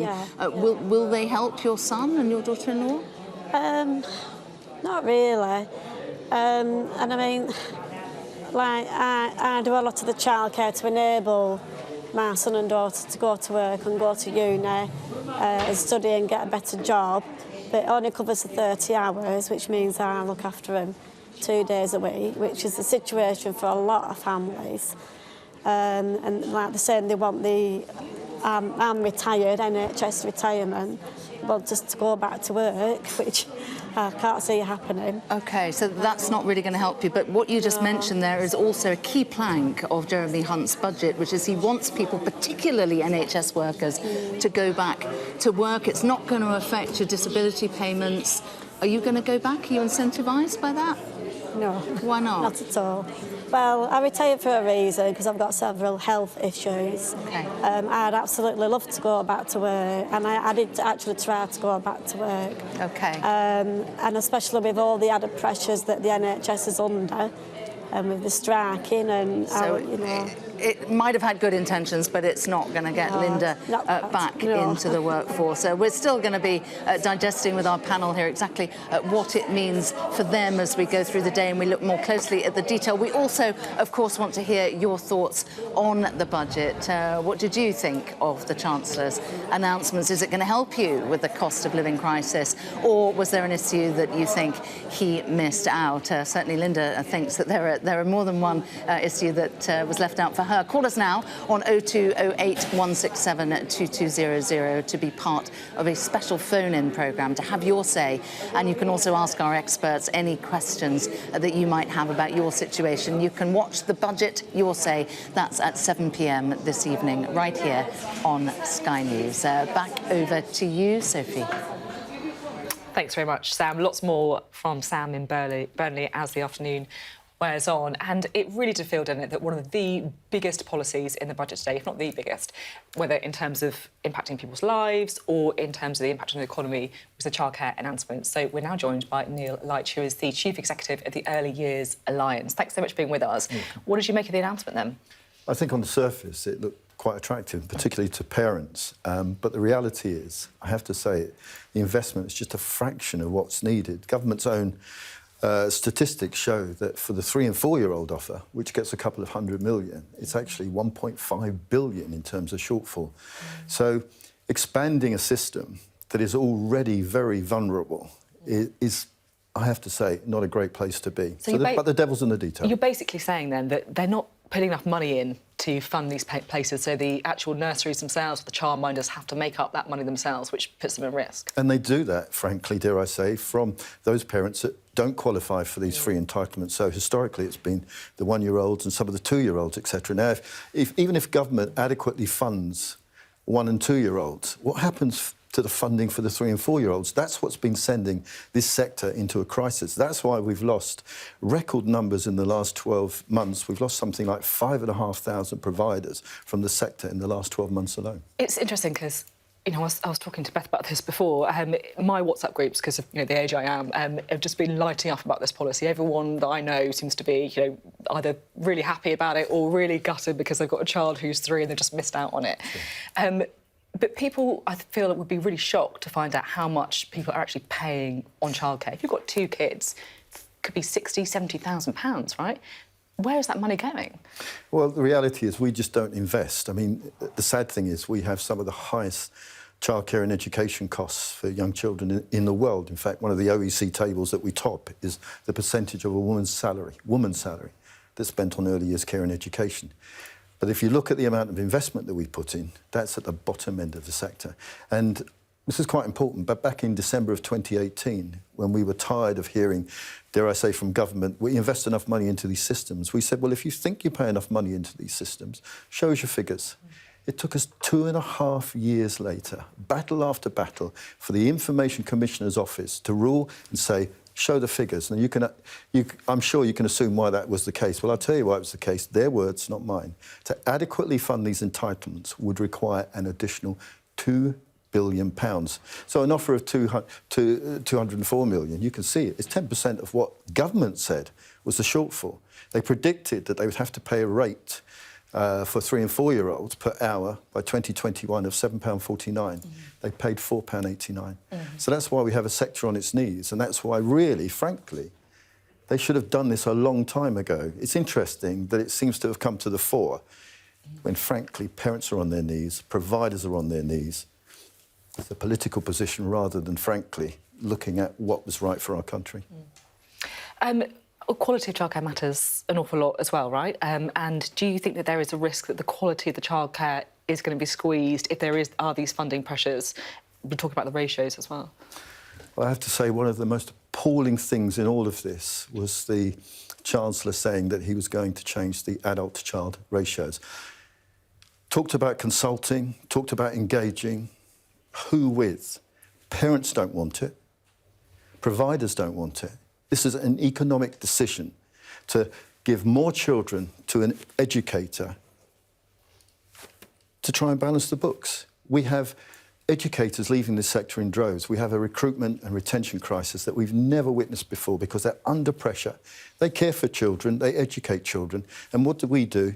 After a pandemic, when children's needs, frankly, are greatest, what do? We say, give them more children to look after. We don't just look after them, we educate them. So I think it is an appalling position, and I hope parents remember that. So it's not just about economics, and children aren't commodities. We're talking about the lives of children. Really important stuff. Thank you very much indeed for being on the programme today. Thank you. You're welcome. Well, it's been a sort of steady-as-she-goes budget. A few rabbits, certainly on childcare, on pension allowances, and also, of course, on expensing for companies as well. But perhaps not the kind of big bangs that some might have been anticipating. Perhaps, as Beth was saying, saving that for an election year. Let's bring in Beth and Ed, shall we, for a bit more reaction. Ed, are there any more charts you'd like to kind of squeeze in for us? You've been talking a lot about interest rates, haven't you? Yeah, no, interest rates is a really interesting one because obviously this is not something that the Chancellor kind of can really influence directly. And remember last time around, what was it called, the last one? Whatever, the autumn statement, I think it was in the end, and then the mini-budget. The interest rates were the big kind of spectre at the feast there because they were going up as a result of what the government was doing. Have a look at this, actually. Let me kind of show you the chart here because while we've been sitting here, actually, things have been changing quite a lot in kind of financial markets. And when you look at interest rates and the impact it's having on them, it's kind of a big deal. The backstory here is it's a bit different to last time around. So you remember, let's just kind of go back a little bit. Last August, OK, this is where markets expected interest rates, and we're talking just about the Bank of England interest rate to go. Not that high. Then we'll all, won't be able to forget that you had the mini-budget. Everyone got very worried. That pushed up the expectations. These are just expectations looking out into the future for interest rates up to kind of 6.5%, actually kind of towards 6.75%. That's the backstory. And, of course, that was due to what was happening in the UK. A lot of concern about the mini-budget and what it was going to do. Then it kind of dropped down. And as of last week, the expectation, actually interest rates are already at 4%, and the expectation was you're going to have another 3 small increases up to 4.75%. But we all know what's happened since last week. We've had financial turmoil in the US and then in the UK as well due to the collapse of Silicon Valley Bank and another few banks in the US. Right now, as we speak, people are getting very worried about Credit Suisse, another bank far bigger than Silicon Valley Bank. If that had big problems, then we would all know about it in a big way. That's in Switzerland right now. It's kind of all over the place. And as a result of that, look at this red line, and I'll just show you what's happened now. So where are we now? Look at that line. So that, in the space of a few days, it's gone down from people expecting interest rates in this country to get up to 4.75%. Now, they're peaking, according to the latest numbers we've seen, it was about kind of, a few hours ago, about an hour ago, 4.1%. That's a massive difference. And it kind of implies that maybe the Bank of England, which was expected to raise interest rates as soon as next week, they might not do that at all. And actually, they might be cutting interest rates towards the end of the year. Look at the right-hand side. It's kind of coming down. Interest rates could be down below 4% at the end of the year if those expectations turn out to be right. Now, they are just expectations. But this kind of stuff matters just as much, some would say even more, than some of the stuff we've been hearing about from the Chancellor, because this feeds into many households' bills. I mean, you will know if you have a mortgage just how much, particularly if you've had to refix it, just how much of a difference this makes. Well, that is the lowest that line has been for a very long time. I should say it's not necessarily for good reasons. It's partly because people are so worried about what's happening in the financial system. But even so, that's a big deal. It wasn't covered, obviously, by the Chancellor. But, talking about the background to this budget, this stuff really matters. And we heard just a moment ago from the Minister, we saw the numbers on what the impact for cost of living is going to be. That chart I showed you a moment ago showing the squeeze on household disposable income being the worst that it's been ever, basically. Well, it's still as bad as it was. Paul Johnson telling us that's partly down to taxes, so it is down to the government. It's down to inflation, yes, but it's also down to taxes as well. And that squeeze is going to come. So a little bit of relief, at least, that interest rates might not go quite so high. How about the politics, Beth? Because we look at this through an economic lens, but also a political lens as well. Is there anything that you can see becoming a story? Yeah, there's a couple of things. I mean, it was interesting what Paul was saying about it being a technical budget, a sensible budget. And at the top of the presentation, the Jeremy Hunt message was, we're proving the doubters wrong, we have a plan, we're sticking to the plan. What's the message in there? It's all about sound management of the economy after the Liz Truss debacle, point one. So the Conservative Party, the Conservative government trying to convince the public that they can be trusted. The thing I think about all of this, though, is that things could blow up a bit. A couple of things, the fiscal drag, but also the pension, a big bung to the wealthiest earners at the cost of other people, potentially. I think you're right there, Beth. Lots more analysis from Beth coming up, and Ed too, shortly. It's 3 o'clock. This is Sky News Live from Westminster on the day the Chancellor presented his vision for the country's financial future. Well, all afternoon, we're going to be assessing the budget announcements with our Deputy Political Editor, Sam Coates, standing in for our Political Editor, Beth Rigby, and also our Economics and Data Editor, Ed Conway, as well. Well, Jeremy Hunt has unveiled what he described as his budget for growth, as the fiscal watchdog predicted inflation will fall to 2.9% by the end of the year. The International Monetary Fund says our approach means the UK economy is on the right track. Today's budget changes nothing. Again, we see a failure to grip the long-term challenges. No determination to create growth which unlocks the potential of the many. Working people being made to pay for Tory choices and Tory mistakes. The Chancellor announces 30 hours a week of free childcare for every child in England aged between 9 months and 5 years. On energy, an end to the prepayment penalty for the poorest, and average bills will stay at £2,500 for 3 more months. Corporation tax will rise, but businesses will be able to deduct expenses from taxable profits. And fuel duty will remain frozen at 5p a litre, saving motorists £100 next year. We've been finding out how those measures have gone down here in Burnley. It is the town with the highest inflation rate in the country, including what they think of the lifetime pension allowance being dropped to entice older people back to work. But no new pay deals, as hundreds of thousands of teachers, junior doctors, tube workers and civil servants all go on strike.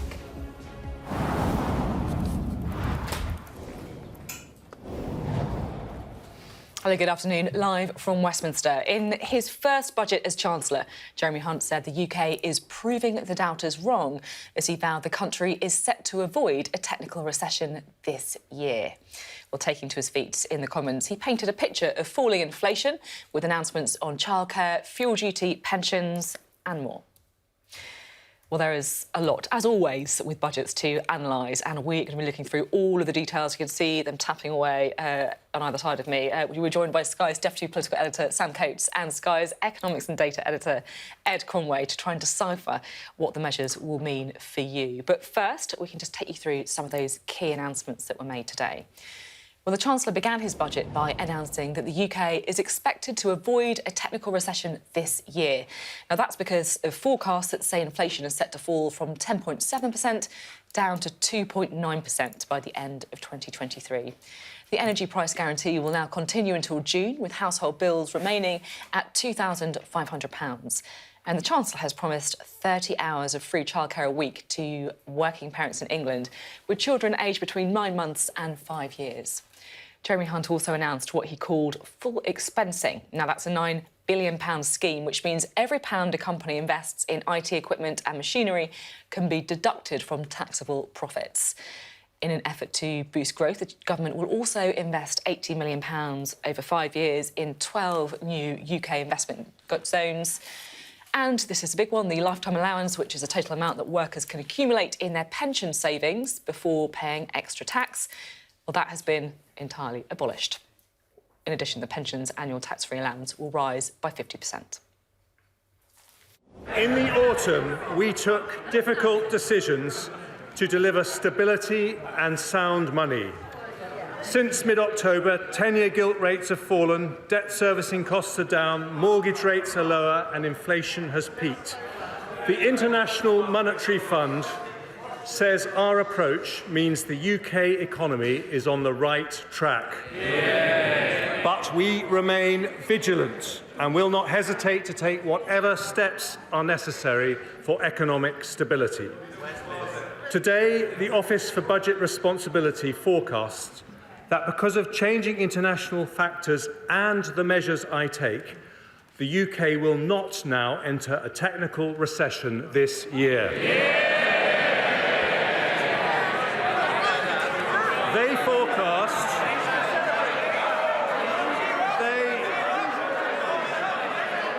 forecast we will meet the Prime Minister's priorities to halve inflation, reduce debt and get the economy growing. Well, the Chancellor also announced some business investment support when he stood up in the Commons today. I can announce we will introduce a new policy of full capital expensing for the next 3 years, with an intention to make it permanent as soon as we can responsibly do so. That means that every single pound a company invests in IT equipment, plant or machinery can be deducted in full and immediately from taxable profits. It is a corporation tax cut worth an average of £9 billion a year for every year that it's in place. So £9 billion to try and help offset some of that corporation tax rise. And there was help as well, leaked before in The Guardian, for families who have children under the age of 3. The Chancellor confirmed extra financial help as well for working parents who may be struggling to pay for childcare. So for any parents who are moving into work or want to increase their hours, we will pay the childcare costs up front. And we will increase the maximum they can claim to £951 for one child and £1,630 for 2 children, an increase of almost 50%. I turn now to parents of school-age children who often face barriers to working because of the limited availability of wraparound care. 1/3 of primary schools do not offer childcare at both ends of the school day, even though for many people a job requires it to be available before and after school. To address this, we'll fund schools and local authorities to increase the supply of wraparound care so all school-age parents can drop their children off between 8 a.m. and 6 p.m. And our ambition is that all schools will start to offer a full wraparound offer, either on their own or in partnership with other schools, by September 2026. Well, we talked you through the main points. Let's bring in Sam and Ed now for their analysis and reaction. Sam, let's start with you. You're freshly with us this hour. What is your big takeaway? What's your big thought? Well, it was only 6 months ago, Sophie, that we were sitting in this studio looking at the potential collapse of the British economy as the markets judged that the government of the day, then run by Liz Truss, was going to borrow too much and might not be able to pay back its obligations. And so we had a new Chancellor, Jeremy Hunt, brought in to try and get everything back under control. And here we are today, 6 months on, and actually you've got that same individual, Jeremy Hunt, spending quite a lot of money. In fact, sending so much money that he, within a whisker of breaking his own rules on how much he's going to spend. In fact, once you look at some of the ways that we'll probably end up spending more, reducing fuel duty in future, he'll probably break his rules in future. So he's spent a lot of money. The kind of hair shirt tone of just 6 months ago has gone out of the window. So let's look at the kind of couple of biggest things in this budget and assess how important they are.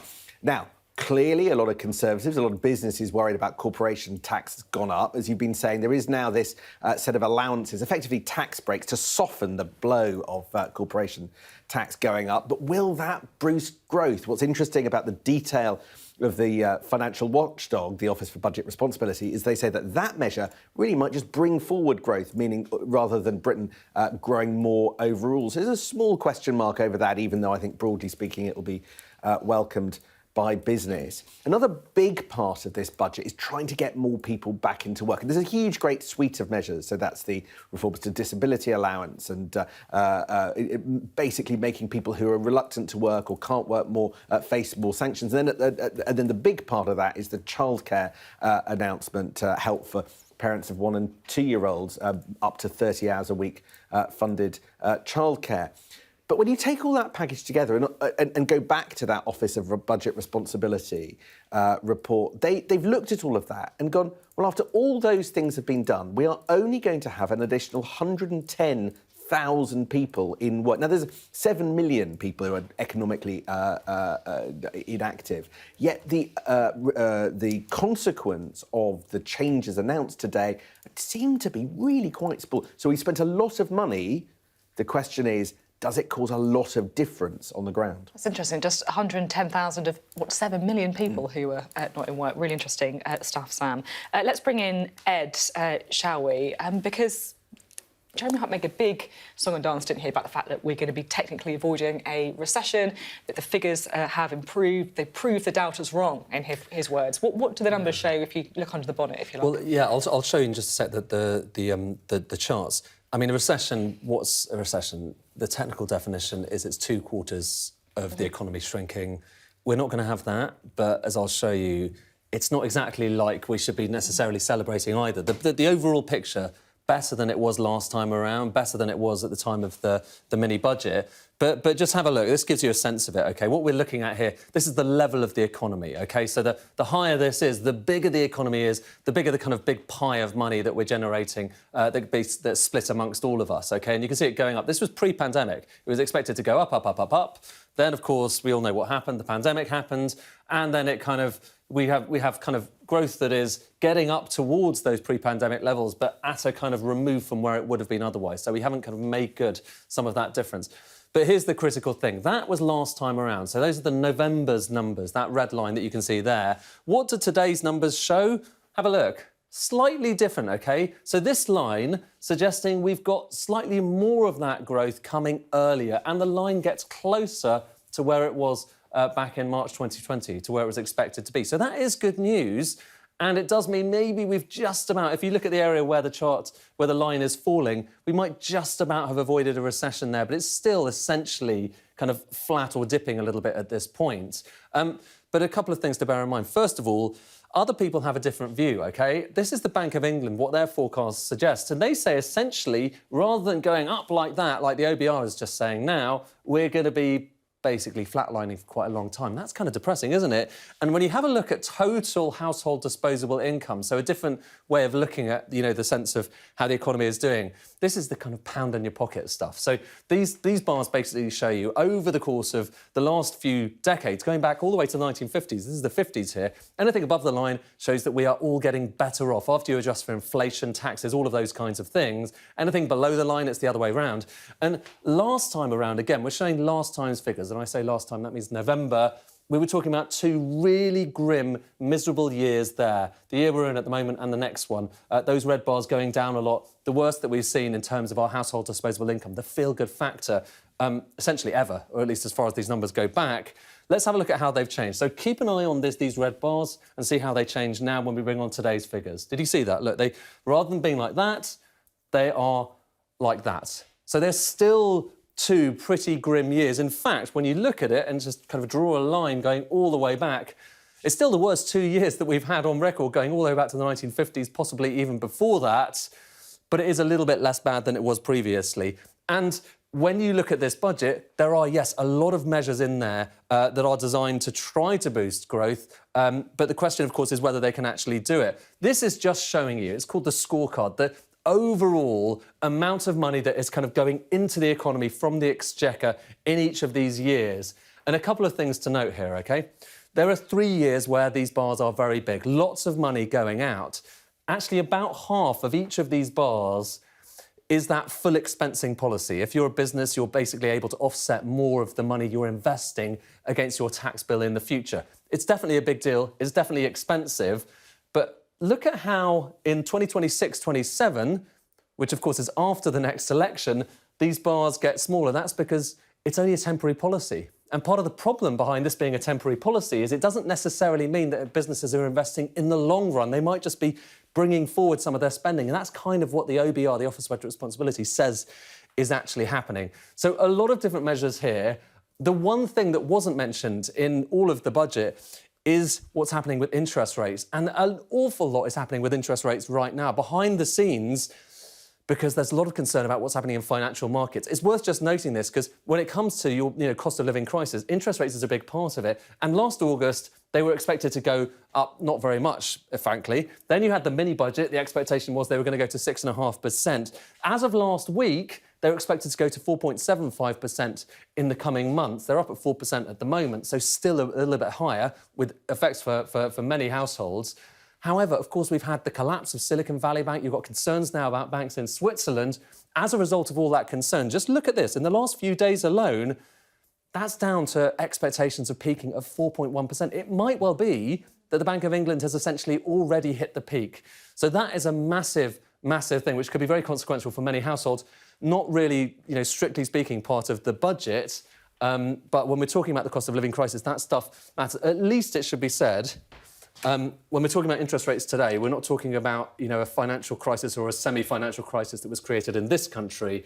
It's problems in Switzerland, it's problems in, the US that are kind of dribbling across and causing that implication. Really interesting stuff. How do you think this is going to go down with Conservative backbenchers? I always think there's kind of three groups of people who we look at their reaction. We look at the market reaction, we look at the voters' reaction. But there's been quite a lot of pressure from backbenchers too, hasn't there? Yeah, I think that the problem is, as Ed was outlining just there, the outlook for the next 2 years for voters is unutterably grim, the worst on modern record.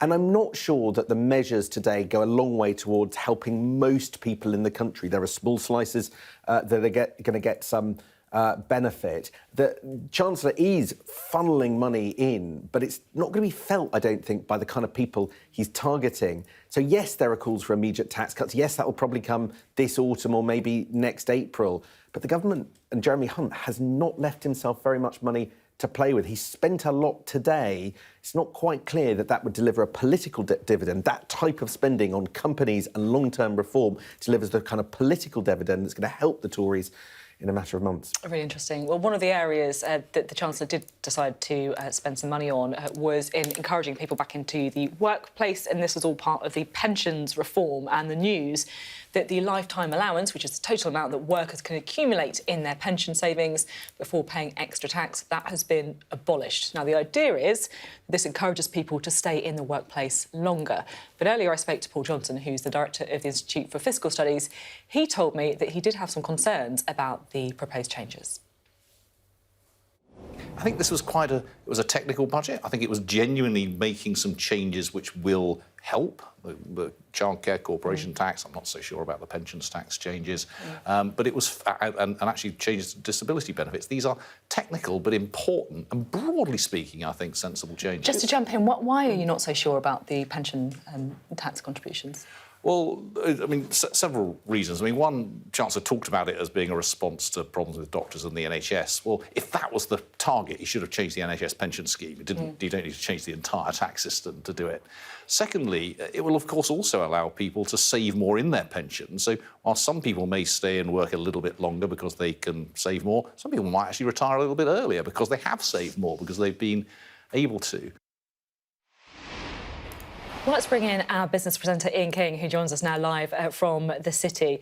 Ian, what do you make of the pension changes?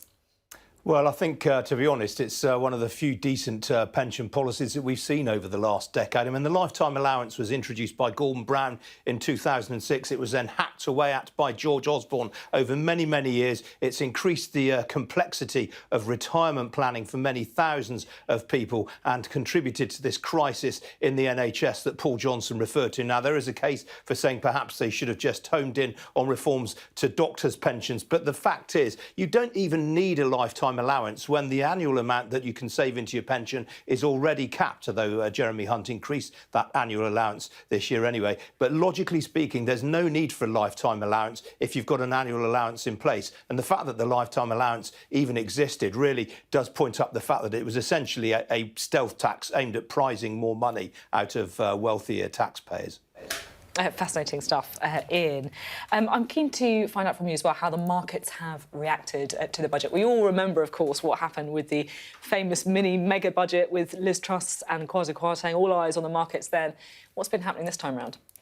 Well, I mean, you can forget the UK budget in terms of being a market-moving event. Everything that's going on today is all about the banking sector. And we are seeing equity markets falling out of bed right across Europe. The banking sector is taking an absolute thumping. And this is really the latest twist in the saga of the collapse of Silicon Valley Bank. There are concerns now that other European lenders may be having some of the difficulties that Silicon Valley Bank did. And investors have alighted in particular on Credit Suisse, which is the second largest bank in Switzerland. It's been a very, very accident-prone bank. It's been tied up in one scandal after another. For example, it had big exposure to Greensill Capital when that went under. Just about every thing that's gone wrong over recent years in the financial markets, Credit Suisse has been exposed to it. Now, yesterday, it said that it had uncovered some problems with its financial reporting for 2021 and 2022. Meanwhile, today, today, its biggest single shareholder, Saudi National Bank, has said that if Credit Suisse needed to raise more equity,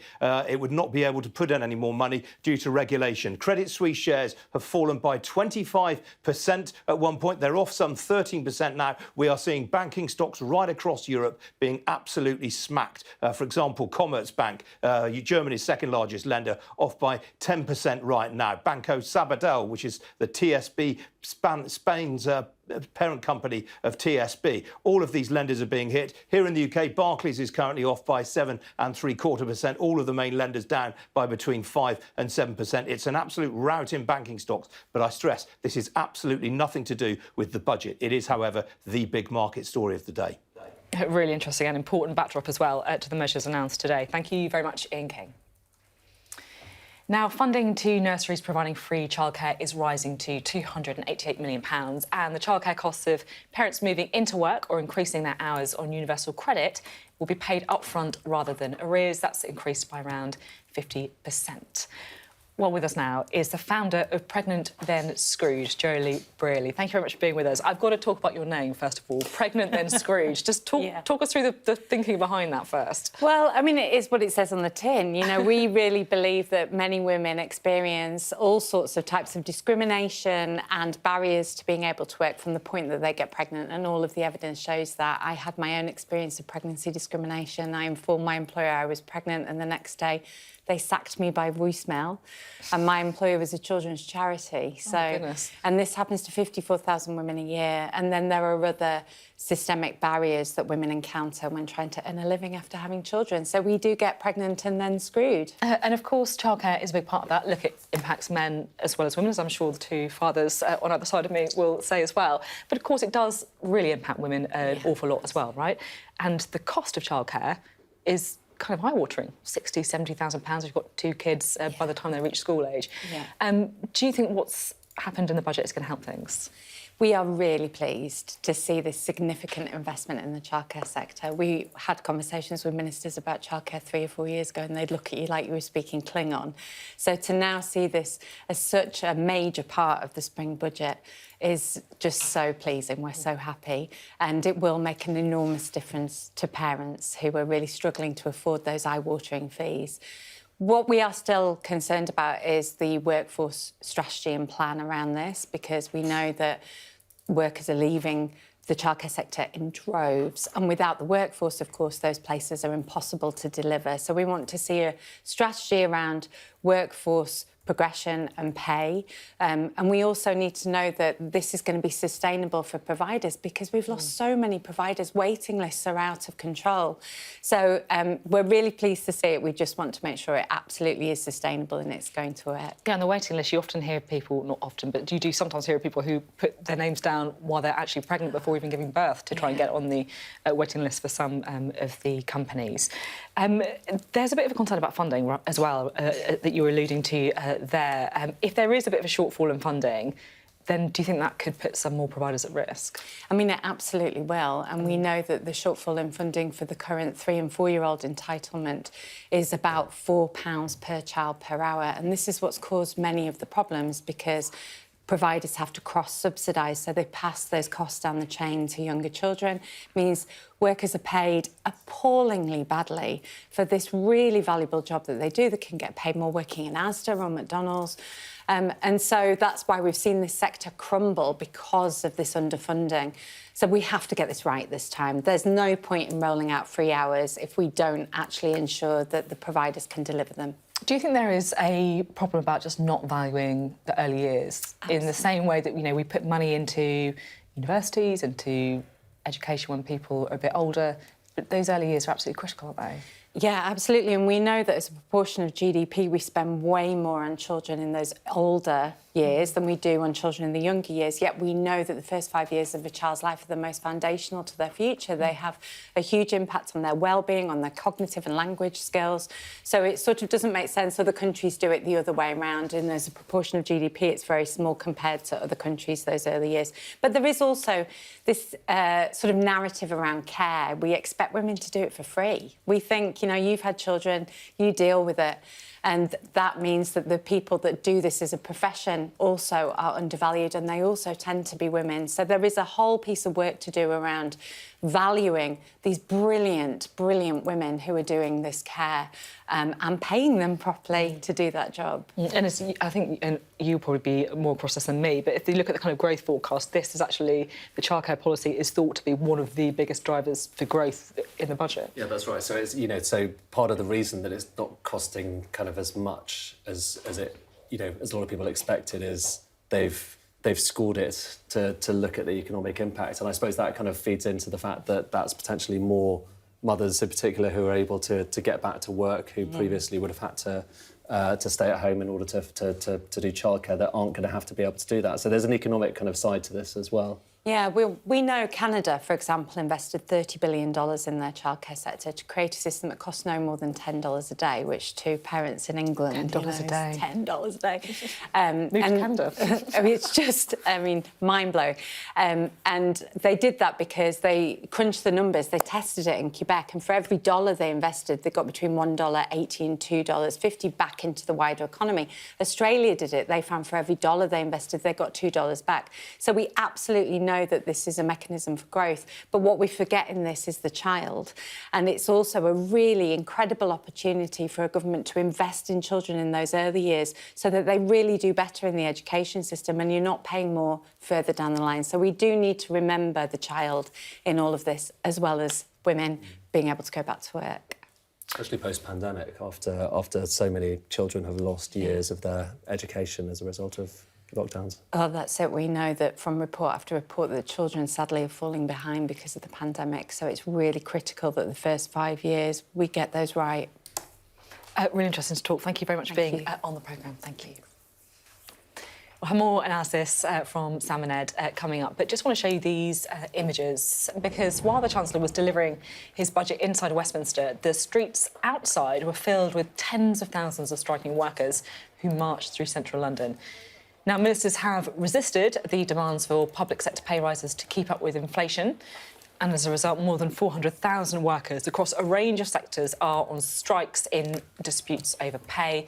It's thought to be the biggest day of industrial action since the current wave of unrest began last year. No surprise, as it was targeted on the day of the budget. Teachers in England, university lecturers, civil servants and London Underground drivers are all walking out.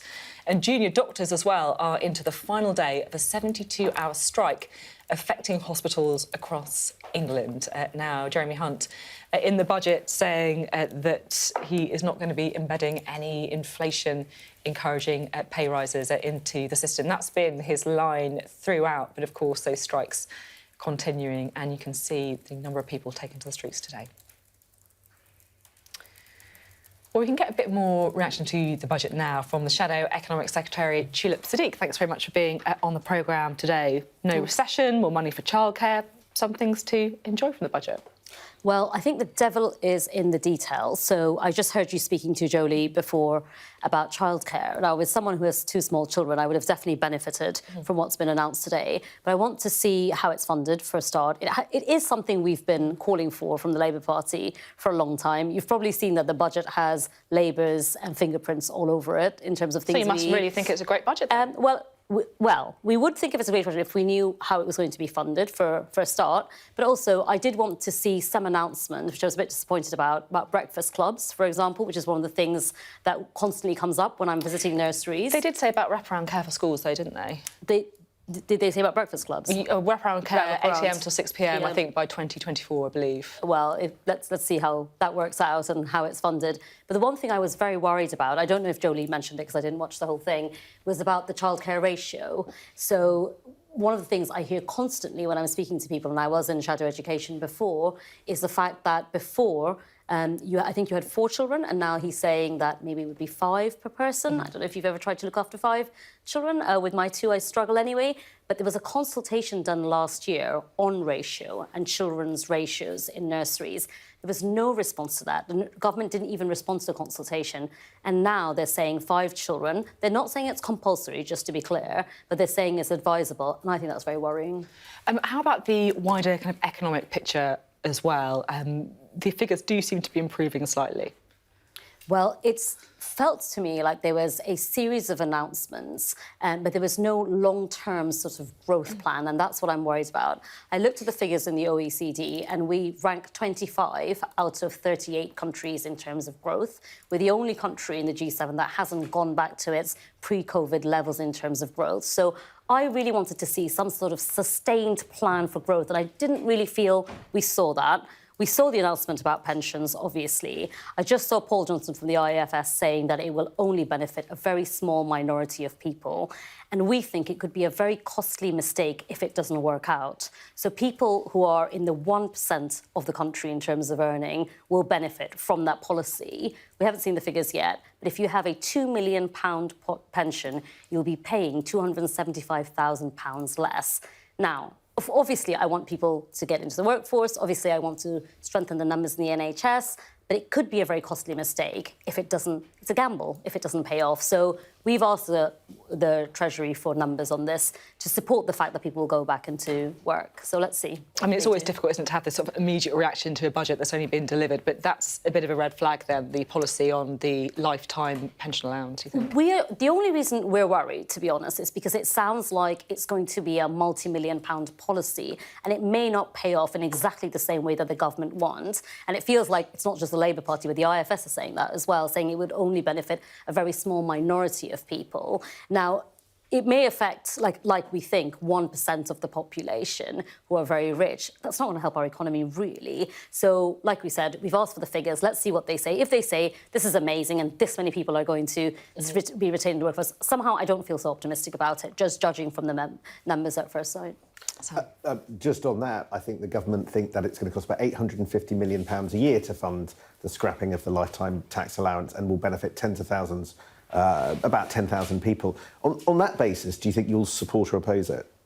Are they sure about those figures? Because when we pressed them for it, they definitely weren't so sure. So is that what they've said? Is that confirmed? Those are the figures in the Red Book. I'll have to look at the details, but sometimes they do give these figures and they don't play out exactly. How do they think it's going to affect tens of thousands, though? Because 10,000 people, about 10,000. 10,000. Yeah. Still an enormous amount of money for 10,000 people, I think. At this stage, can you see Labour voting against anything that you heard today?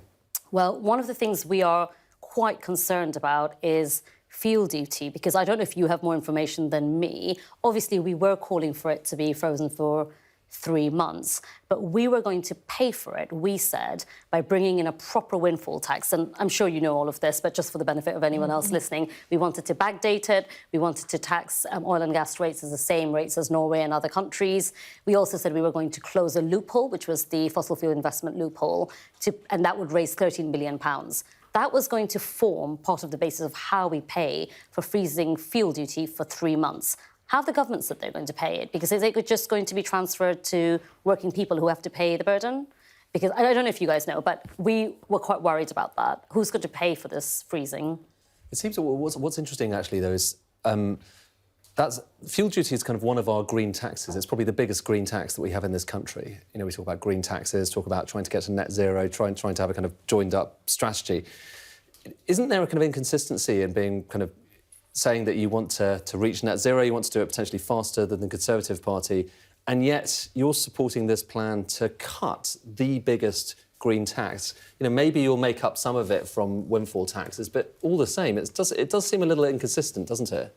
Well, when you're in a situation where the country is really struggling and people are relying on their cars because they have to go to work, and also because of the number of people who we have who are disabled or sick and can't use public transport, then I think we have to get the country moving, and that's why we were supporting it. Even if it's bad for the environment. Well, we know we have a very clear plan about our climate change investment plan, about getting green industries working, about making sure that if we have to borrow to invest £28 billion, which you know about. Well, I hope you know about. I'm assuming everyone reads our manifesto and our policies all the time. But if it's in a situation where we get the economy growing for the time being and people can use their cars, yeah, we are supporting it. But that wasn't really my point. I mean, it doesn't sound like anyone does know. How are they going to fund this? Have you asked anyone from the government? I don't know. Well, I assume it's just in the general... I think it's through borrowing. Yeah. I mean, it's the fact that they're borrowing a bit less. And as you say, £6 billion is quite a big chunk.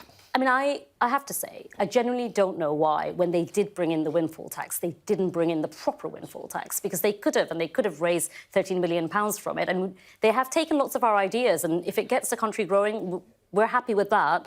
But just bring it in properly, because they're saying they have too much money, they don't know what to do with it, the oil and gas companies. Why wouldn't we use that? There's a very minor change they could make in terms of backdating it, which would raise a lot more money. So I hope they're listening. OK, thank you very much indeed. Great to have you on the programme, Tulip Sadiq, there. We are about to lose Ed, so let's have a bit of a final thought, shall we, on we've been going right through since 11 in the morning, so your brain's probably a little bit scrambled. You don't want any charts, do you? You've had enough charts. We can have a chart. No, it's all right. I've done. Thought. OK, all right. Whatever you fancy. I mean, I think so. You know, the big picture here. The economy is doing a little bit better than was previously expected, but is that going to matter for most people? I mean, you know, most people see that their lives are getting far more expensive. They're getting squeezed from all of these different directions, squeezed by prices, squeezed by interest rates, squeezed by the fact that taxes are going up as well. And some of those taxes have yet to kick in. You know, we've heard from Paul Johnson, we've seen on the analysis that a chunk of the chart I was showing you earlier about real household disposable income and how that's kind of going down for lots of households, you know, a chunk of that is taxes. It is taxes. So I think the real question, and this goes, you know, strays somewhat into kind of Sam's territory, is how does this kind of repair any of the kind of scarring that was done to the Tories' reputation for economic credibility by what's happened over the past 6 months? Can nothing erase that? The economy is certainly getting better. Is it going to get better quick enough that people will notice it and have a feel-good factor? Almost certainly not. Is it more stable? To some extent, yes. And yet some of these measures, much as they are welcomed by, for instance, business, whether it's full expensing, that could be a massive thing for business. But it's done on a kind of temporary basis. And so these are technical concerns, but do they necessarily add up to a budget which is going to boost growth? Not necessarily convincing at the moment. So, yeah, sorry, that was a little bit... No, that is actually... It's been a long day, but thank you very much for all your analysis and all the charts. It never ceases to amaze me how speedily you managed to get them up. Ed there, it felt like posed a bit of a question, didn't he? Whoops, I'm just throwing my pen around. About whether or not the budget is going to do enough to make people feel better off, effectively. What do you think the political reaction to that is? Well, it always comes down to, as it always does in this bit of the election cycle, to that conversation about tax cuts. And there was nothing really on tax cuts for voters. All the measures in the budget today benefit voters indirectly. And as Ed was just saying, it takes a little bit of time before growth-boosting measures, those tax allowance changes that help business save some of their corporation tax, actually create new jobs and benefit people, possibly not in time for an election. Now, the problem that Jeremy Hunt has created for himself is he hasn't left much wiggle room. He spent a lot of money today, £21 billion next year and the year after. That doesn't leave him a lot of space to try and cut taxes in a big way, in the kind of way that many Tory backbenchers think is necessary. So what are you going to do to make people feel better off before polling day? That question is unresolved, and there was nothing in the budget that started to answer it. Fascinating. Thank you very much indeed, Sam, for talking us through some of the political reaction to that budget and your analysis as well.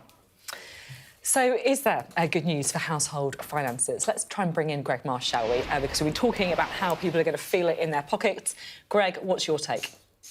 Yeah, well, as Ed said, there's a big picture and there's the little picture. What does this mean for households? So we've been looking today at the analysis of the budget on ordinary households. Well, there was some good news this morning, confirmed at lunchtime. The energy price guarantee is being held where it was, at £2,500. It was going to increase to £3,000, which would have been a bad, nasty surprise for households. It's coming down and coming down further as energy prices fall later this year. Potentially some more good news in fuel duty freeze. So again, had fuel duty gone up, we would have seen the cost of filling a tank of petrol at the pumps rise significantly. We're stuck with fuel duty where it was. Good news for drivers. Also, however, less good news for income earners, particularly those on higher incomes. Now, one way to think about this problem is look at what's happened to the rate at which we pay income tax over the last few years.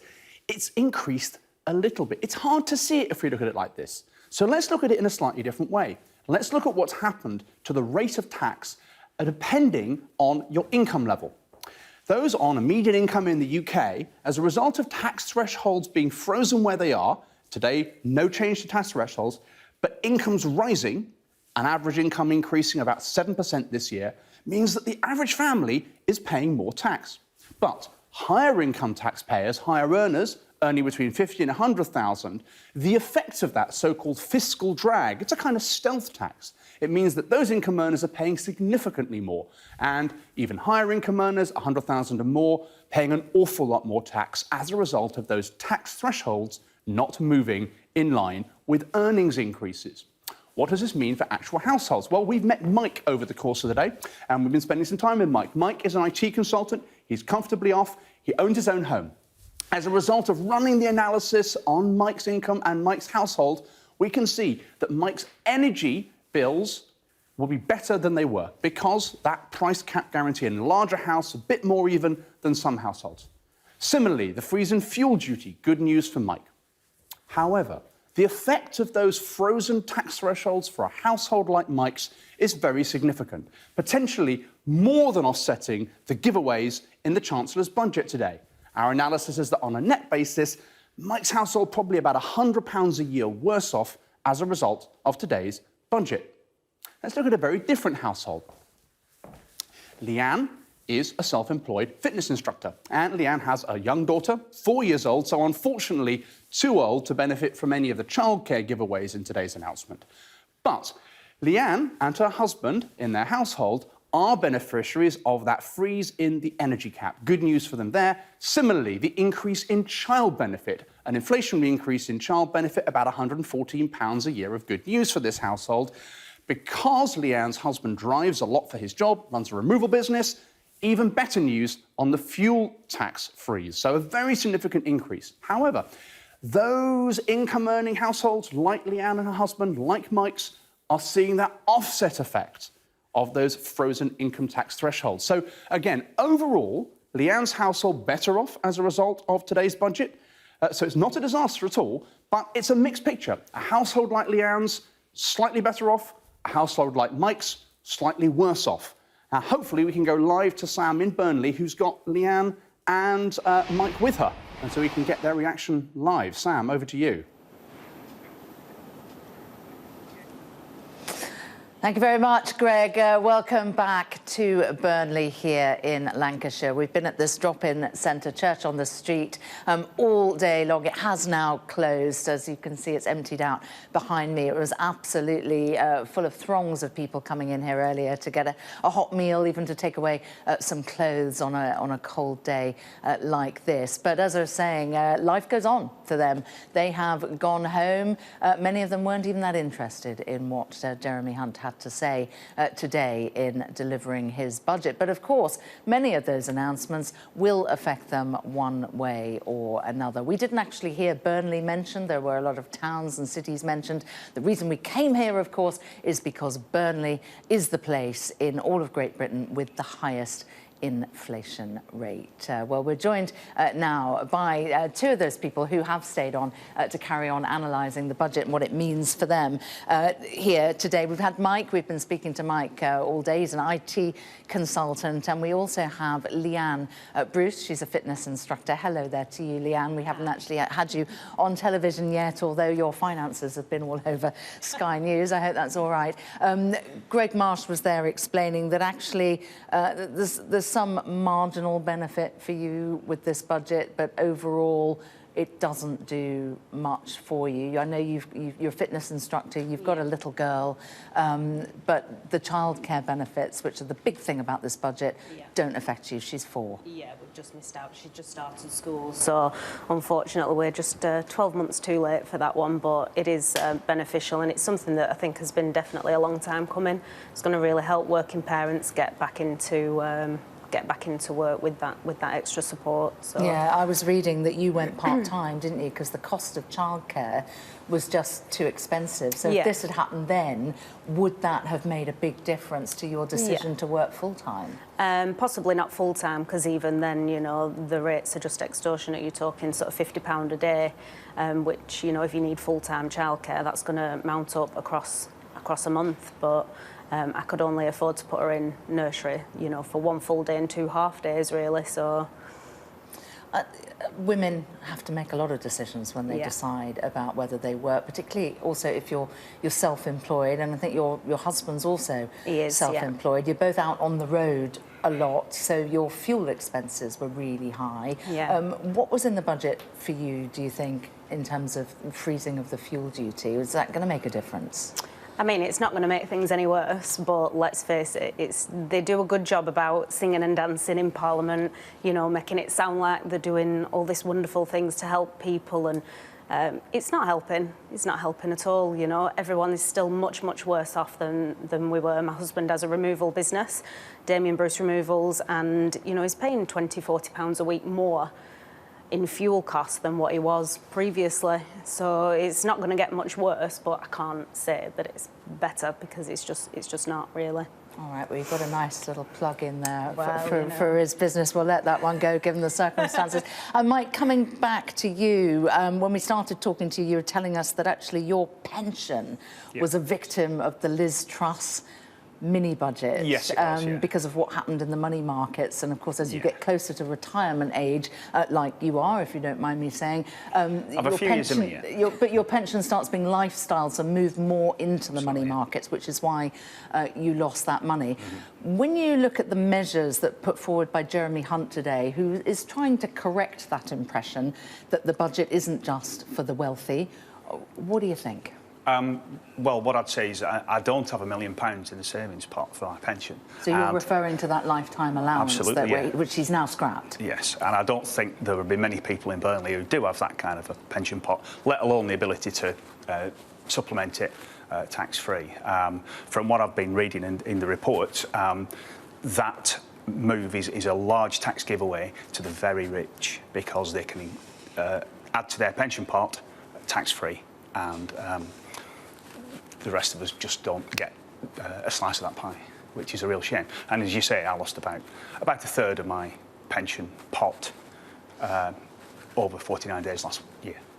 OK, all right. So if he has tried to correct it, it certainly hasn't worked, and there's been a big boon for the very highest earners there. Interesting to get perspectives from you both. You both have very different ways of making a living, both very different lives, and how it's affected both of you. Really appreciate you talking to us here on Sky News. We also want to hear from you. Do please send us your thoughts on the budget. What did you think of the Chancellor's announcements? Are any of them going to help you with the cost of living crisis, or was there an issue that he missed out on? We've been hearing quite a few there that he might have missed out on. You can ring us on 0208 167 2200 to be part of a special phone-in programme to have your say, and you can ask our experts any questions you might have about your situation. You can watch that. It's called The Budget, Your Say. It's at 7 p.m. this evening, right here on Sky News. Well, we are still here with all the analysis you need of the budget, and the guys who've done all of their analysis already is the Office for Budget Responsibility. They predicted that the UK will not enter technical recession this year. Now, the Chancellor has announced that he expects inflation to fall to 2.9% by December. It was at 10.7% in the final quarter of 2022. Well, we're joined now by the Chair of the Office for Budget Responsibility, Richard Hughes. Thanks for being on the programme today. Good to be able to have a say on a big fiscal event this time round, then. Yes, we were involved in this fiscal event from the beginning, and actually we had a date announced very early back in December, so we were able to plan our work in a way which was very predictable, and the budget came off more or less in line with those plans. Now, I just came to talk in broad terms initially. Jeremy Hunt said that this was going to be a budget for growth. Has he succeeded in that? So the economic outlook in general is brighter than we'd forecast back in November. Both gas prices have come down, interest rates have come down. We expect inflation to be slightly lower over the medium term. That means that we expect the fall in GDP over the course of this year to be lower than we forecast back in November. It falls by just 0.5% rather than the 2% that we were expecting back in November. And then over the medium term, the level of output is also slightly higher. It's higher by about 0.5% of GDP in 5 years' time, and about 0.2% of that improvement can be attributed to the policies that the Chancellor announced in his budget, in particular those around trying to boost the labour force. That's interesting. So around 0.2% are due to this budget. The rest, I guess, the vast majority, due to external factors like, for example, the falling price of oil and gas. Yes, that's right. Energy prices, when they come down, they reduce the cost. They reduce the cost of doing business in the UK, and they undo some of that shock that we faced from having higher energy prices after the Russian invasion of Ukraine. Although it's still important to emphasise that even in the medium term, energy prices are still higher, twice as high as they were before the Russian invasion of Ukraine. We were used to, in the UK, paying about 50p per therm for gas. Even at the end of our forecast, we're still paying more than £1 per therm for gas. So we're still dealing with, in the longer run, a much higher cost of energy, and that still acts as a drag on our growth and a drag on our productivity in our forecast. You mentioned there the measures that are going to help growth being around trying to tackle economic inactivity. So, for example, changes to the pension allowance and also, of course, childcare. How do you see those two things improving or not? So we think in 5 years' time, all that package of measures taken together, both the pensions measures as well as the childcare measures, as well as the changes around benefits and support for people who are inactive for reasons like having a long-term health condition, we think taken together, those measures add around 110,000 people to the workforce in 5 years' time. By far the biggest impact comes from the childcare measures. We think that increases the workforce by about 60,000 because it allows more young parents to come into the workforce who are otherwise prevented from doing so by the higher cost of childcare. It also means that young parents who are already in the workforce but paying for their own childcare, by getting help from the government, that allows them to increase their hours. So you get another effect on GDP also from the fact that you've got more people working longer hours who are already in the workforce but paying for childcare at the moment with young children. So you're saying 60,000 people entering the workforce you anticipate because of the childcare changes. Have you broken down the other elements at all to get to the 110 figure? So for the rest, it's all sort of in the tens of thousands. For the lifetime allowance, we think there's around 15,000 more people coming back into the workforce. And then the rest of that 110,000 comes from the other measures that are acting on benefit claimants and also getting more support from the Department for Work and Pensions and the Department of Health. But by far the biggest element of the 110,000 is the 60,000 extra from childcare. I just want to talk a bit about the economic predictions as well, because Jeremy Hunt made quite a big deal of the fact that we are avoiding a technical recession this year. But at the same time, growth is still pretty poor, and you're also forecasting the biggest ever fall in living standards since records began in 2022 and 2023. How would you sum up the economic picture?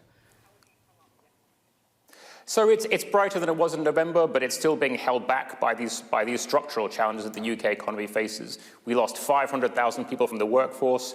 We think that by the end of our forecast, we've still got about 380,000 people still missing from the workforce compared to our pre-pandemic forecasts. So we're still dealing with the fact that we lost a lot of people from the pandemic, and we only get a proportion of those back by the end of the forecast period. We've also had 7 years of stagnant real investment here in the UK. The budget measures that the Chancellor announced today have a temporary impact on investment over the next 3 years. We think they boost it by around 3% a year, but then investment falls back in our forecast after that because these measures expire in 2026. And actually the overall level of investment in our forecast, if you start in 2022 and you finish in 2027, is pretty much unchanged compared to what we were forecasting back in November, because what the temporary investment incentives do is just bring forward investment from the future and make it happen now to get the tax benefit. But because the measure is temporary and it expires in 3 years' time, investment then falls back to lower than where it was in our forecast before. I'm just going to bring in Sam Coates, our Deputy Political Editor. Hello there. One of the striking things about today's budget is that Jeremy Hunt actually spent quite a lot of money. He took us to within a whisker of the fiscal rules, the self-imposed rules about how much he can spend, how much he can borrow. If you were a Chancellor looking for the ability to maybe cut taxes in a way that people might find more attractive before an election, has he left himself any wiggle room at all to do that? Is he going to be able to cut taxes, or has he actually spent so much at this point that he's not really going to have the room to do so? So you're right that the margin that the Chancellor's left against his fiscal rules is around 0.2% of GDP, and that is a vanishingly small amount of headroom against a fiscal target in 5 years' time.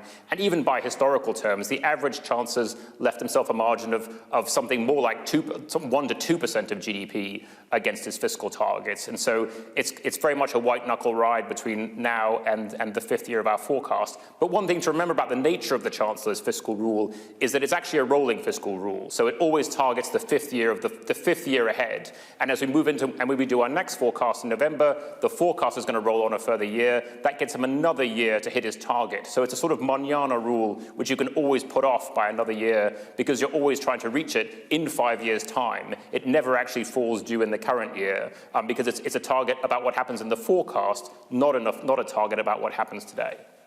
Gotta love those fiscal rules. Gurpreet Narwan, our business correspondent, with a question now.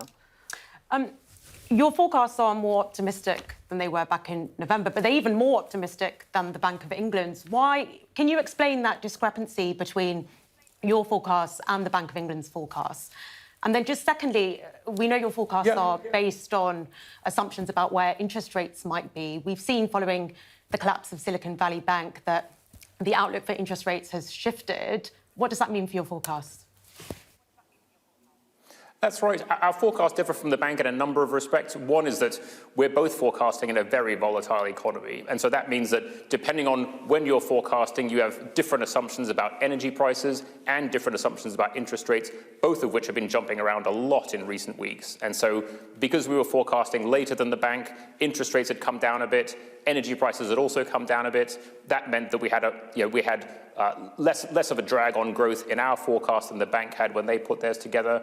We also reflect the impact of the policy measures that were announced today in our forecast. So the boost to investment in the near term, the boost to employment in the medium term, as well as the latest news we've had about migration. That also boosts growth relative to what the bank had assumed in their forecasts. We also have a slightly more optimistic view of our long-run productivity potential than the bank does. We don't think it's going to stay at its very low post-financial crisis level, but make some kind of recovery, but not back to its pre-financial crisis level. So in that sense, that's one of the reasons why we're more optimistic than the bank's been in our forecasts.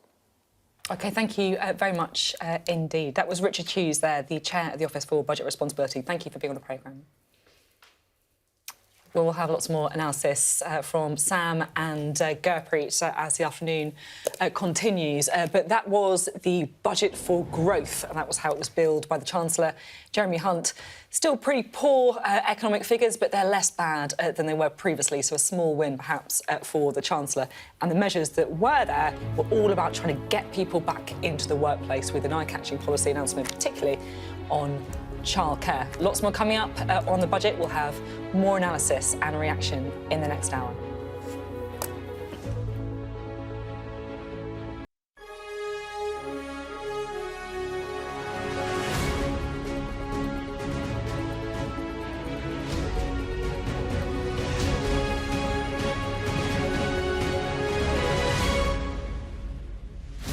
Hello, it is 4 o'clock. This is Sky News Live from Westminster on the day the Chancellor presented his vision for the country's financial future. Well, all afternoon, we are going to be assessing the budget announcements with our Deputy Political Editor, Sam Coates, and our business correspondent, Gurpreet Narwan. Well, Jeremy Hunt unveils his budget for growth as the fiscal watchdog predicts inflation will fall to 2.9% by the end of the year. The International Monetary Fund says our approach means the UK economy is on the right track. Today's budget changes nothing. Again, we see a failure to grip the long-term challenges. No determination to create growth which unlocks the potential of the many. Working people being made to pay for Tory choices and Tory mistakes. Well, the Chancellor announces 30 hours a week of free childcare for every child in England aged between 9 months and 5 years. On energy, an end to the prepayment penalty for the poorest, and average bills will stay at £2,500 for 3 more months. Corporation tax will rise, but businesses will be able to deduct expenses from taxable profits. And fuel duty will remain frozen at 5p a litre. That will save motorists £100 next year. And we've been finding out how those measures have gone down here in Burnley, the town with the highest inflation in the country, including what they think of the lifetime pensions and allowance being dropped to entice older people back to work. But no new pay deals as hundreds of thousands of teachers, junior doctors, tube workers and civil servants go on strike.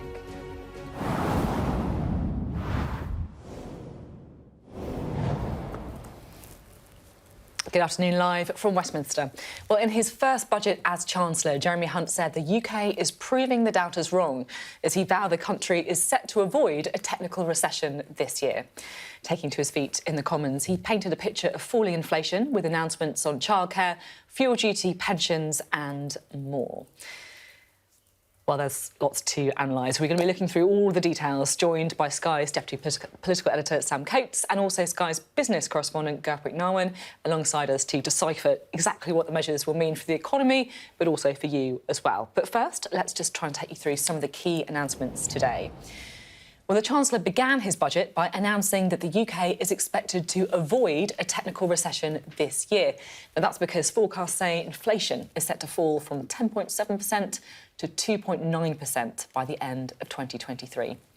The energy price guarantee will now continue until June, with household bills remaining at £2,500 for the average home.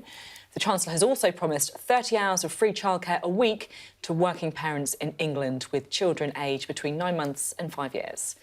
Jeremy Hunt also announced what he called full expensing. Now, that's a £9 billion scheme, which means every pound a company invests in IT equipment and machinery can be deducted from taxable profits. In an effort to boost growth, the government will invest £80 million over 5 years in 12 new UK investment zones. And the lifetime allowance, which is the total amount that workers can accumulate in their pension savings before paying extra tax, well, that has been abolished completely. And in the pensions annual tax-free allowance, that will also rise by 50%. In the autumn, we took difficult decisions to deliver stability and sound money. Since mid-October, 10-year gilt rates have fallen, debt servicing costs are down, mortgage rates are lower and inflation has peaked. The International Monetary Fund says our approach means the UK economy is on the right track. Yeah. But we remain vigilant and will not hesitate to take whatever steps are necessary for economic stability. Today, the Office for Budget Responsibility forecasts that because of changing international factors and the measures I take, the UK will not now enter a technical recession this year. Yeah. They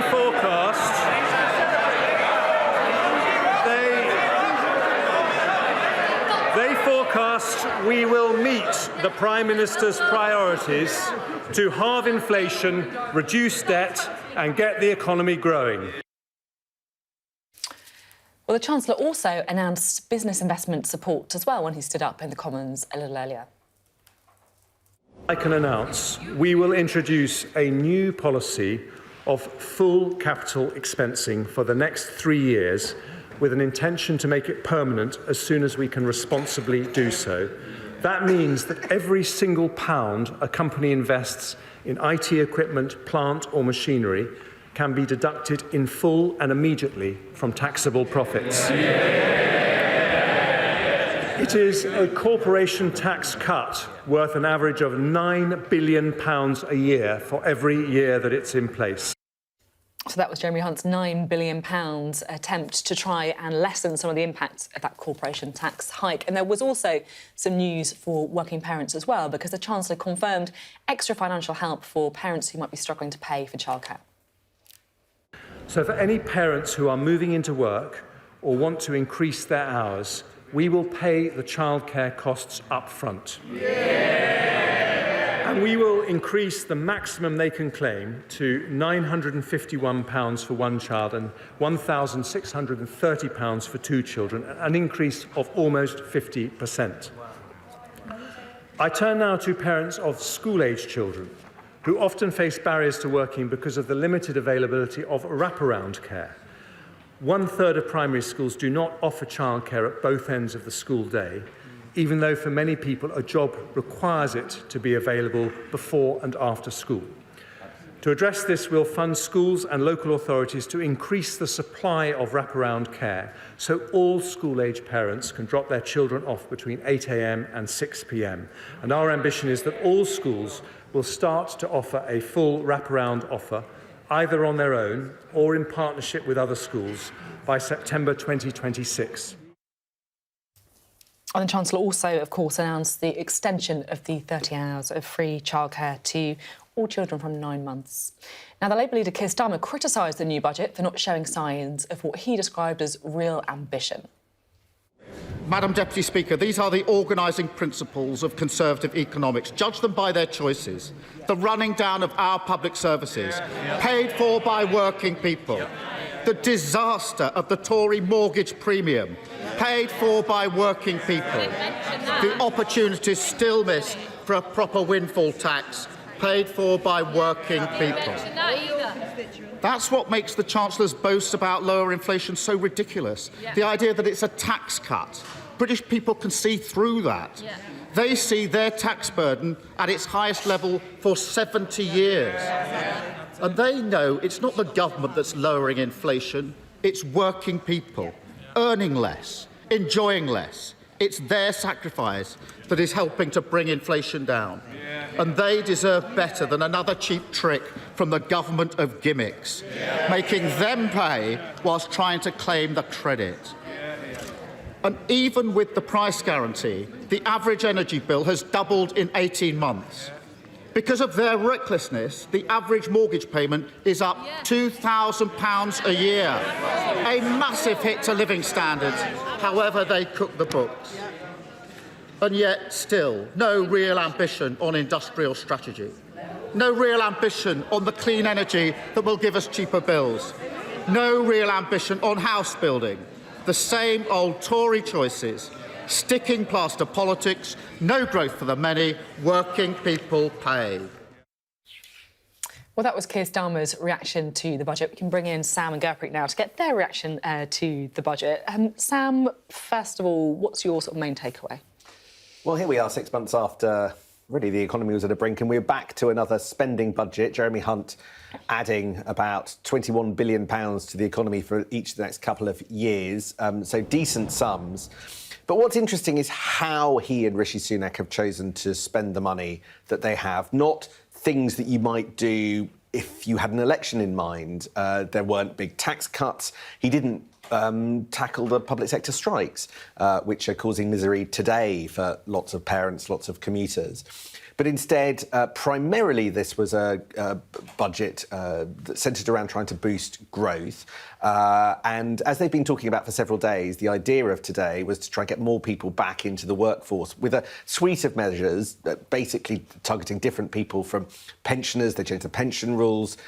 They have changed the disability rules in the medium term, that they hope were going to be more people back into work. And then notably, there were these changes around childcare. Now, that will be a big and substantial move for parents of 1- and 2-year-olds. Now, it's coming in over time. It doesn't all come in at once. It's going to be a couple of years before all the changes are available to working parents. But that is a big deal.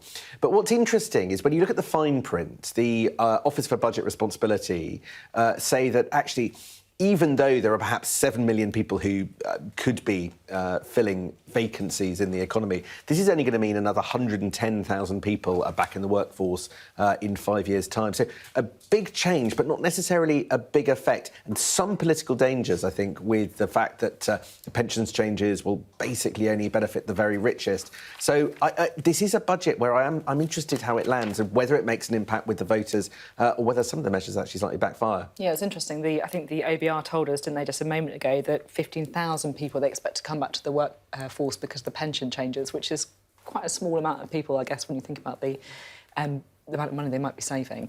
Gurpreet, let's get some reaction from you, shall we? Because Jeremy Hunt, he stood up to great applause, saying we're going to avoid a technical recession. He said that Rishi Sunak is on track to meet all 3 of his economic pledges. What do you make of the numbers? Yeah, so the budget is based on a set of forecasts that are put out by the Office for Budget Responsibility. And Jeremy Hunt made a very big deal about the fact that we're going to avoid a technical recession. But a technical recession is just that. It's technical. It's 2 quarters of negative growth, 2 quarters consecutively in which the economy shrinks. We might have avoided that, but over the course of the year, the economy is still going to shrink by 0.2%.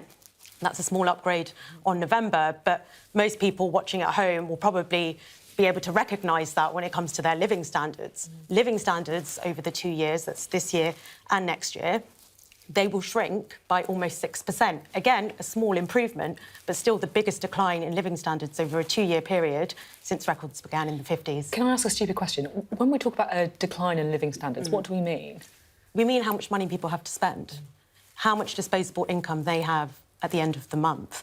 And most people will know that a lot of that has been eroded by inflation. People's mortgages have been going up, their rents have been going up, the cost of living has been rising, but also taxes. The tax burden is at a post-war high, and that's showing no signs of coming down. We know that fiscal drag is very much in force. The government hasn't lowered those tax thresholds that it's been able to put in for a while now. So most people, I think, responding to this may say that we've avoided a technical recession, but it doesn't really feel like that. You feel like it, that's not the point. Sam, interesting to talk about taxes there with Gurpreet, because this has been, of course, something that lots of Conservative backbenchers have been getting pretty worked up about. I think Simon Clarke and Priti Patel both this morning saying that they want the Conservative Party to be doing something when it comes to the tax burden. How much disquiet is there? Well, I don't think that the Conservatives have really a consistent view within themselves on how to manage the economy. One moment they're looking to be bringing down debt, the next they're wanting to spend lots on levelling up, next thing they want to cut taxes. They have for years now been at odds, and so there are different wings of the Conservative Party that want different things. And you're right, there's a wing that wants tax cuts now, and Rishi Sunak has sort of, ever since he tried to run for the leadership last summer, made clear that that isn't his approach. He's going to wait until the right time and he can afford it, and then you can get some tax cuts. What's interesting is that there's so little of this budget that looks like you have any kind of election, which could be barely a year away, in mind. All of the measures, the main measures, will either take time to come in or are designed to boost growth, and it takes a while before that actually makes people better off. So I wouldn't be surprised if there wasn't a great deal of public reaction to this budget, because it just doesn't hit individuals directly, quickly. And in that case, why should they care? Maybe saving that for an election budget. You can see that happening. One other thing I wanted to talk to you about as well. It was interesting talking to Ian King earlier, who was talking about the markets. And he said, look, ignore the markets in reaction to the budget. That's got nothing to do with the budget. This is all about what's happening with the banking sector. How concerned should we be as a country which obviously has a lot of banking, is a big part of our economy? How concerned should we be about what's happened to Silicon Valley Bank and others? Yeah, I think interest rates are quite interesting because for 2 reasons. Firstly, the Office for Budget Responsibility, it based its forecasts on assumptions about where interest rates are going to be. When it made these forecasts, it didn't take into account the fact that market expectations of where interest rates are going to be have come down considerably since the collapse of Silicon Valley Bank. And so what does this mean for the OBR's forecast? We already know that they're not in line with the Bank of England's, but this could drastically shift what their forecasts are. And then also for ordinary people. I mean, if interest rates are going to peak at a lower level than the OBR is expecting, that might have serious consequences for the cost of living. It might mean our mortgages come down. Who knows? Yeah, which, again, if you're talking about retail policies, that's something that could help quite a lot of people. And thank you very much indeed. We'll have more from both of you in a moment. But there was no movement on public sector pay, as Sam was saying. And is there any good news for household finances? Should we bring in Greg Marsh, shall we, to try and find out? So what does the budget mean for ordinary households? Well, during the course of today, no sooner had the Chancellor finished speaking than we started to run some numbers. And we've been looking at 3 households in particular. We've been looking at Linda, a retired nurse. We've been looking at Mike, a comfortably off IT consultant. And we've been looking at Leanne, a fitness instructor, and also a mother of a child. So we've tried to understand for each of these households what today's announcements mean. Let's start with Linda. Linda is on pension and disability support, although her husband still works. As a result, she's seen, as well as that benefit from the freeze in the energy price guarantee, that's the £3,000 that's staying at £2,500, so that's good news. She's also seen an inflationary increase in her personal independence payments, that's the disability allowance, and the benefit of the fuel duty freeze that was announced today. However, some of that is offset by this negative sum, this balance, which is a result of income taxes being frozen. That's called fiscal drag, and it's a stealth tax. We'll talk about that more in a minute, but taken as a whole, Linda is a winner from today's budget. We think her household's up about £350 over the next 12 months. Let's understand that fiscal drag idea in a bit more detail. Now, a household like Linda's, comfortably earning but not earning a lot, only sees a modest effect because of those tax thresholds frozen. But households on higher incomes, £50,000 and up, they are seeing a very significant effect as a result of their earnings rising but income tax thresholds staying the same. As a result, every year they're paying more tax. Essentially, they're getting dragged into those higher rate tax bands. And those numbers can really add up. Let's take Mike as an example of this. So Mike's household, as a result of this budget, also benefits a larger house from that energy price cap. And it benefits from the freeze in fuel duties. But look what happens to Mike's household situation over the next 12 months. An enormous cost associated with those with those frozen income thresholds as his salary increases. And so the consequence of putting those pieces together is, on an overall basis, we analyse Mike is slightly worse off as a result of this budget. Finally, let's look at Leanne, a fitness instructor. She lives with her husband, also self-employed, and their daughter, a 4-year-old, too young, unfortunately, to benefit from all the childcare giveaways that the Chancellor announced earlier on. Energy price guarantee, good news. Child benefit increase, very good news for this household. Fuel duty freeze, excellent, given how much this household needs to drive. But also losers as a result of that fiscal drag effect, that stealth tax creeping in. So overall, a household which is a little better off as a result of the budget. So there we have it. Leanne, Mike, Linda, 3 very different households, 3 very different pictures. Some winners and some losers from today's announcement.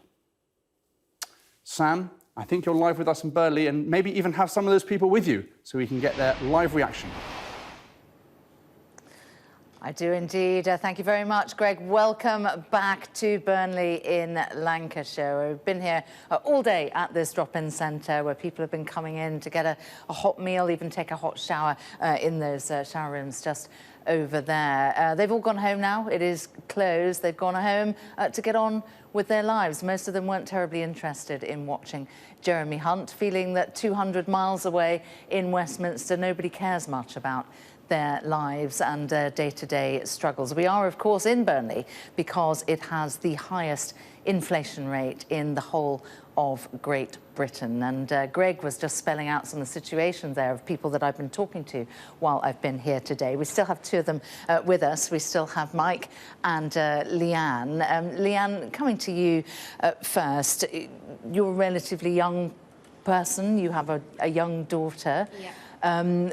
You live in Burnley with this ridiculously high inflation rate. When you're looking at the budget, you're looking at your own life situation. What do you feel about the future for a young family like yours staying in Burnley? It's just really testing times, you know, especially coming from my point of view as, you know, someone who's self-employed. You know, I feel like we're always the ones sort of left behind. You're trying to, you know, do well for yourself and you're just backpedaling all the time.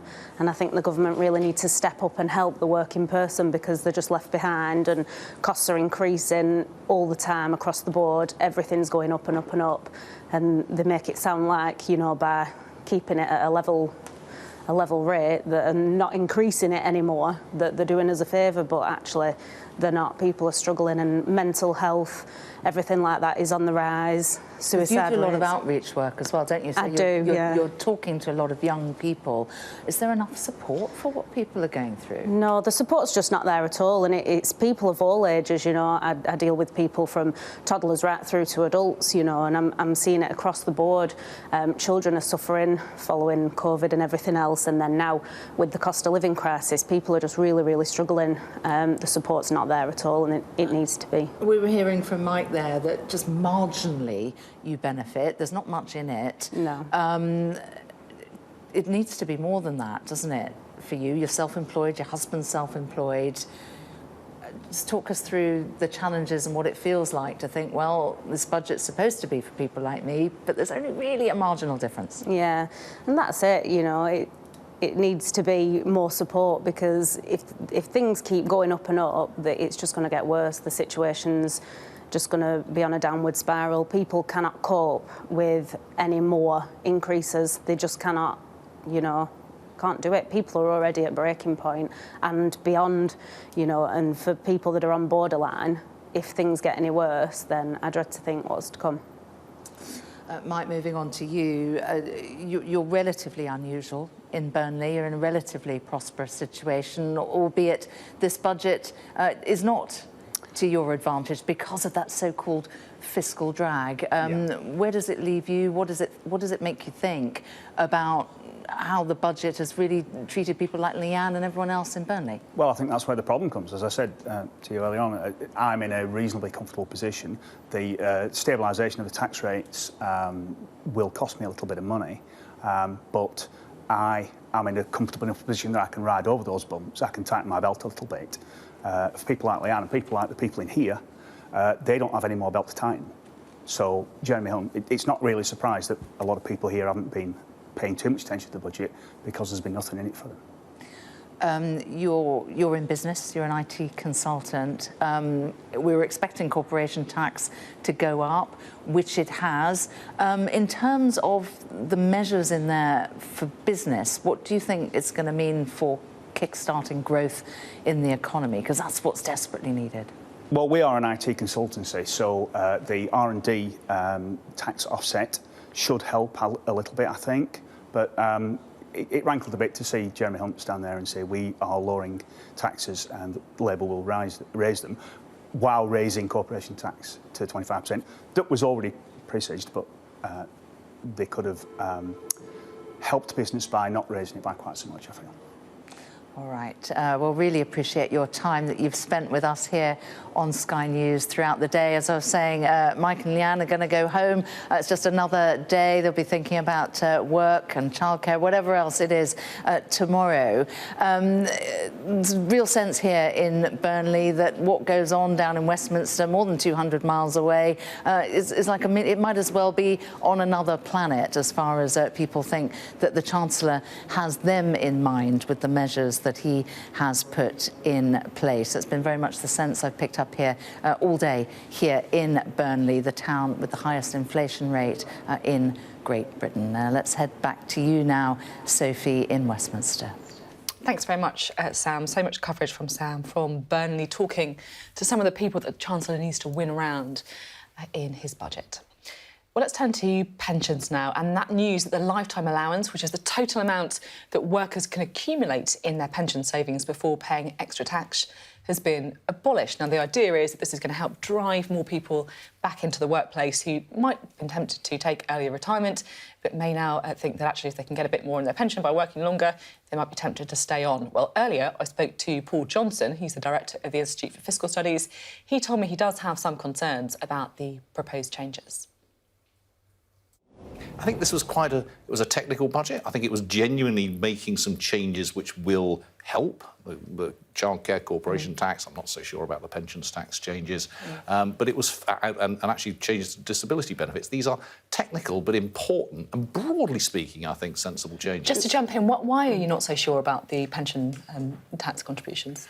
Well, I mean, several reasons. I mean, one, Chancellor talked about it as being a response to problems with doctors and the NHS. Well, if that was the target, he should have changed the NHS pension scheme. It didn't. You don't need to change the entire tax system to do it. Secondly, it will, of course, also allow people to save more in their pension. So while some people may stay and work a little bit longer because they can save more, some people might actually retire a little bit earlier because they have saved more, because they've been able to. Well, let's bring in our business presenter, Ian King, who joins us now live from the City. We saw there Paul Johnson raising some concerns about how the changes to the pension allowance might work. What's your take? Well, I think this is actually probably something that's going to be welcomed by an awful lot of people. It affects more people than is often acknowledged. The lifetime allowance, of course, caps the amount of money that you can save into your pension pot at £1.073 million. Anything above that is taxed at the punitive rate of 55%. And as you've been saying, it has indeed been blamed for the early retirement of an awful lot of professionals, not just doctors, but other professionals across the economy, probably higher paid workers, who make a good deal of contribution to the tax system, who are probably more productive than the average worker, and who, all things being equal, you would want to keep in the workforce. Now, what Paul Johnson said is perfectly true. They could have just tweaked the doctors' system, and it's also true that by abolishing the lifetime allowance, you could allow some people to reach their savings goals earlier than they would have done otherwise. But bear in mind that pension pots, you can pass them on inheritance tax-free as things stand, and that is a very, very powerful incentive for a lot of people to carry on working who want to pass something on to their children or their descendants without paying inheritance tax on it. So that's another little aspect to that. And the other thing I think about this, Sophie, is that you can see this as a tax simplification method, because with the existence of the annual allowance, which caps after today the amount of money that you can save annually in your pension at £60,000 a year, you are already inhibiting the ability of the very well-off to save into a pension fund. There's no need on that basis for a lifetime allowance, and as such, it was really only punishing prudent savers and those who'd invested their retirement savings sensibly. So I think in that sense, it will be seen as a welcome piece of tax simplification, and it also rights a wrong that's been done to a lot of probably natural Conservative voters over the last decade. It was Gordon Brown that introduced the lifetime allowance back in 2006, but it's really hurt since George Osborne began cutting it quite aggressively in 2010 onwards. Thank you very much indeed, Ian King there, giving us his take on those changes to the pensions allowances. Now, I just want to show you these images because while the Chancellor was delivering his budget inside Westminster, the streets outside were filled with tens of thousands of striking workers who marched through central London. Ministers have resisted demands for public sector pay rises to keep up with inflation. More than 400,000 workers across a range of sectors are on strike in disputes over pay, and it's thought to be the biggest day of industrial action since the current wave of unrest began last year. Well, let's go live now to the march in central London, and Sky's Ashna Harinag is there. Well, there was very little in the budget, wasn't there, that is going to impact those strikes? And people were very disappointed by that, has to be said, Sophie. You know, there was mention of childcare, which of course would help those workers, but also of pensions and of other things too, things like fuel duty, for example, and a cut to that. And I think lots of people were disappointed, though, that their concerns when it came to the dispute and the strike action that's come of that was not mentioned. You had teachers here today, we had junior doctors, we had university lecturers and tube drivers here in London. And I have to say, it was an extraordinary turnout. I think the Chancellor would rather have delivered his budget on a day where we didn't have such a turnout here snaking through the streets of the capital and culminating here in Trafalgar Square, where only about an hour ago this was very, very different. It was absolutely packed. There were so many people here from across the nation, people from Leeds, we spoke to people from Sheffield, from Rochdale, and majority were teachers, actually. We spoke to lots of them about why they decided to make the journey here into the capital. By no coincidence, of course, on the same day that the Chancellor was delivering his budget. And here's what some of them told me.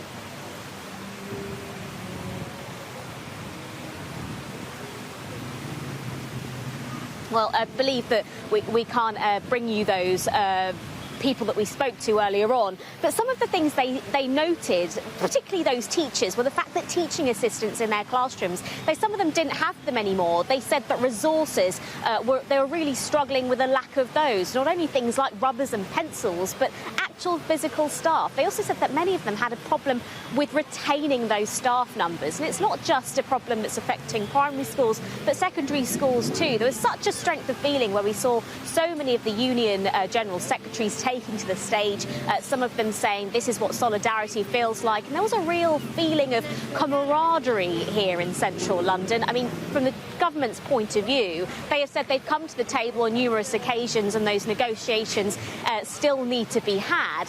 But from the union's perspective, they expect there to be a significant escalation. And yes, this was the biggest national day of strike action yet, but more of that, they say, is to come. Ashna, thank you very much indeed. More to come. Clearly the message from the strikes today. Well, the latest person to join our budget analysis table is the director of the Resolution Foundation, Torsten Bell. Good to have you here.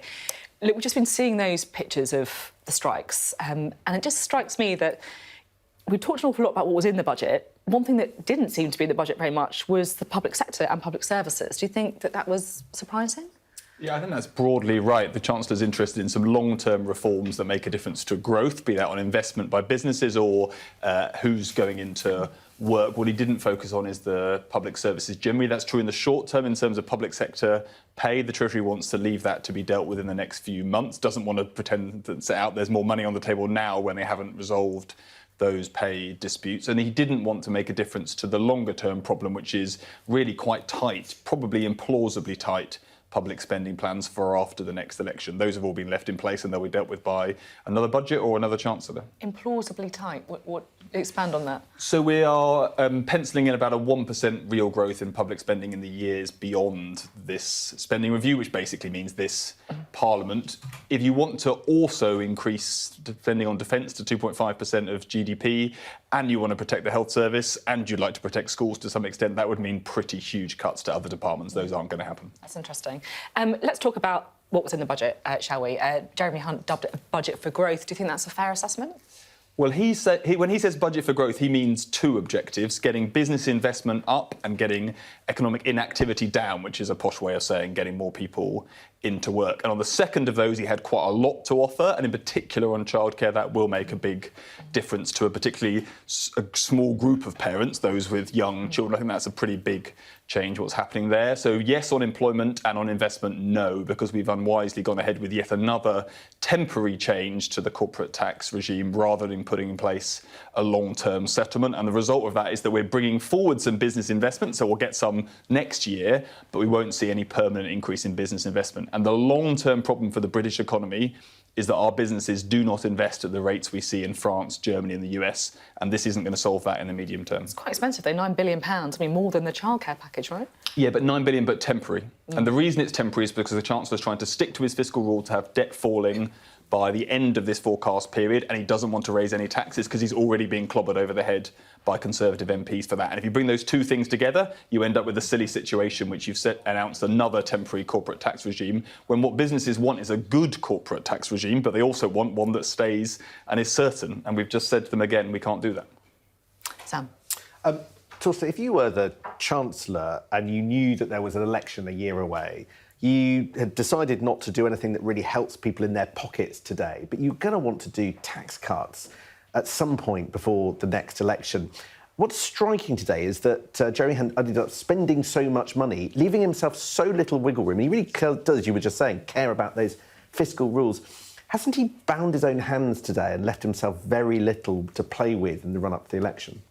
Well, to be fair to Jeremy Hunt, there is some help for households today. He's avoided a spike in energy bills coming into place in April. And if you fill up your car, then fuel duty isn't going up in April. So he's stopped it getting worse.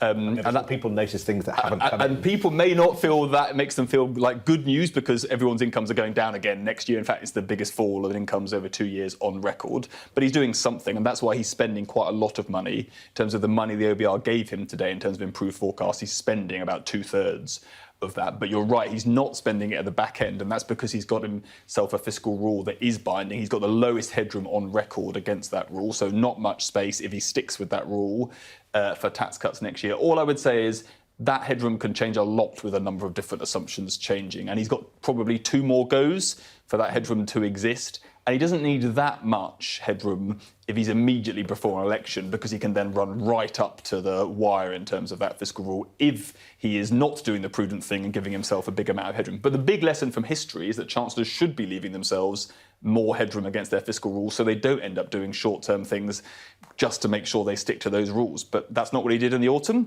and that's why we've ended up with a silly corporate tax package today, and it's not what he's done today. Be a lovely thing to see that, wouldn't it? Gertrude? And Torsten, how significant is this on economic inactivity? Because there are about 500,000 more people inactive now than there were before the pandemic.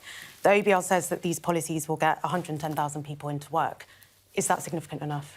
So this is a bit of a cop-out, but there's two answers to that. One is, I think, insofar as budgets go, this is quite a big package of measures to all bring together at once, focusing on older workers, on parents and on those who are sick, and bring those all together. So I think it's a big material package that will have some difference. The other answer is that the actual scale of the increase, 110,000, the Office of Budget Responsibility say, that's about 0.3% of the workforce. It's actually smaller as an increase than the change in the OBR's migration assumption is in terms of the number of workers. And as you pointed out, it's smaller than the increase in inactivity we've seen since the pandemic. So I think taking the macroeconomic perspective, no, like with most budgets, it doesn't make much difference in the roundings. In terms of a set of policy measures, I think the Chancellor set out quite a lot, actually. OK, thank you very much. Indeed, always good to get your analysis, Torsten Bell, there from the Resolution Foundation. Well, let's have a bit of a recap, shall we? If you're just joining us, we can look through some of the announcements that were made. The energy price guarantee will now continue until June, with household bills remaining at £2,500. The Chancellor has promised 30 hours of free childcare a week to working parents in England, with children aged between 9 months and 5 years. And Jeremy Hunt also announced what he called full expensing. Now, that's a £9 billion scheme, which means every pound a company invests in IT equipment and machinery can be deducted from taxable profits. He dubbed it the budget to try and boost growth, and the government will invest £80 million over 5 years in 12 new UK investment zones. The lifetime allowance, which is the total amount that workers can accumulate in their pension savings before paying extra tax, that's been abolished. Well, joining us now to discuss this in a bit more detail is the Deputy Leader of the Liberal Democrats, Daisy Cooper. Actually, that is definitely not Daisy Cooper. Apologies. Sarah Olney is here for the Liberal Democrats. Also, Stuart Hosey, who is the SNP's economy spokesperson. Good to have you both on. Let's start with you, since we made the slip up on the guesting. What's your reaction to the budget? Well, I mean, I think so many households are going to be really disappointed with that. Everybody's really feeling the squeeze right now because fuel bills are going up, food bills are going up, everyone's paying more tax because the government have frozen the thresholds. Everyone's paying more on their mortgage, of course, because interest rates spiked after the mini-budget. So there are so many expenses that are piling onto households right now. And I think what would have been... what people were looking for was some immediate relief. What we were calling for was to see not just the energy price guarantee held at £2,500, but for it to go down to £2,000. That would have put it back to where it was last year. And I think that would have made an immediate difference right now to people's ability just to afford the basics. And that's going to be really important. What's your sort of main takeaway? I think there were two things. He spoke a lot, perfectly understandably, about boosting productivity, boosting growth, growing the economy. But then he didn't really do an awful lot in that regard. And if you look at the productivity growth numbers over the forecast period, they don't even hit 1.5%. They're below the 2% historic average for the entire forecast period. They have improved a bit, though, right? Well, no, one or two of the years are actually lower than the forecast only 4 months ago. Anyway, that's really Iraqi stuff, but it's not quite what it seemed. And I think Sarah's actually right. Because he had that little bit more headroom, although very little, a little bit more headroom, he should have brought down the energy price cap to £2,000. He should have maintained the £400 energy support package as well, which was universal. That would have helped. He could have actually used those measures to tackle and squeeze and bear down on inflation, but he chose not to.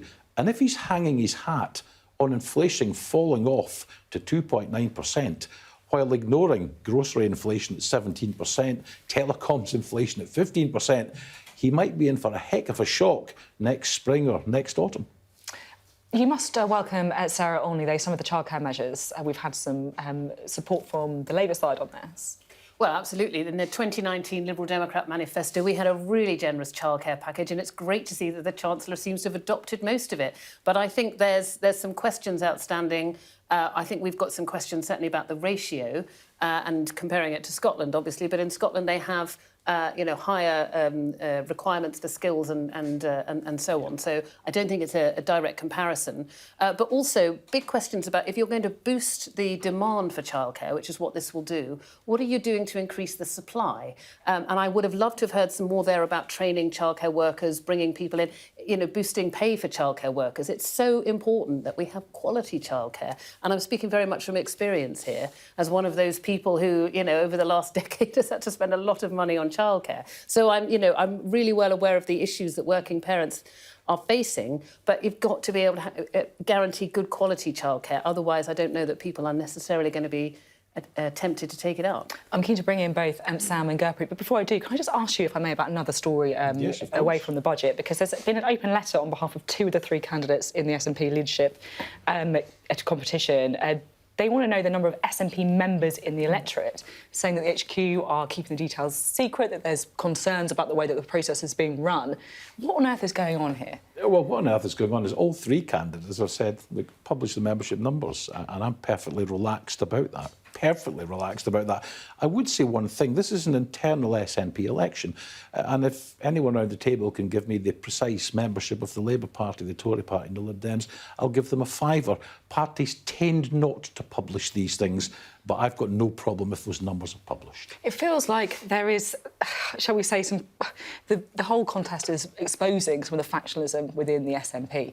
Do you think that is a fair? It does certainly seem to say, we had, for example, one of the candidates on Sunday saying that there was a conflict of interest with Nicola Sturgeon's husband being involved in the contest.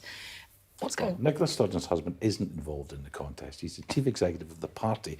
The election has been carried out by an independent, third-party, private company. Quite right, quite proper. We've used them many times. Other organisations use them.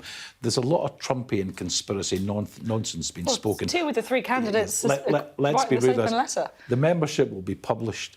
The votes are being cast as we speak. They'll be added up by an independent company, and a leader will be announced on the 27th. Thereafter, all of this nonsense will never be discussed again. And it'll be a happy family. OK, Sam, let's get back to the budget. Question to both of you, Sarah and Stuart.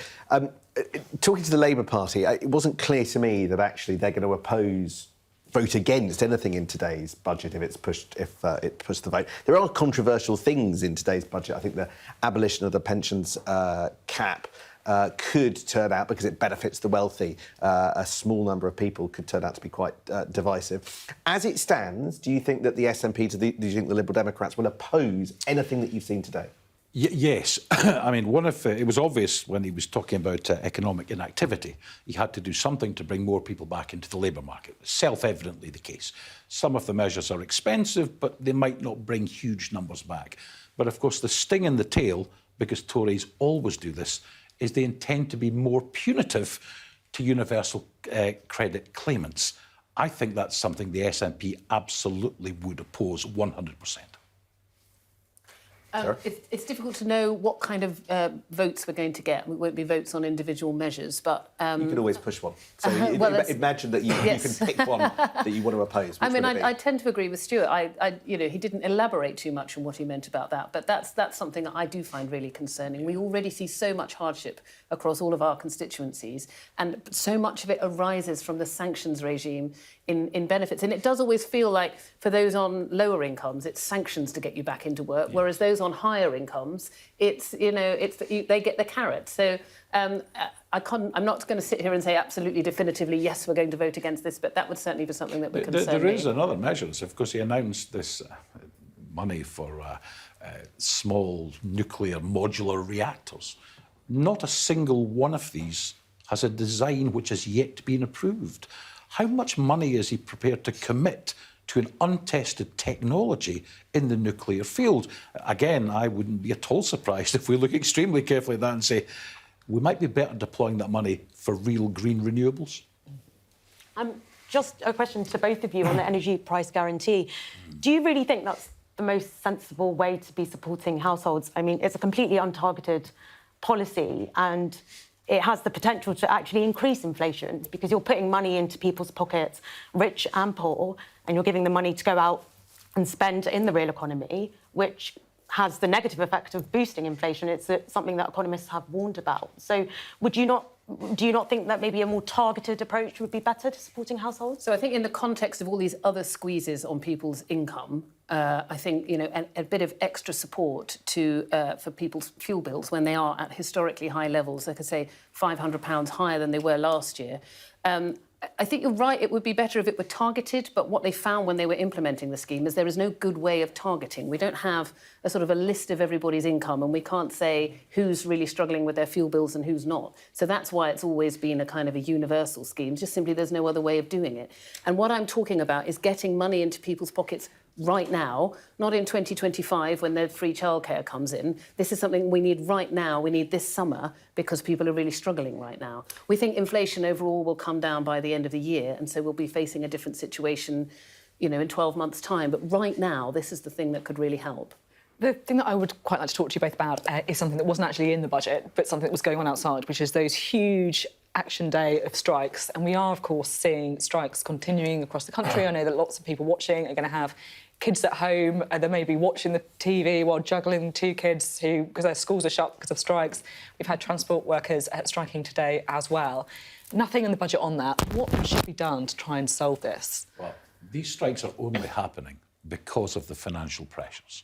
You know, if someone's on even a reasonable wage, but they're being hit by 10, 12, 13, 14% inflation, and, you know, the inflation for those on most modest incomes being even higher, then it's perfectly understandable these disputes are happening. So what I said in the response today, and I stand by this, the government should, even if they didn't announce the numbers today, made a commitment for the autumn that the things in their control, public sector pay, pensions, benefits, they should be looking to raise those in line with inflation to make sure people do not fall further behind.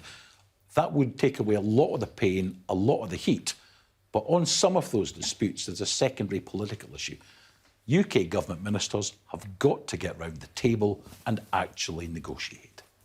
Sarah? Well, I agree with Stuart's second point there. I mean, I don't know what the government strategy is for resolving these disputes, but we have had so much disruption in the public sector. I'm one of those parents whose children are home today. And, you know, how many operations have we lost? How much bigger has the queue got in the NHS because of all the days lost to strikes by nurses, doctors, ambulance workers? But what's the government's strategy? You know, there's been too much this macho posturing for too long. It took them months to get round the table with the nurses. The only way they're going to resolve it is by negotiation, and that should have been the strategy from day one. OK, thank you very much indeed, both of you, for coming on and sharing your thoughts. Some reaction there from both the SNP and the Liberal Democrats. Well, in the meantime, let's go back to Sam, shall we, who is standing by in Burnley, talking to the people who really matter in all of this, the people who are voters. Yes, thank you very much, Sophie. We've been here all day, as you say, in Burnley, in Lancashire. It is the town in Great Britain with the highest inflation rate in all of Great Britain, as I was saying. Those measures were announced more than 200 miles away in Westminster. So we've been talking to folks up here to see whether any of them are going to have a material impact on day-to-day life for families and indeed business owners living here. Well, I'm joined now by the owner of Via Roma Fashions, Fraser Carey. Fraser, good to see you. Thanks for coming over here. Do you get a sense that there is anything in the budget itself or in the government's thinking for small businesses? No. Again, small, medium enterprises are not being shown within this budget. There's nothing within it that sort of made me feel confident of where we're moving towards as a business.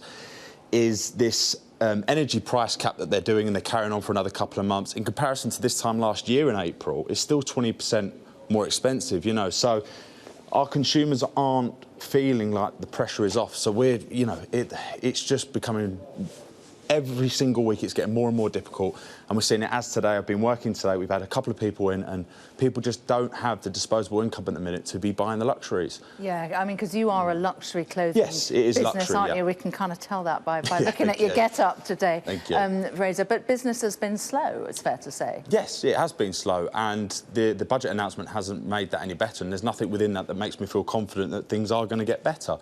You know, I just feel Not like... for you as a business. Oh, for us as a business, or for people in the general public. You know, the rate of inflation is ridiculous. Everything's expensive, and you know, I just don't see an end to it. You know, I haven't seen anything within this budget that makes me feel confident that we're moving in the right direction. Are you from Burnley? No, I'm originally from London, but I've got family from up here, so I've been here for about 8 years now. And so, what do you think about your future in Burnley, trying to run a business? Well, it's tough. It's tough. It's one of the lowest income areas in the country, I think. So it was already tough, and now it's just getting worse and worse. And you know, these big corporations are swooping in and they're the ones making the money, but us small independents just aren't being represented.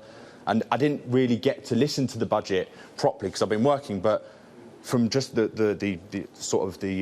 bullet points of it, I didn't hear anything for SMEs that made me feel confident at all, and it's just going to get worse. So, or for levelling up. Or for levelling up, or just Have you seen any sign of levelling up? There's no incentive for independents to grow. There's no incentive for independents to sort of make some money to sort of progress, you know, or scale their businesses as such. There's not the opportunity to do it. OK, well, really interesting talking to you and getting your perspective. We've been talking to people across the spectrum today in Burnley, different incomes, different social situations, and the message has pretty much been the same, that, you know, the messages being delivered down in Westminster by the government do not necessarily have the people or indeed the businesses of Burnley in front of mind. Back to you, Sophie, in Westminster. Thanks so much, Sam. Lots of coverage there from Sam Washington in Burnley. Well, let's bring in Sam and Gurpreet, shall we, for a bit of a final thought. We've been on air since 11. We've had an awful lot of analysis from everyone from the OBR to the IFS. We've had Conservatives, Labour, Lib Dems, SNP. Sam, what's your reaction? That in the Office for Budget Responsibility report, which few normal people actually read, it says that there's going to be a 6% drop in living standards over the next couple of years, and that's the biggest since the 1950s. And while we talk about the whole plethora of measures from childcare to help for businesses, that just stands out as an absolutely hideous backdrop for the Sunak administration to go forward and fight an election against.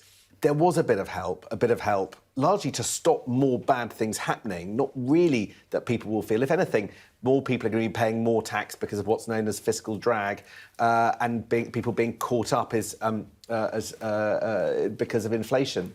So I'm not sure that what the Chancellor chose today to do will particularly help the Conservatives at the next election. That's a bold choice. And that is the big thing, really, isn't it, for the Conservative Party? Thank you very much indeed, Sam. Gurpreet, what are your thoughts? Well, when we're thinking about the economy, Jeremy Hunt celebrating the fact that we're avoiding a technical recession is probably quite a low bar to judge ourselves against. The economy is going to shrink this year. The forecast, it isn't fantastic, nothing to celebrate too much, but the government does have a little bit of extra room to borrow. But the fiscal headroom at the end of the forecast period, it's not much, and it doesn't give them much room for many pre-election giveaways, as Sam just mentioned. But for everyone sitting at home, declining living standards is the thing that they're going to be feeling. High inflation, it's eating into their disposable incomes. Higher taxes, eating into their disposable incomes. And all of that makes for a pretty bleak backdrop for the coming years. Thank you very much, both, for all of your analysis. Well, that is it from this Sky News special coverage of the spring budget. It's been an absolute pleasure to be with you. A budget that Chancellor Jeremy Hunt hopes will prove the doubters wrong. While Labour's Keir Starmer branded it cheap tricks from the government of gimmicks. Well, we've been getting all of the reaction from Westminster and across the UK. Let's take a look back at some of the highlights of the day. Since mid-October, 10-year gilt rates have fallen, debt servicing costs are down, mortgage rates are lower and inflation has peaked. The International Monetary Fund says our approach means the UK economy is on the right track. Yeah. But we remain vigilant and will not hesitate to take whatever steps are necessary for economic stability.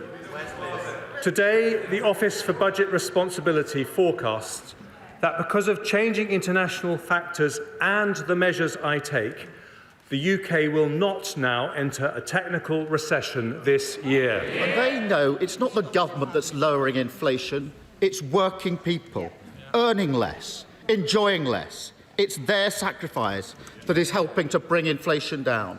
And they deserve better than another cheap trick from the government of gimmicks, making them pay whilst trying to claim the credit. And even with the price guarantee, the average energy bill has doubled in 18 months. Because of their recklessness, the average mortgage payment is up £2,000 a year.